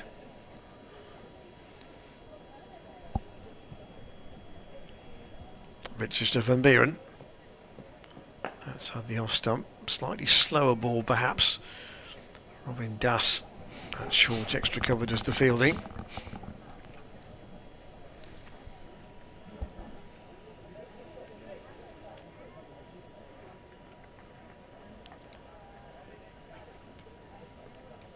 Fane just limbering up. I wonder whether we may have seen the last of Snater. He's bowled 7 of his possible 10 overs. Richards, though, comes flying in. That's, again, a very full length. And Van Buren lets it go. So 14 overs gone. And Gloucestershire are 48 for 5. So it's not necessarily the runs column that's the challenge, but it's the wickets column. Snater with 3 wickets bowling from the far end, 7 overs 3 for 27. Ben Allison 5 overs 1 for 17, and Richards has bowled 2 overs for 4 runs and a wicket. And we're going to see now first change at the far end. Thane is going to come on for Essex replacing Snater. Yeah. And I think this is what Gloucestershire need to target. This Benkenstein. I know they're England under 19 players and they're good players, but Gloucestershire do need to score some runs from somewhere. Here's Charlesworth. That's just played into the offside. For a single.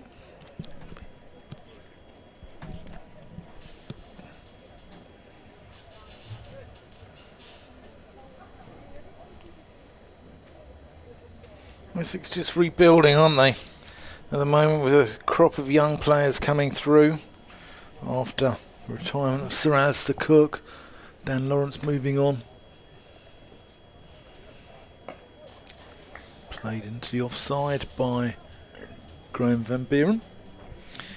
We're not quite into a boundary and over needed. We're not far. We're right at 6 at the moment, but you're kind of almost needing a boundary almost every other over, aren't you?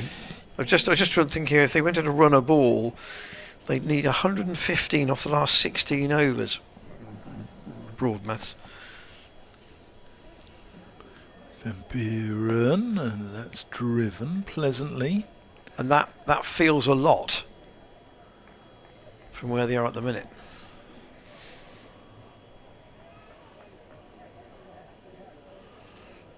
Yeah. I thought this is where Essex might leak a few.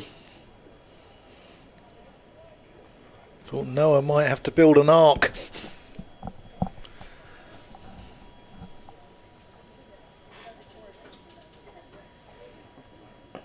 Van Buren covering up, pushes it into the offside.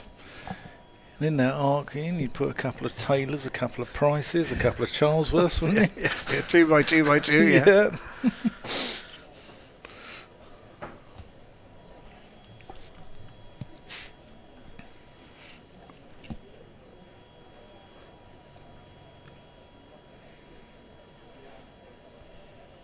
Gloucestershire can only have one Taylor at the moment. And one Price. In fact, there's 4 runs for Graham Van Buren, clipped through mid-wicket very pleasantly. In fact, Luke Charlesworth's injured as well, so as well as Tom Price, both with back injuries, aren't they? So you look at the people who are away, and you see that Essex only brought a squad of 12 for this game. I mean, Gloucestershire they named 14, but there isn't a massive amount of choice. No. Especially in the bowling department. Thane to Van Buren. That's a thick outside edge. He's just going to get one as the ball comes out to Aaron Beard, who's on his 12thers. For Shane Snater, by the look of it, isn't it? I'm not sure about that. I think Snater is... I know he's at mid-off. Yeah. So, who's gone off? It might be Wesley, actually. So, with the season coming to a close, there is loads to think about as you are running your own. Anyway, that's the end of the 15th. 54 for 5 at this stage. Essex was 72 for 3. And they had to do a big rebuilding job. And fair play to Das and Benkenstein. They did a decent effort on that. Richards to resume from the pavilion end. Again, pleasantly driven, but picking out the fielder. Who's Benkenstein at mid-on.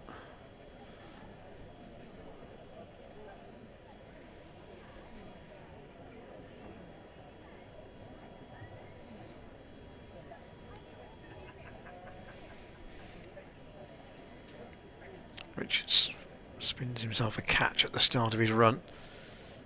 Van Buren waits for him and works it away. Come off the pad. Out to square leg for a leg bite. Nothing off the bat.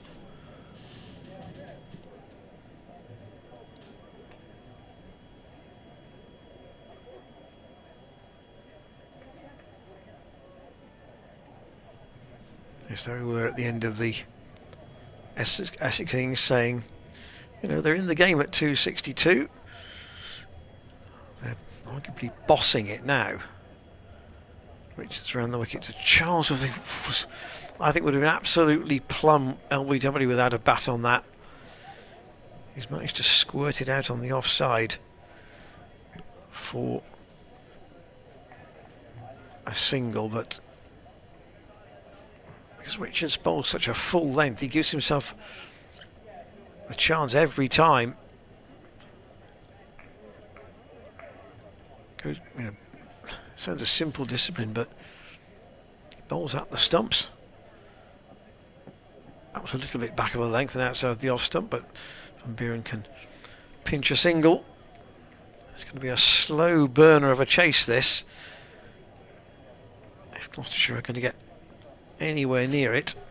We see some matches sometimes with very big scores where you feel a side has batted the opposition out of the game, as happened with the game against Somerset here last year when James Bracey got a double 100.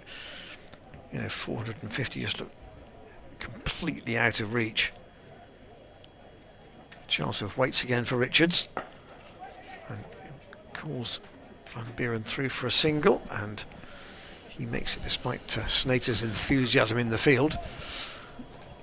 Yeah, Charlesworth just being conservative, isn't he? Keeping his powder dry. But he has to at the moment. Yeah. There is no other way. Required rate, as you can see on your screen, right up at 6. Richards to Van Buren. Oh, again, almost makes it a little bit sharp. I'd say to the... He looks brisk. Maybe he's a bit sharper than he even looks. Yeah, it's hard to tell from up here. We're on the 3rd floor of the pavilion. Fantastic view directly behind the bowler's arm, but it's quite hard to pick up the speed of a bowler apart from looking at the wicket keeper and the carry. Shout outs coming. We have another one. Shout out to Uncle Dan, who has retired this weekend. Hope you enjoy. So Westy back on the field. Aaron Beard's gone off. Skipper.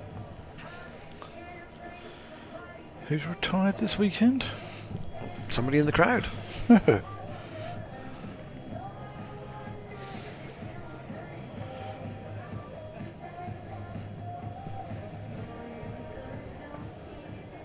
Thing to continue from the Ashley Down Road end. Thane to Charlesworth, who just nurdles that one towards mid-wicket.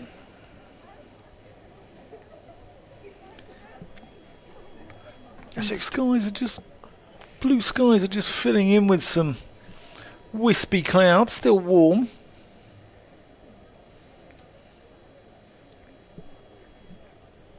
Essex do have 4 men out.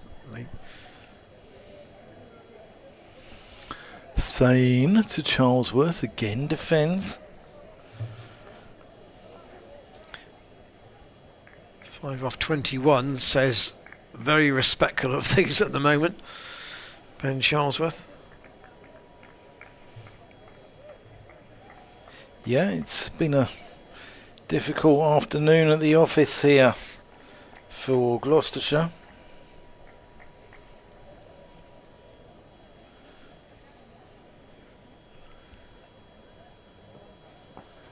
Just worked off the legs by Charlesworth into deep square leg. Only Ben Callaway has been bowling spin with both arms today. I heard the fact that he can. Yeah. There can't be many No. first team cricketers who can do that. Ben Callaway from Chepstow Cricket Club, Glamorgan player. Meanwhile, here at Bristol, Graham Van Buren gets on the drive. Plays one out to deep cover. Did I imagine this, or did somebody say that James Anderson can bowl slow left arm in the nets? I mean, he can probably, he can probably do all sorts of things given his cricketing ability, but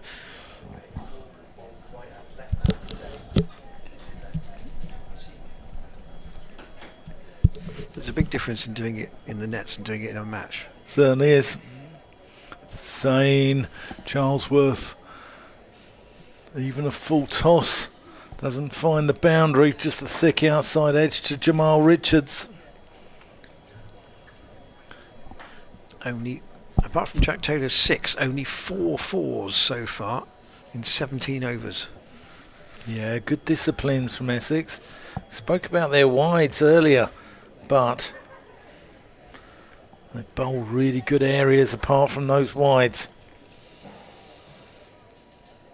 Thane to Van Buren, cut fiercely. Has he found the gap? Yes, he has. There's a welcome boundary for the home side. And Gloucestershire needed that. 64 for 5 at the end of the 17th. 65 for 5, actually. They needed that, though. They need boundaries. First one, you mentioned about the cut shot. That was the first time where any width has been on offer. Somebody really offered one that was short and wide, and for which the cut was the absolute shot to play. Which he bowled there to Graham Van Buren, and he will, you know, it'll be death by 1,000 cuts, won't it? I'm sure that's why Wesley's just said to Jamal Richards here, you know, keep the ball pitched up. 3 overs 1 for 7 tells you all you need to know. Again, it's pitched up again, and Charlesworth drives pleasantly, but straight to Bankenstein at mid-on. Charlesworth fighting hard here. It's good to see. What was his... I think Dan bumped into him today on the way. I walked round the ground before play, and he said something like, it's amazing how much more you enjoy it when you're out on the park more. Yes, he did. Well, he's got to be out on the park for most of this innings if Gloucestershire had to have a chance. Worked away by Charlesworth out to Charlie Allison in the deep on the leg side. Thought he's came across as very mature, actually, Ben Charlesworth. When it wasn't an interview, it was just a little chat, but been around a long time, hasn't he? I mean, he started, what was he, 16 when he made his first team debut, or 17? 17, I think. Yeah. Richards to Van Buren. Just on his pads, enough to be squeezed away down to Thane at long leg. One more.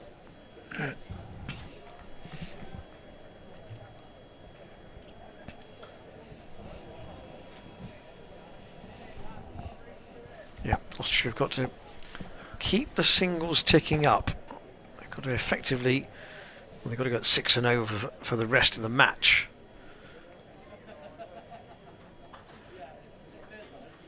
Get themselves into a position where, with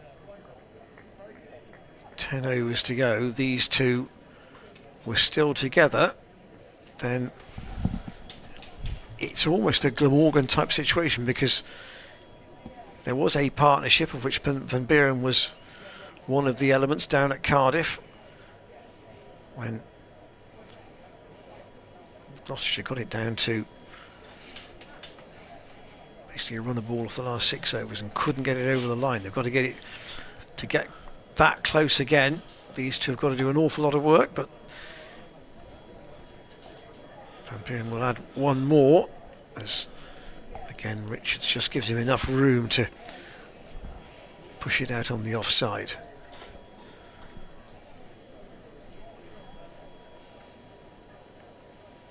Charles has been very cautious here. Only 9 to his name.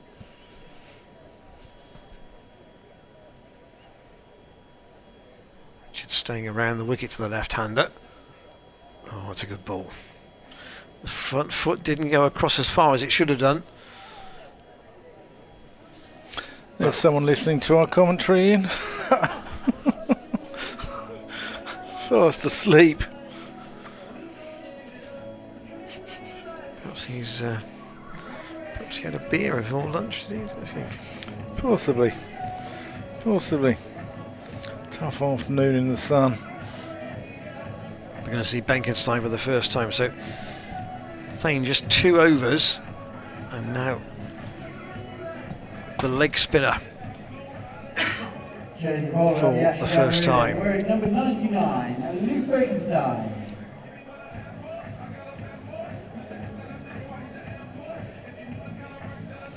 So this will be perhaps the key part of the game, actually. The one Essex spinner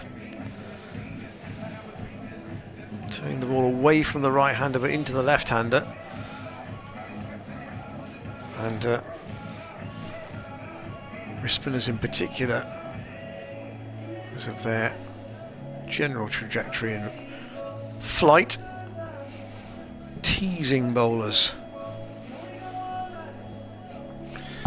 Yep, it's Benkenstein from the Ashley down road end. Nicely bowled. Nice action.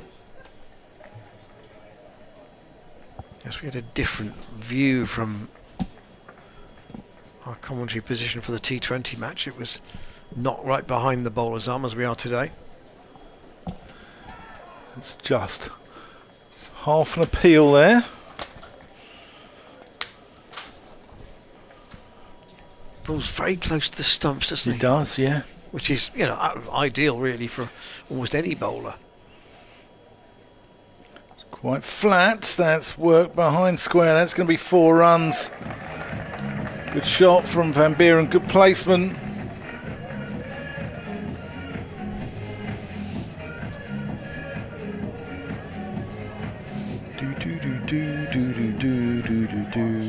Ian Randall.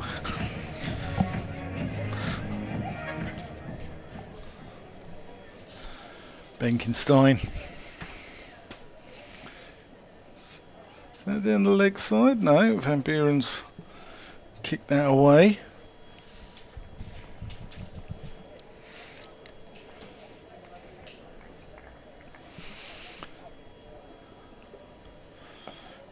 Just defended into the offside. Those fielders are quite close in there on that single. Not allowing Gloucestershire any freebies here, Essex.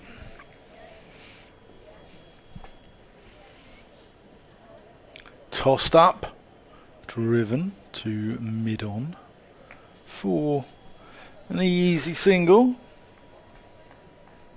It's that one drag down in that over which Van Buren put away. Yeah, it's Chris Dent having a net there with his youngsters. Go on, Denny, there's a little single for you on the onside, mate. I hope that's a soft ball they're using. I think all Gloucestershire fans will be looking forward to him coming back in the side. What a legend he's been. And his benefit year as well, Chris Dent. If you see any of those events there, get out there and support Chris Dent, club legend. And do go out and support him. I know he's got one coming up at Chipping Sodbury Cricket Club in September. He had one at Cleve Cricket Club last week as well. So get out and support Denty if you can.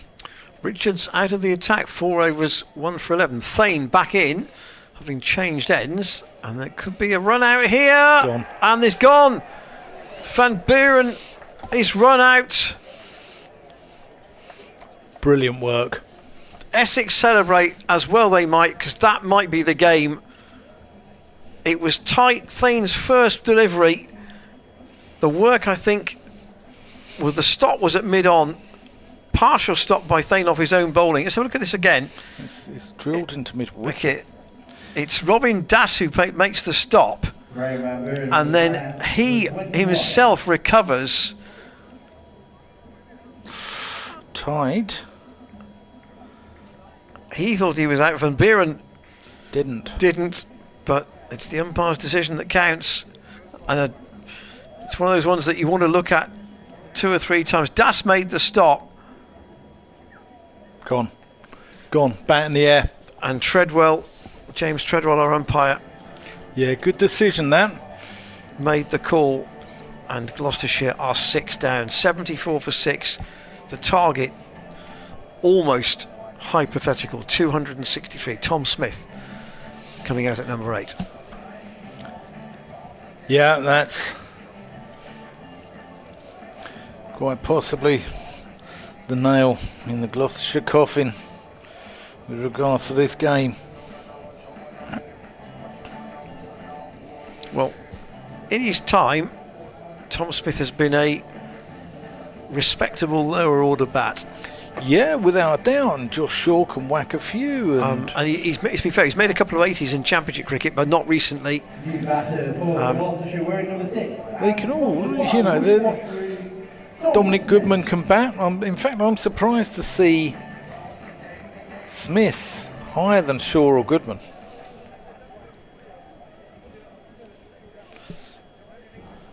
It's a long time since we've seen a game that could be as one-sided as this at Bristol. Thane in, Charlesworth goes for the pull and keeps it down. It goes down to long leg for a single. But it is the wickets column that's the issue. Huge issue, isn't it? Huge issue. You know, when you need thick end of 200 more, even 100 more would feel a lot, if we're honest. Smith waits for Thane. Well, he's clipped that in the air just over Robin Das. He's going to get one, and that's all there'll be. This is off the mark, but that could very easily have gone to hand. In fact, if it had been Will Jefferson there, the former Derbyshire and Essex Leicestershire, yeah. opener, he might have caught it. Yeah. 6'10", Will Jefferson. I don't know who the current tallest player is in county cricket at the moment, actually. Marshall DeLanger. Thane from the pavilion end. Oh, and Charlesworth didn't know where that had gone. Look round again. It's the potential of the drag on, isn't it? We're seeing this a lot today. Yeah, Essex aren't doing anything flash. All they're doing is they're bowling wicket to wicket, and they're waiting for Gloucestershire to make the mistake, which, you know, Gloucestershire are at the moment. Bowler and captain having a chat as Thane gets back to the end of his mark.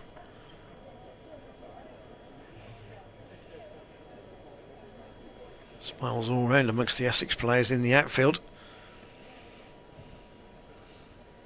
Thane, no more than medium pace, and he's pulled by Charlesworth straight to square leg, and that's the 7th wicket gone and the last recognised batsman.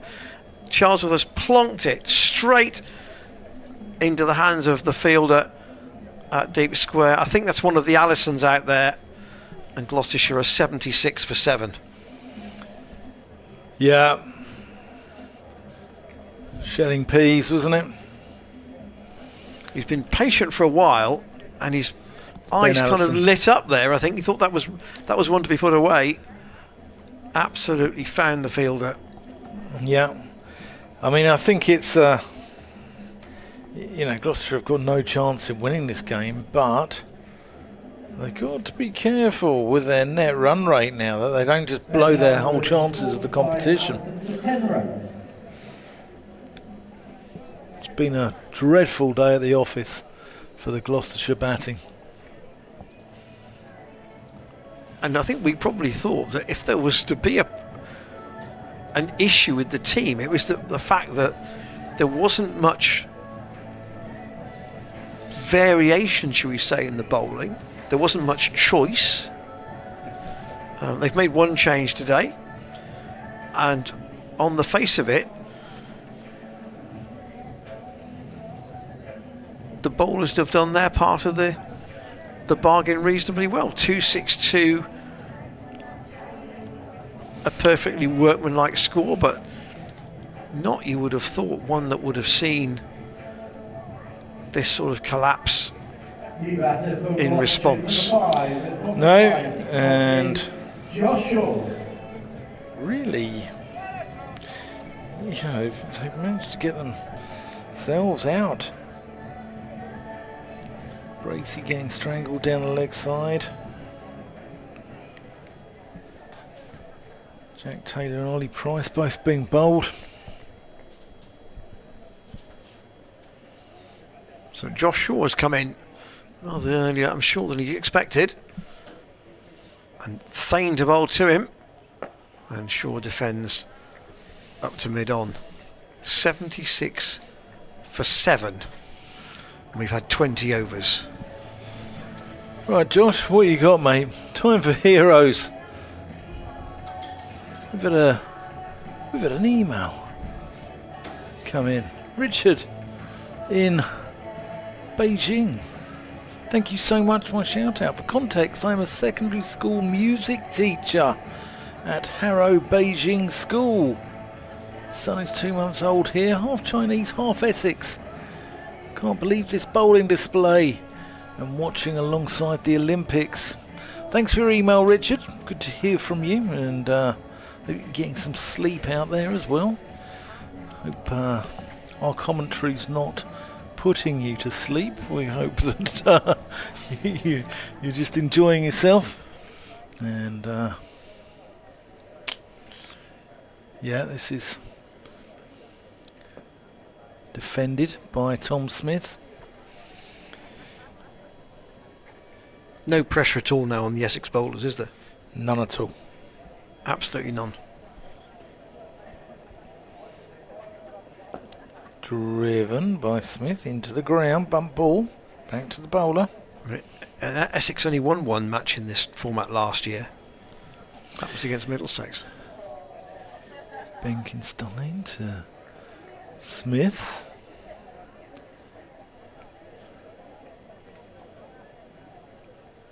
Well, Richard might be a music teacher in China, but it's Essex who are calling the tune here. So there's one out to mid-wicket. I had that line in my head before you said it. We've worked together too long, Ian. We're still coming out with the same old cheesy lines, aren't we? Well, you are. Yeah, cheap lines. It's wide, and it's given a wide by Bill Al-Shafayat.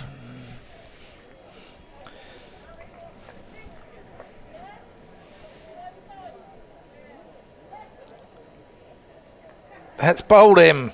That's the googly by the look of it. And that gets through Josh Shaw's defences.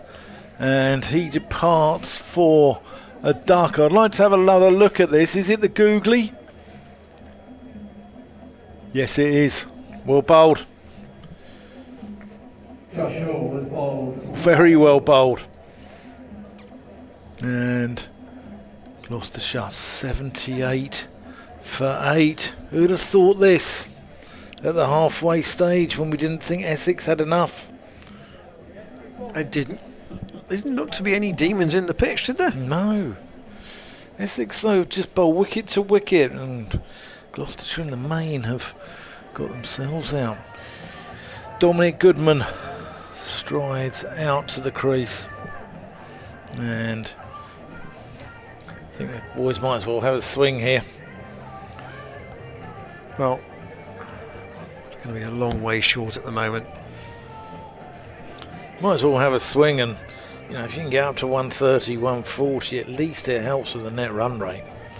The question is whether they think there's more chance of getting another 50 runs by doing that, or just, you know, pushing the odd single here and there for the next 20 overs. Have a swing. It would be a rather long and slow demise if they go for the more cautious option. Goodman's stance is very square, isn't it? Benkinson, yeah. It is. It's like Chanderpaul. It's like a right-handed Chanderpaul. Has he always been like that?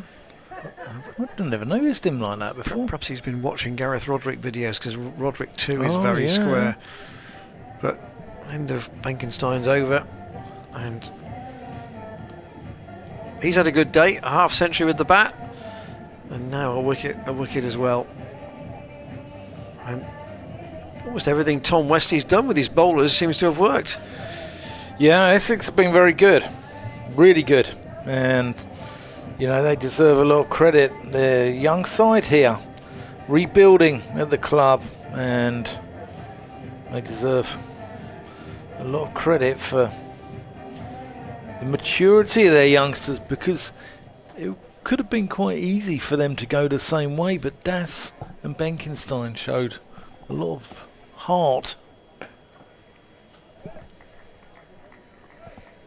Smith and Goodman, the 9th wicket pair.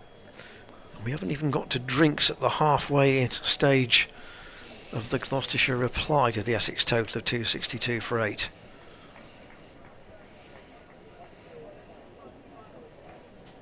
There have been some soft dismissals today, haven't there? Yeah, they have. But, you know. Thane in once more, and Smith looks for the single out on the offside, but can't make it. These things happen, and Gloucester will move on. And, you know, the beauty of Gloucestershire is they're consistently inconsistent. And it wouldn't surprise me if they went to the Oval and beat Surrey on Tuesday and got themselves back into the competition. They didn't have much room at one stage in the T20 to try and get through. Thane in to Smith, and if you lose in this competition, obviously you have 8 games. If you lose the first 2, which is kind of looking inevitable, then you've probably got to win 5 of the last 6. Yeah.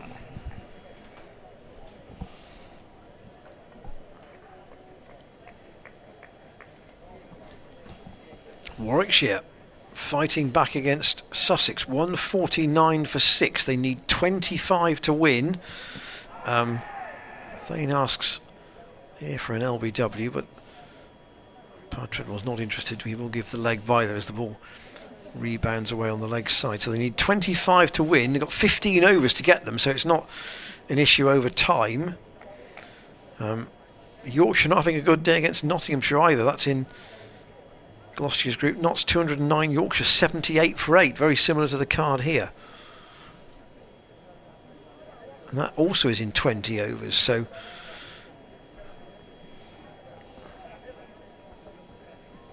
a couple of games potentially quite one-sided. Goodman will steer a single out into the onside. Benkenstein will throws at the stumps. Oh, that was close. He had one stump to aim at there. He didn't hit it.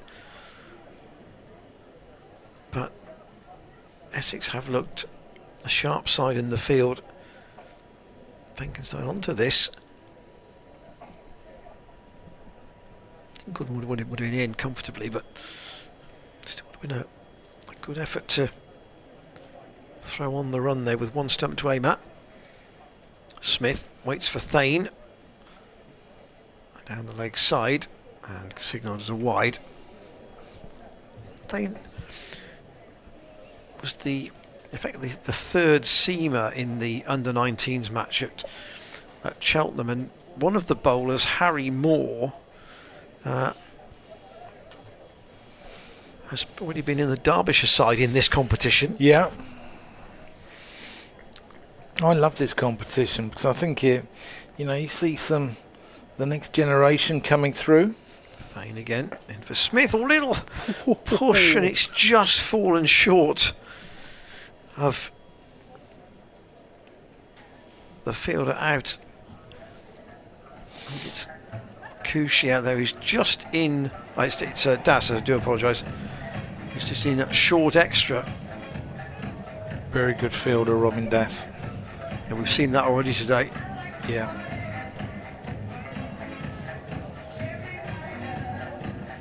Benkenstein's got a wicket in his last over. Snater back. Essex want to finish this. They want to wrap this up. Yeah. So want to get back on the M4. Snater coming back, having bowled 7 overs at the outset. 3 for 27. In fact, all the Essex bowlers now have a wicket each. All the 5 bowlers used have something in the wickets column. Benkenstein 2 overs, 1 for 7. He's been taken off. It's a tough gig. a hard school, isn't it, Ian? It is a hard school. That's first division captaincy for you. Yeah. Essex sitting second, I think, or they third now in the county championship. Snater, Goodman goes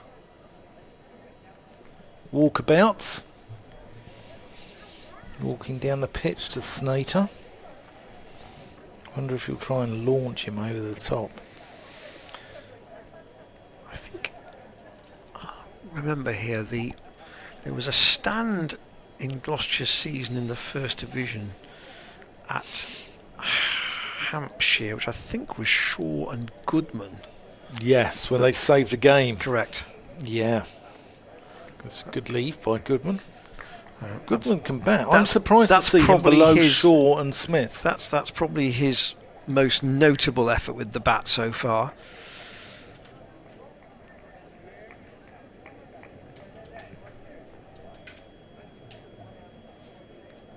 But I don't think this card is in any way down to the pitch deteriorating. No. Right, change of field for Essex. They've got a man back now at deep mid-wicket.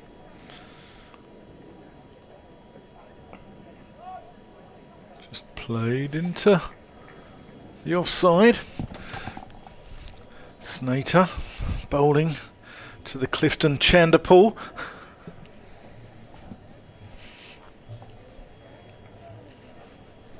Yes, Gareth Roderick's stance, not initially when he came to the club, but certainly by the time he left to go to Worcestershire, he's probably even squarer than Goodman is.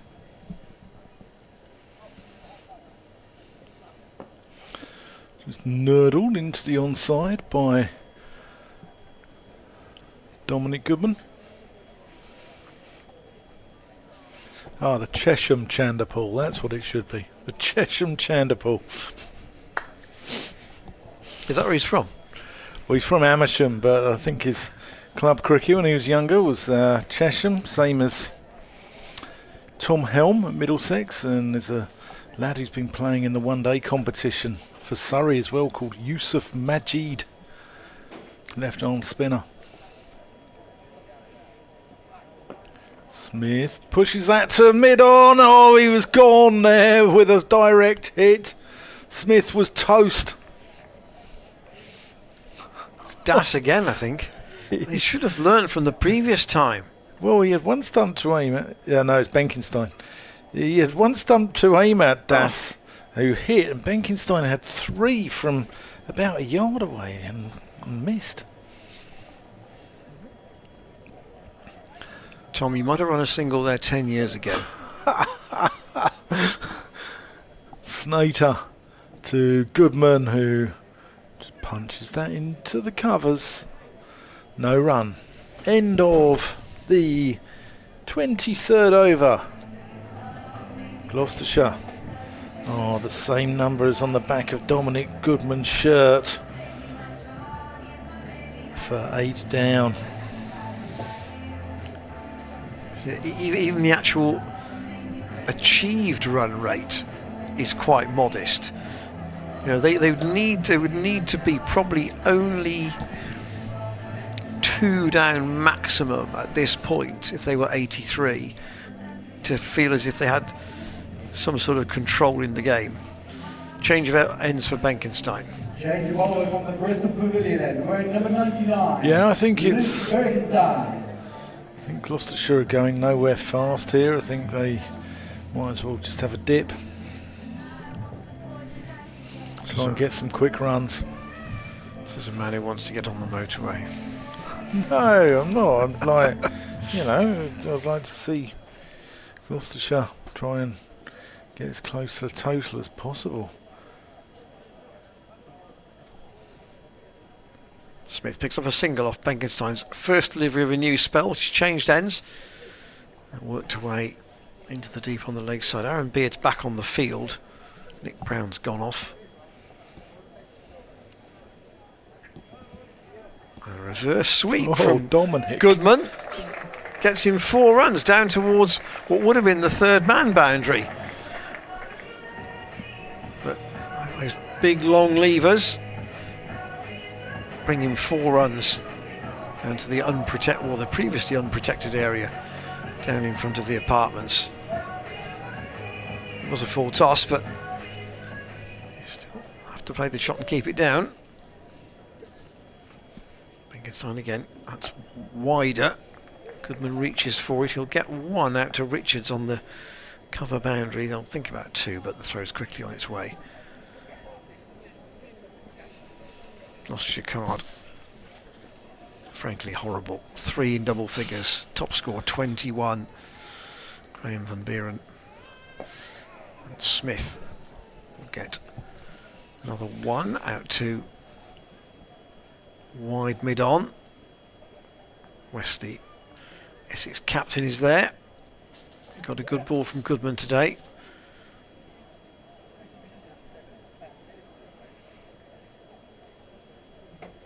But we're talking insane level of miracle if Gloucestershire going to get anything out of this. Another single for Goodman, punched up towards Ben Allison at long off. Game going through a very quiet period, unsurprisingly. The result is all but done, really. But in terms of overs, there's a long way to go. Essex did so much damage early on. A Beard coming into mid-wicket now for Tom Smith. Bengenstein off a short run. Wheels in and Smith gets a straight, resolute bat to it and defends it back up the pitch. End of Bengenstein's over. So 1 for 15 from 3.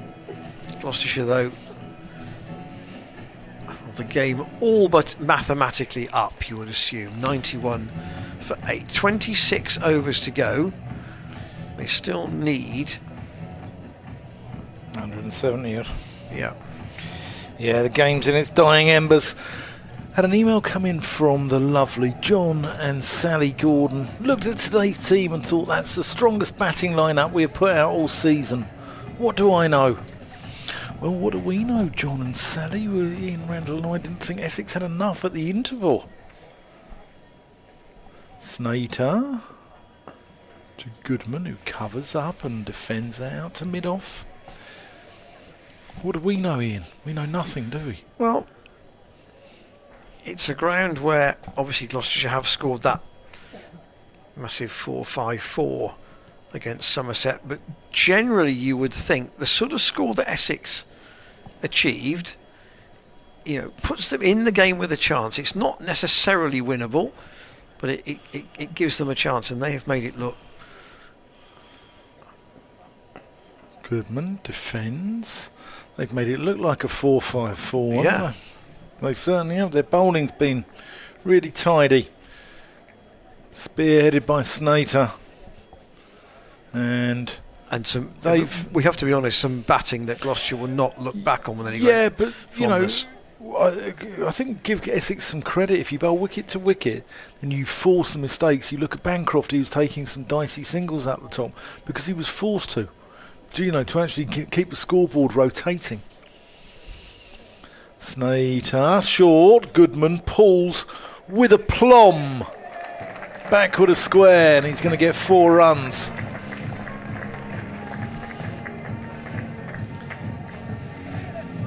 His only innings, in fact, he'd never batted in a white ball game until last Thursday in this format. Don Goodman. And seen 50 over cricket. Well, his debut was against Glamorgan in that sense. Is it his day? Is it 4 for and 100 to win the game? Snater. Goodman just defends that into the onside. Almost at the halfway stage of this innings. 95 for 8. Is that 169 to win? 168 to win. Of 25. Should be a breezy, shouldn't it? Well, if Gloucestershire win it from here, you and I are going to make the 80 look very silly. We go down the pub. Snater. Goodman defends that into the mid-wicket area. And let's be clear, we would love to be made to look very silly. Oh, but I get my kicks out of it. it would be an extraordinary recovery.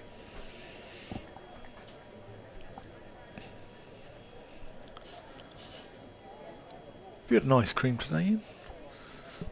No, Dan. No. That's left alone. That's 25 overs up. Gloucestershire 95 for 8. We're going to have a little drinks break now. Ian Randall's going to go and have an ice cream break. From Paolo and Anna.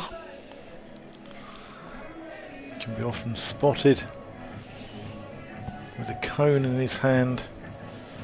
Never a flake or sprinkles in there though, Ian, I noticed. Well, no, can't be doing with sprinkles, Dan. No. Sorry.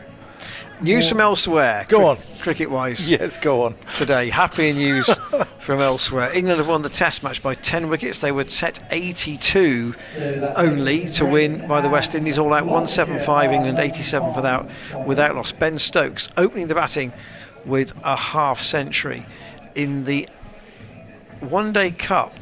Sussex and Warwickshire. That's going to be a cliffhanger of a finish down at Hove. Warwickshire 152 for 8. They need 22 to win. They've got plenty of time. They've got 12 overs to go, but very, very tight finish in that game.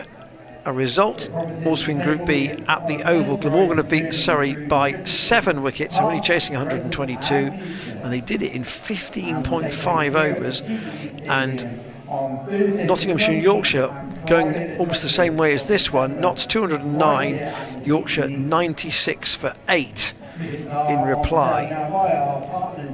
In Group A, Worcestershire 260 against Durham, who are 118 for 6 in reply. Kent 209 all out at Blackpool, Lancashire 84 for 4 in response, and Somerset 242 all out at Southampton against Hampshire, who are 143 for 4. Gloucestershire's next game in this competition against Surrey, heavily beaten today. That's at the Oval. You be there on? I'll be there Tuesday.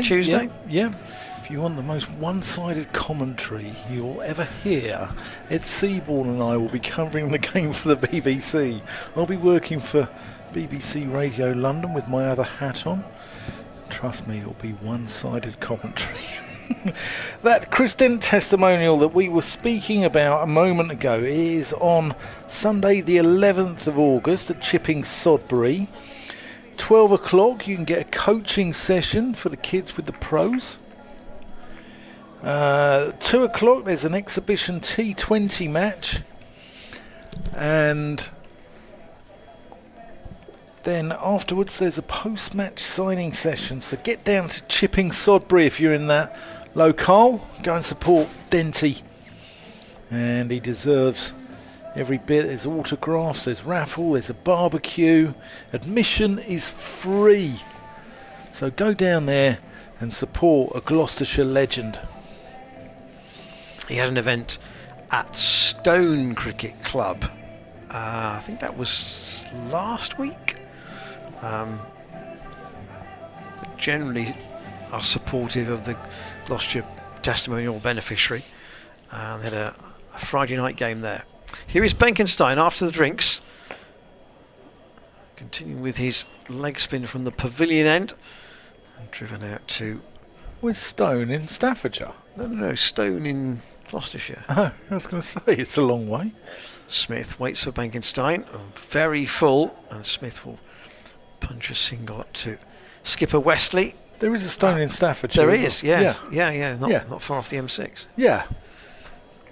So Snater's bowled 9 overs, 3 for 33. Will he bowl the last one after the drinks break, I wonder? Benkenstein in to Goodman. That's short, and Goodman works him away to deep square. Charlie Allison bounces the ball in. Only one bounce though, that's what's acceptable by the umpires. Smith on 6. Waits. Appeal from short third man for LBW, but from nobody else, which perhaps indicates how optimistic it was. Benkenstein with this bouncy approach, and again Smith into that favoured area of his at mid-on.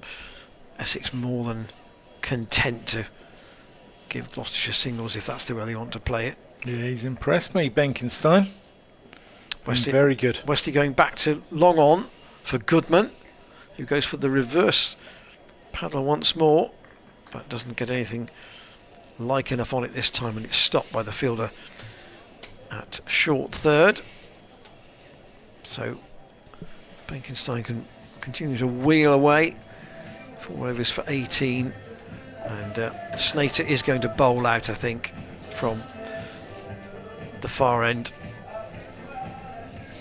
And he's one of the major reasons why Essex are going to be absolutely livid if they don't win from here. Yeah, bit of the Human League coming in from the DJ. You a fan of the Human League, Ian? From Sheffield, aren't they? They were from Sheffield. Quite a few bands from Sheffield around that time. Heaven 17, ABC. Snater down the leg side. It's going to be a wide.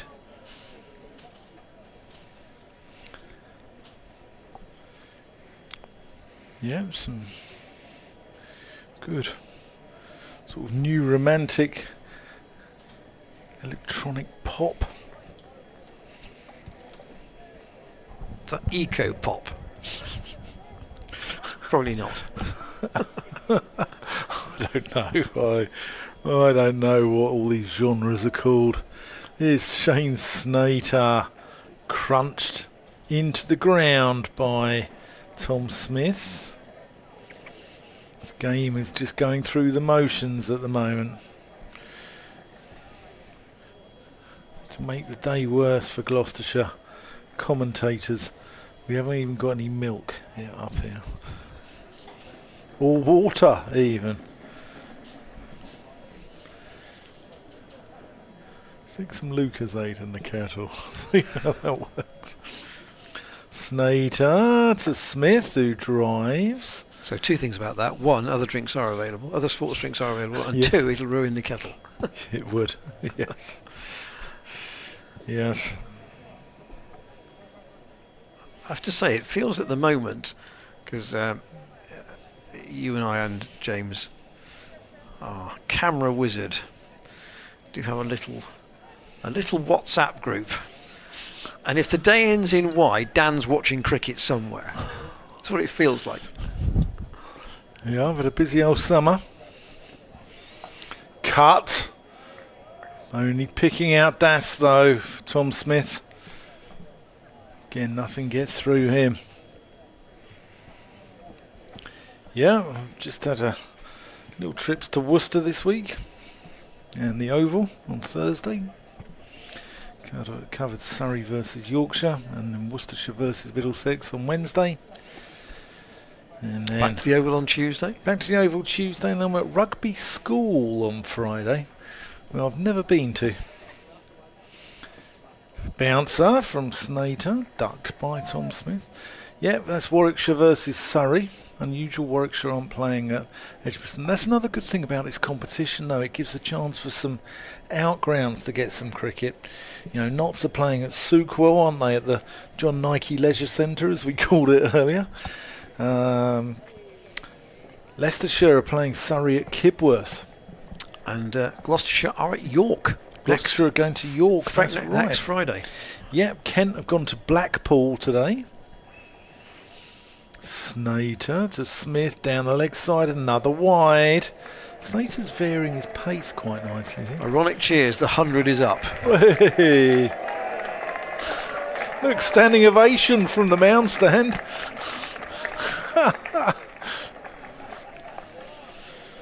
The irony. They're a good crowd here. I think they'd rather it be 100 for 2. Well, they'd have got right in behind the boys, wouldn't they, if that was happening. Smith, open the face.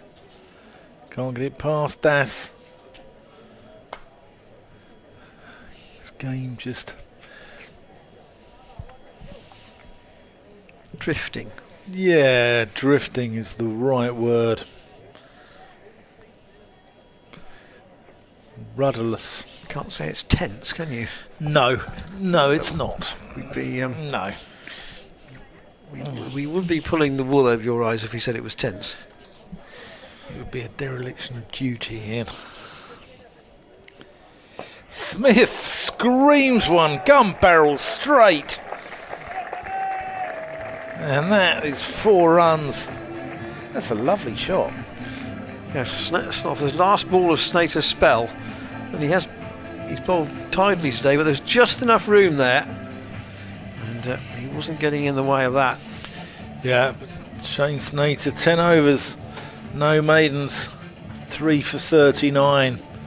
Been outstanding. And he's decimated the Gloucestershire top order. He's got some good players out there. Miles Hammond, Ollie Price, James Bracey. All good players. There's the damage. 3 of the top 4.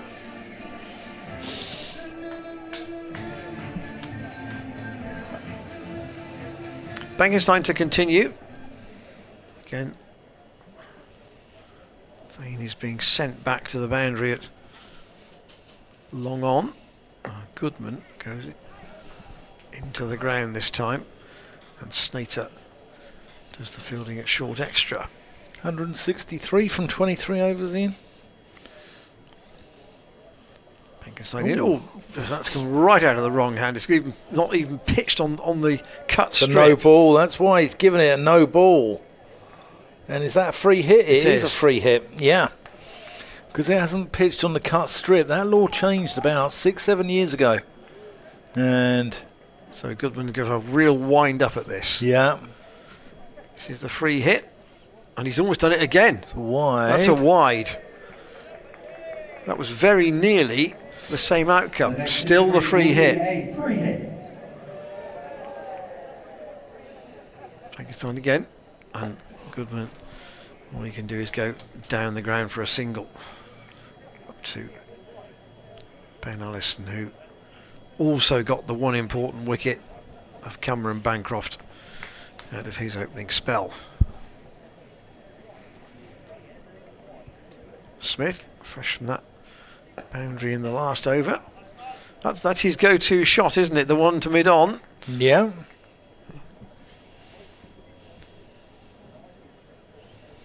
Essex happy to give him the single there.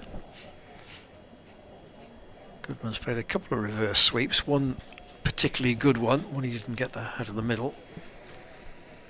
110 for 8. The target, notionally, 263. And Goodman down the ground.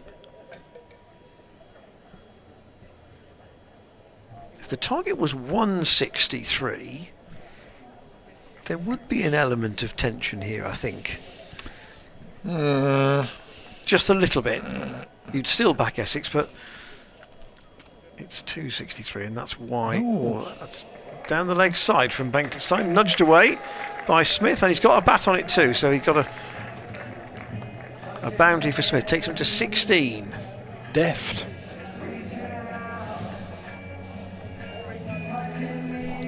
$115 for 8. But there's still so many needed. It's hard to see how Essex would let this slip away. Smith waits for Bankenstein again. It's probably going down the leg. Would have been probably signalled away. It was going down the leg side. Smith did play it and nudges it into the leg side. No run. These two joined forces at 78 for 8 when Josh Shaw was out. 37 therefore they've added for the 9th wicket. They'll be rewriting 9th wicket stand records, or one or two statisticians will be, if these two bring some respectability to things. Jamal Richards is coming back Change of bowler from So, the Ashdown Road. yeah, Rewriting the laws of probability. Yeah, 4 overs from this pavilion end. And he's over a bit of a burst from the far end, given Snater's allocation of his overs is now complete. Here is Jamal in from the Ashley Down Road end, and Goodman flashes away at that, but can't get any bat on it. Goes through into the gloves of Fernandez.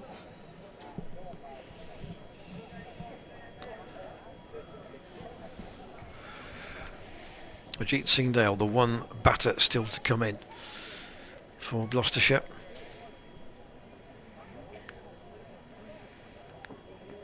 That's gone up in the air. Who's under that? Allison is. And that's the end of Dominic Goodman. He departs for 15. And Richard strikes again. Gloucestershire now. No pressure, Ajit Singhdale, but I think you might have to win this on your own. Yeah, Ben Allison with the catch. And the second wicket for Richards. And this has been remarkably straightforward for Essex, really. Yeah, Gloucestershire probably, I should imagine, will words will be had in their dressing room, because I think that, I mean, Gloucestershire are a better side than this. Goodman was called for 15 runs. Yeah, it's been... And I don't know if it's Mark Lane not being with the side, perhaps, being away with the Welsh Fire. I don't know. I don't know what it is. I can't tell, but it's just... It just haven't felt right today, has it? Haven't been the same Gloucestershire we saw in the T20 competition in white ball cricket. More or less the same side. Not a lot of difference, apart from Bo Webster perhaps not being in the side. No, I mean, I think there was... I don't think there was a chance put down in the Essex innings. A couple of misfields, but nothing too bad. You made the point about the discipline over the extras. The extras tally was low. I thought they bowled all right. The batting, though, has just not been... Has not functioned. No. But, you know, they're big boys. They'll be honest. And I'm sure that they'll front up. They'll have a little chat in the dressing room. It wouldn't surprise me if they come out and win at the Oval on Tuesday. Well, they need to if they're going to have any realistic chance in this competition. Jamal Richards in Singhdale just pushes that one back at a square. On the offside, Robin Das, though, he's been absolute mustard in there.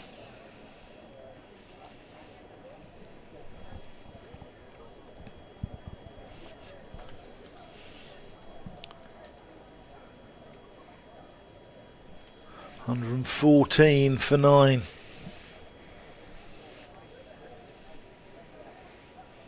Richards to Singhdale. It's a proper sprint in, isn't it, from Richards? Oh yeah, it's yeah. You know, particularly if you look at on your screen, the camera is behind the bowler. To us, he's sprinting towards us to the naked eye, and running away from us, you don't quite realise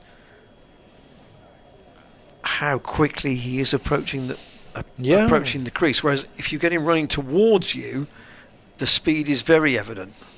It's good to see a bowler running in hard, though, isn't that? That's not a million miles away from being the end of the game there, as Ajit Singhdale pushes one up in the air past extra cover. Thane couldn't believe it, I think. If it had been a little straighter, it'd have been good night Vienna.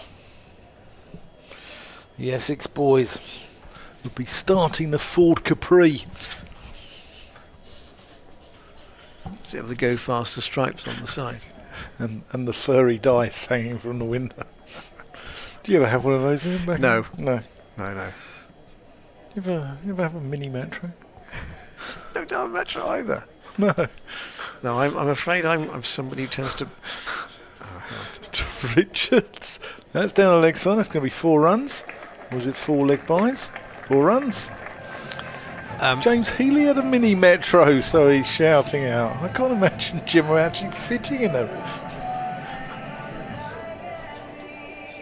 He crashed it into a horse. How was the horse? How was the horse? Oh. Oh. That's the end of the over, by the way. 119 for 9. Horse ran off. Ooh. Good grief. Good grief. Didn't Jasper Carrot tell a joke about a collision between a 2CV and a wasp? I don't know. Benkenstein in to Singdale, who plays a rather ungainly shot, but he will get a single out to deep square. Now you might not be surprised to know that the vehicles I have built recently all tend to be built in Germany. Here's swung away, or by a German-based group, shall we say, by Smith for a single. Although the last one technically is Spanish, or the current one technically is Spanish, albeit it's part of a German-based group. You're not working for the BBC, you're allowed to mention brand names on here. Tossed up again by Benkenstein, looking for the winning wicket. He's impressed me, Benkenstein. Bat and ball. Been very good. You can see why Essex have put him on a long-term contract. Singdale again defends. Might have been a cry of yes for a moment there, but Smith wasn't interested in the single. 121 for 9. Singdale clubs that away. Hello. For 4, pay past where wide Minoff would be, and it goes up towards the club offices for 4 runs. There was an element of width there, to be fair. All on the carpet. But it was away at a rate of knots.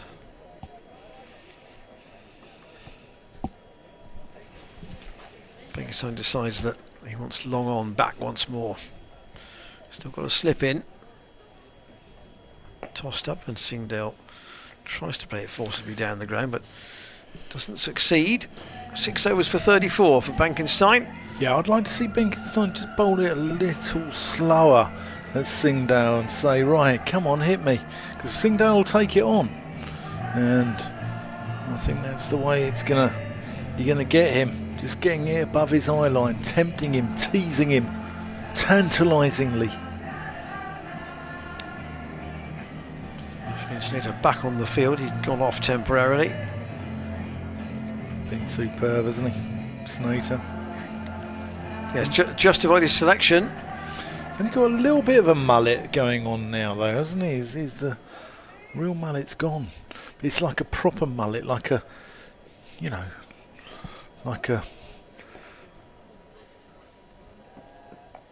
just late cut there from Smith down to third.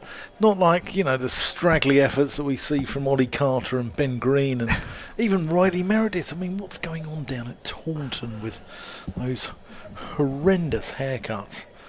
Taunton barbers really must, I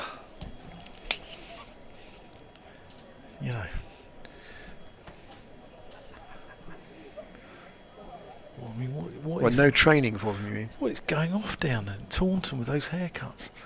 Richards sprinting in. That's in the air, just tantalisingly short of Robin Das. There from Ajit Singh Dale, leading edge. Down at Hove. Yeah. Warwickshire needs 6 to win. The last pair together. There are 7 overs left. Where's your pocket money on that one, Ian? Okay, Sussex. Very tight. Okay, Sussex.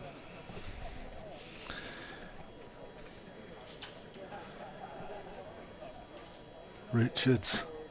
Oh, that's a thick outside edge. That's 4 runs. thumps into the advertising boards.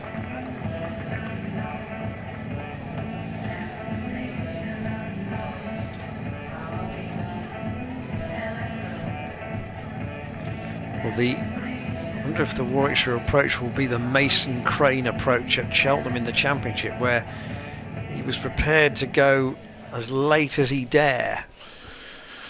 Yeah, maybe. Seagulls are starting to appear. That's gone up in the air. That is 6 big ones to Ajit Singh Dale. Back too low in the order. I've always said it, Ian. Always said it, I tell you. Really middled that. I know it's a shortish boundary, but it went an awful long way up. It went a long way up and then bounced on the concrete and went a long way up after the bounce as well.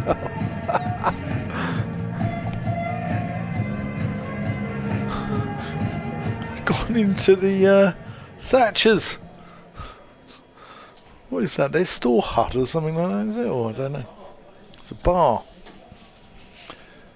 Richards. Oh, he's gone again! Oh my word! Ajit! And it's missed all the cars in the car park. Where have you been, mate? Where have you been? Ajit Singh Dale! He's 22 off 12, and Tom Smith has carefully compiled 22 off 30. I reckon. That ball is getting a fearful hammering off the concrete in the car park. Oh, well fielded by that man out in the car park as well. Yeah, what's the Jeep going to do here? Richards. Oh, he's defended. He's getting a few boos for defending. Well, earlier in the tournament, Zach Chappell, former Gloucestershire loanee, made 94 not out for Derbyshire in a very, very unlikely chase. And I think the stat was that it was the highest score by a number 9 in any one-day game in the world, bar one. Apparently somebody else had got a higher score, but certainly the highest score in England. Well, Benkenstein to Smith, who will work that away for a single. Well, he will be sensible, Tom Smith at one end. We know that, you know, he is a very down-to-earth, feet on the floor kind of cricketer. I wonder what Dale has here for with a leg spinner at the other end. Benkenstein to bowl to him. It's down the leg side and it's given as a wide. yeah, I think Benkenstein needs to just bowl it a little slower. Skipper just needs to have a word with him. Wesley just say, give it some air, give it some air. Long on and long off both back. Benkenstein into Singdale again. That's better. Doesn't get that away. He wanted to get that away clean on the leg side, but it was a bit of a scuff, and there is a fielder at short fine leg just inside the circle. Benkenstein doesn't take long to wheels in again. Singdale tries to hammer him down the ground and gets it right off the toe of the bat. He'll go for it, Madge. He'll go for it all the way, but he's got nothing to lose, has he? Clock's just ticked round to 5 o'clock. Down the leg side from Singdale. What did that go off? It's going to go all the way for 4. Was there any bat on that? No, it's 4 wides. 5 wides. Well, 5 as it would be. Yeah.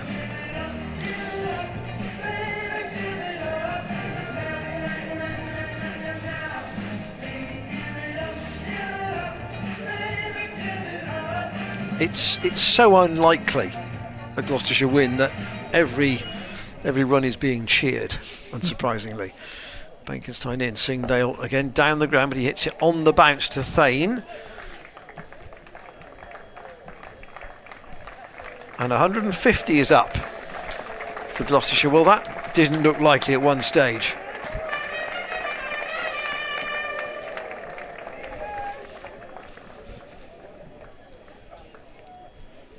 Benkenstein in again, that's down the leg side. That's another wide. So just at the moment, He just needs to get a bit of control back. Smith waits for him, and we might argue that's another wide down the leg side. So this is a ragged over from Benkenstein here at the end of a day where Essex have really been dominant since the mid-innings interval. Oh, Smith is beaten outside the off stump. That's a good delivery. So a couple of 4 wides in this over.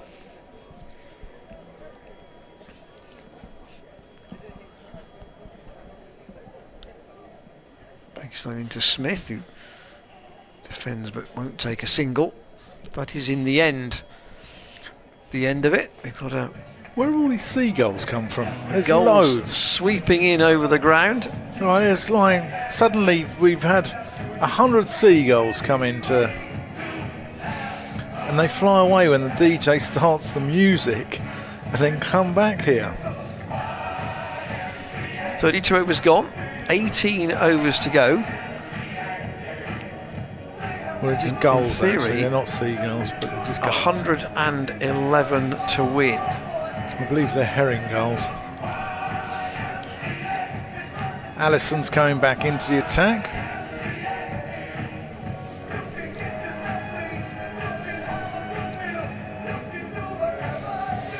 Unsurprisingly, this is Singdale's highest score in this format.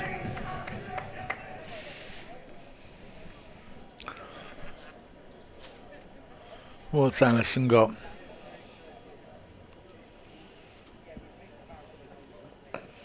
Singdale has a little look. Warwickshire have won. Plays it out Warwickshire to have cover. won by 1 wicket Wow. at Hove, and that makes it 3 from 3 for them. Gives them a quite a grip on things at the top of You do Group wonder B. if everybody else is playing for 3rd place now with Warwickshire and Glamorgan. Glamorgan are 2 from 2, aren't they?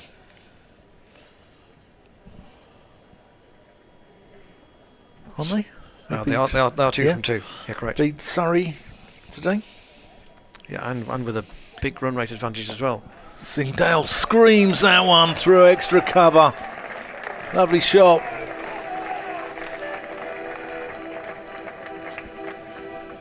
I think the crowd are enjoying themselves here. It's just a little bit of fun. It's too little too late. But from a position where Gloucestershire were 78 for 8. And they lost wickets, and that was in the 21st over, and they lost wickets steadily up to that point.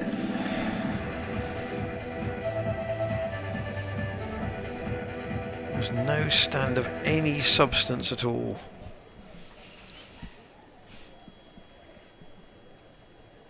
Allison, slower ball. Singdale picks it, smashes it.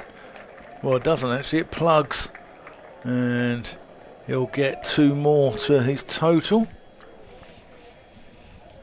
Sort of sliced across that one a little.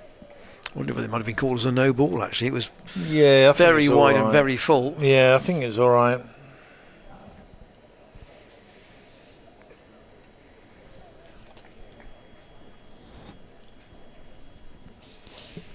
Allison to Ajit Singdale.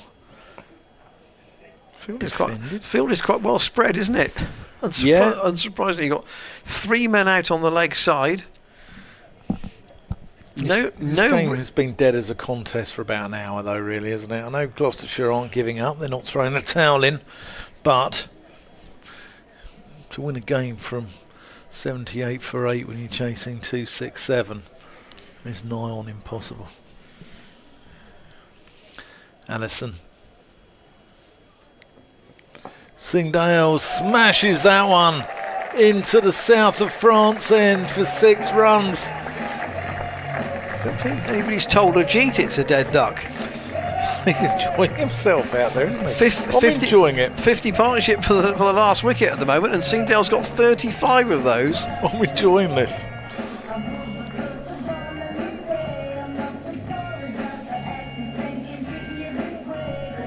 Tell you what, he's a clean striker of the ball. Runs required down below 100. Well, there you go. 17 overs to go. I mean, the run rate is required is now down below 6. I mean, that is crazy from where they were. It's getting to the point where... And Snater's bowled out. Yeah, it's getting to the point where... They've got another 50. You could take, 10 overs at 4 singles and over. You would take that from here. If they got another 50, you never know. Allison Singdale plays that one out through mid-wicket. He'll just pick up a single and he will retain the strike. So, at the end of the 33rd, Gloucestershire are 165 for 9. If they could get themselves, it's a long shot, to 60 off 10. Ian? It's the hope that kills. I know it is. And I agree with you that for the last 45 minutes it's looked inevitable. But somebody hasn't told Ajit Singh Dale. No, they haven't. He hasn't got the email. No, he hasn't. He has not. The memo, the email, the voice note, nothing. Whatever it may be. 36 off 22, batting at number 11. Benkenstein to bowl to him, and Singdale goes down the ground. That is 4 more. It was a full toss. 1 bounce 4 straight into the sight screen. Best place to put it. Oh! I think that may have he might have felt that reverberation through his bottom hand there, Singdale. Benkenstein's 8th over. Short, and Singdale goes long again. That's 6 more. Oh, edge!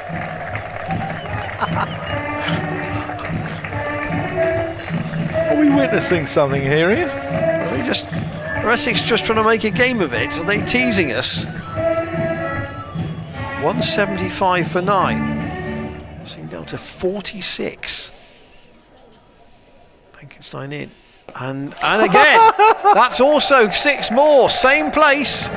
Straight into the members, and Ajit Singdale goes to 50 off 25 balls with 4 4s and 5 6s. What a knock that's been for the last half an hour. What's that off 20 what? How many balls? 25. Wow. 181 for 9. Down the ground, along the ground this time. Tom Smith just needs to stay there. Well, more to the point. Work the ones. He's probably got to just keep Ajit Singdale a little bit calmer at the other end. Smith, same shot as he's played so often today, with a little squeeze into the leg side, and he'll pick up a single. Benkenstein's bowled really well, and then suddenly he's like 1 for 62 off 8, with this having gone for 18 on 5 balls. Singdale once more says no as the ball just dribbles out on the leg side, but it's a big over for Gloucestershire. Look at that, 18 off it. That's 58 off the last 4 overs. that is carnage. Look at the Manhattan. Look at that. It's a very, very odd looking card, but they're starting to look at the maths now. 16 overs to go, the rate required, and there's the run rate, and you can see where the Essex rate was, relatively consistent all the way through. Gloucestershire's obviously stopped by the wickets early on. 96 to win in 80 to win in 16 overs. Even my maths can work that out. 5 and over from here. I think that once they start trying to play properly, though, I think they just might as well just go for it. But there is so much time, you see. There is, but so why not try and take it as far as you can? Because So I think then the psychological momentum shifts, I think. Whilst, Smith will play probably, but I think Ajit Singh Dale might as well just play shots. You never know.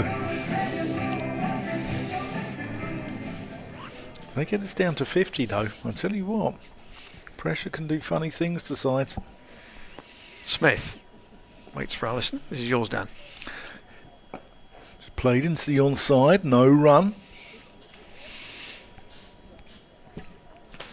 Crowd have suddenly become very attentive. Well, they have to. Yeah. It's that old thing about a match at cricket. You have to watch the ball. Certainly do. You wouldn't have thought you needed to watch the ball necessarily when Ajit Singh Dale came in, but given what he's done over the last 27 deliveries that he's faced, it's probably wise.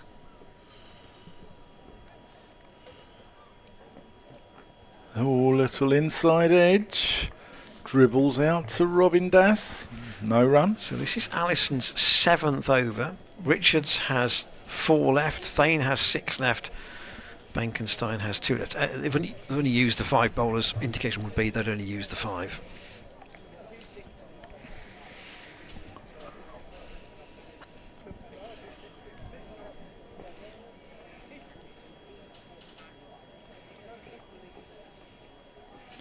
Allison. In Smith covering up, running a quick one here, and they're going to come through despite the nifty footwork from Shane Snater.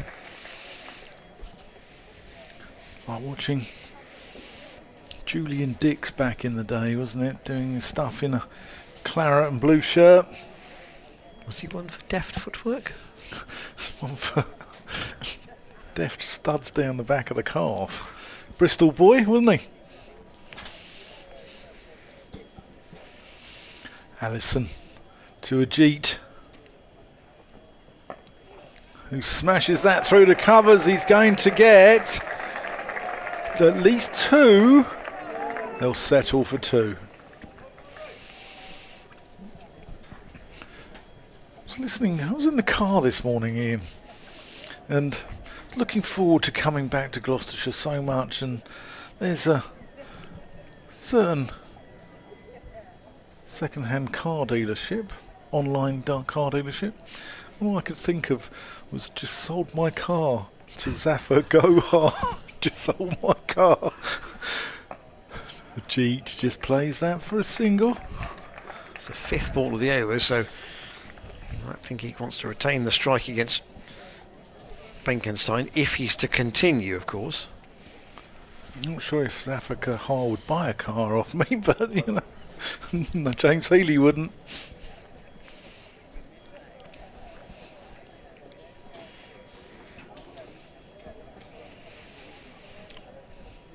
Smith wants just to see this over out. The sons of Smith, who nurdles one off his legs down to Richards, down at fine leg. He'll retain the strike. I think the next big cheer, if Gloucestershire can get there, will be to get to the 200. 64 off that block of 5. Wowzers. That's the... that card looks very, very lopsided, doesn't it? Singdale wants a drink, I think. He's asked for one. It's going to be brought out by Joe Phillips. So I think I'm right in saying, I'm just trying to think about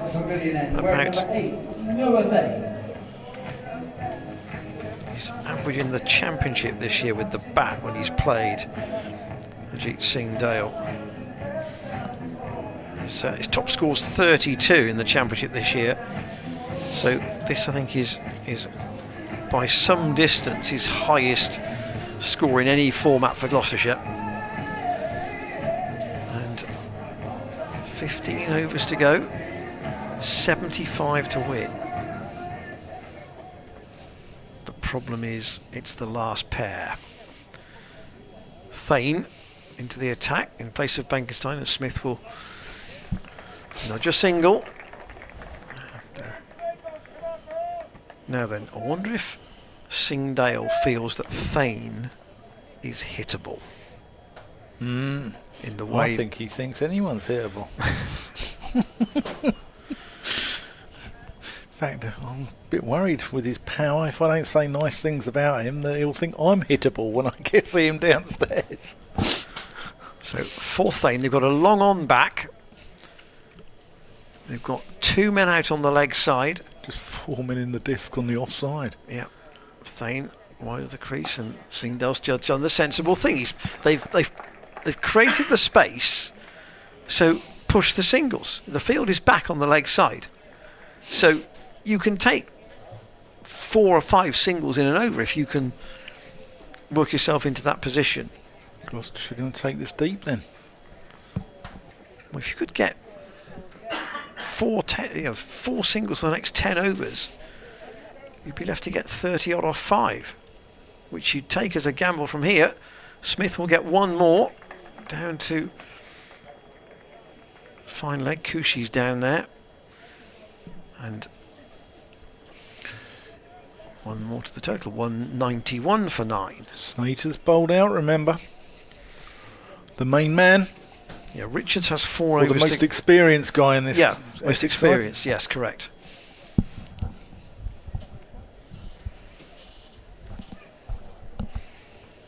They'd probably try and not bowl Benkenstein again at this point.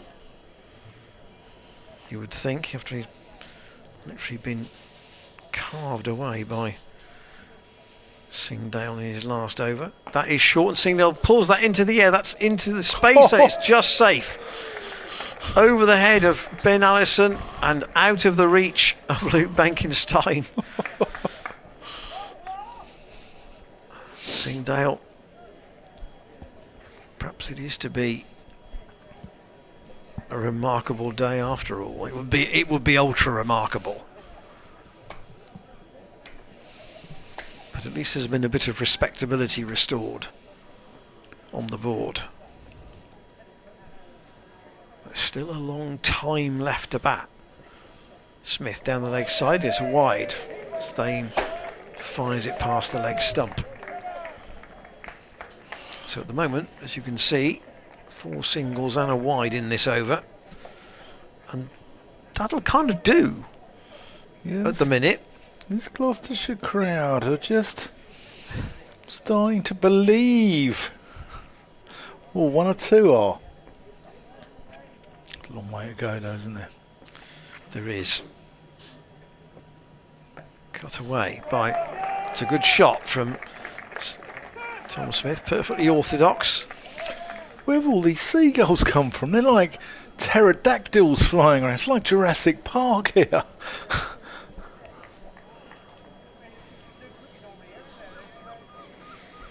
There's loads. I mean, like, I reckon there's 150 around the place. Yeah, they're all coming in looking for some stray chips. Thane to Singdale, short, and Singdale's played that deftly down towards third man. Good tumbling stop. They want 2, but Smith is not interested in quite right, because there was a good return from out there from Robin Das. Thane's got through 1 more over, and Gloucestershire still alive. 195 for 9. 14 overs to go. They need 68 to win, but yes, the runs are a challenge, but you have to think about the number of overs that are left. Yeah. It's not 68 off 8, which would feel, horribly imbalanced. No, it's 14. It's 14. If they could bat, let's say, if they could get... They could bat for 6 overs and pick up 4 singles and over. I go even further than that. I go 10 overs and 4 singles and over. You get to a stage where you need 28 off 4. Yeah, you take that. Oh, without a doubt. Yeah. Just staying there, isn't it? Just staying there.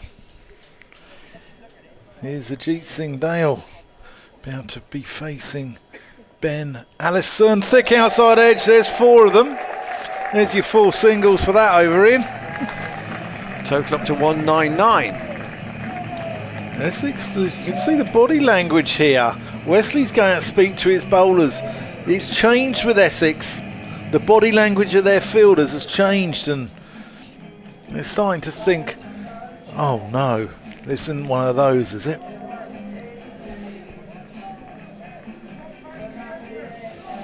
Still don't think Gloucestershire will win.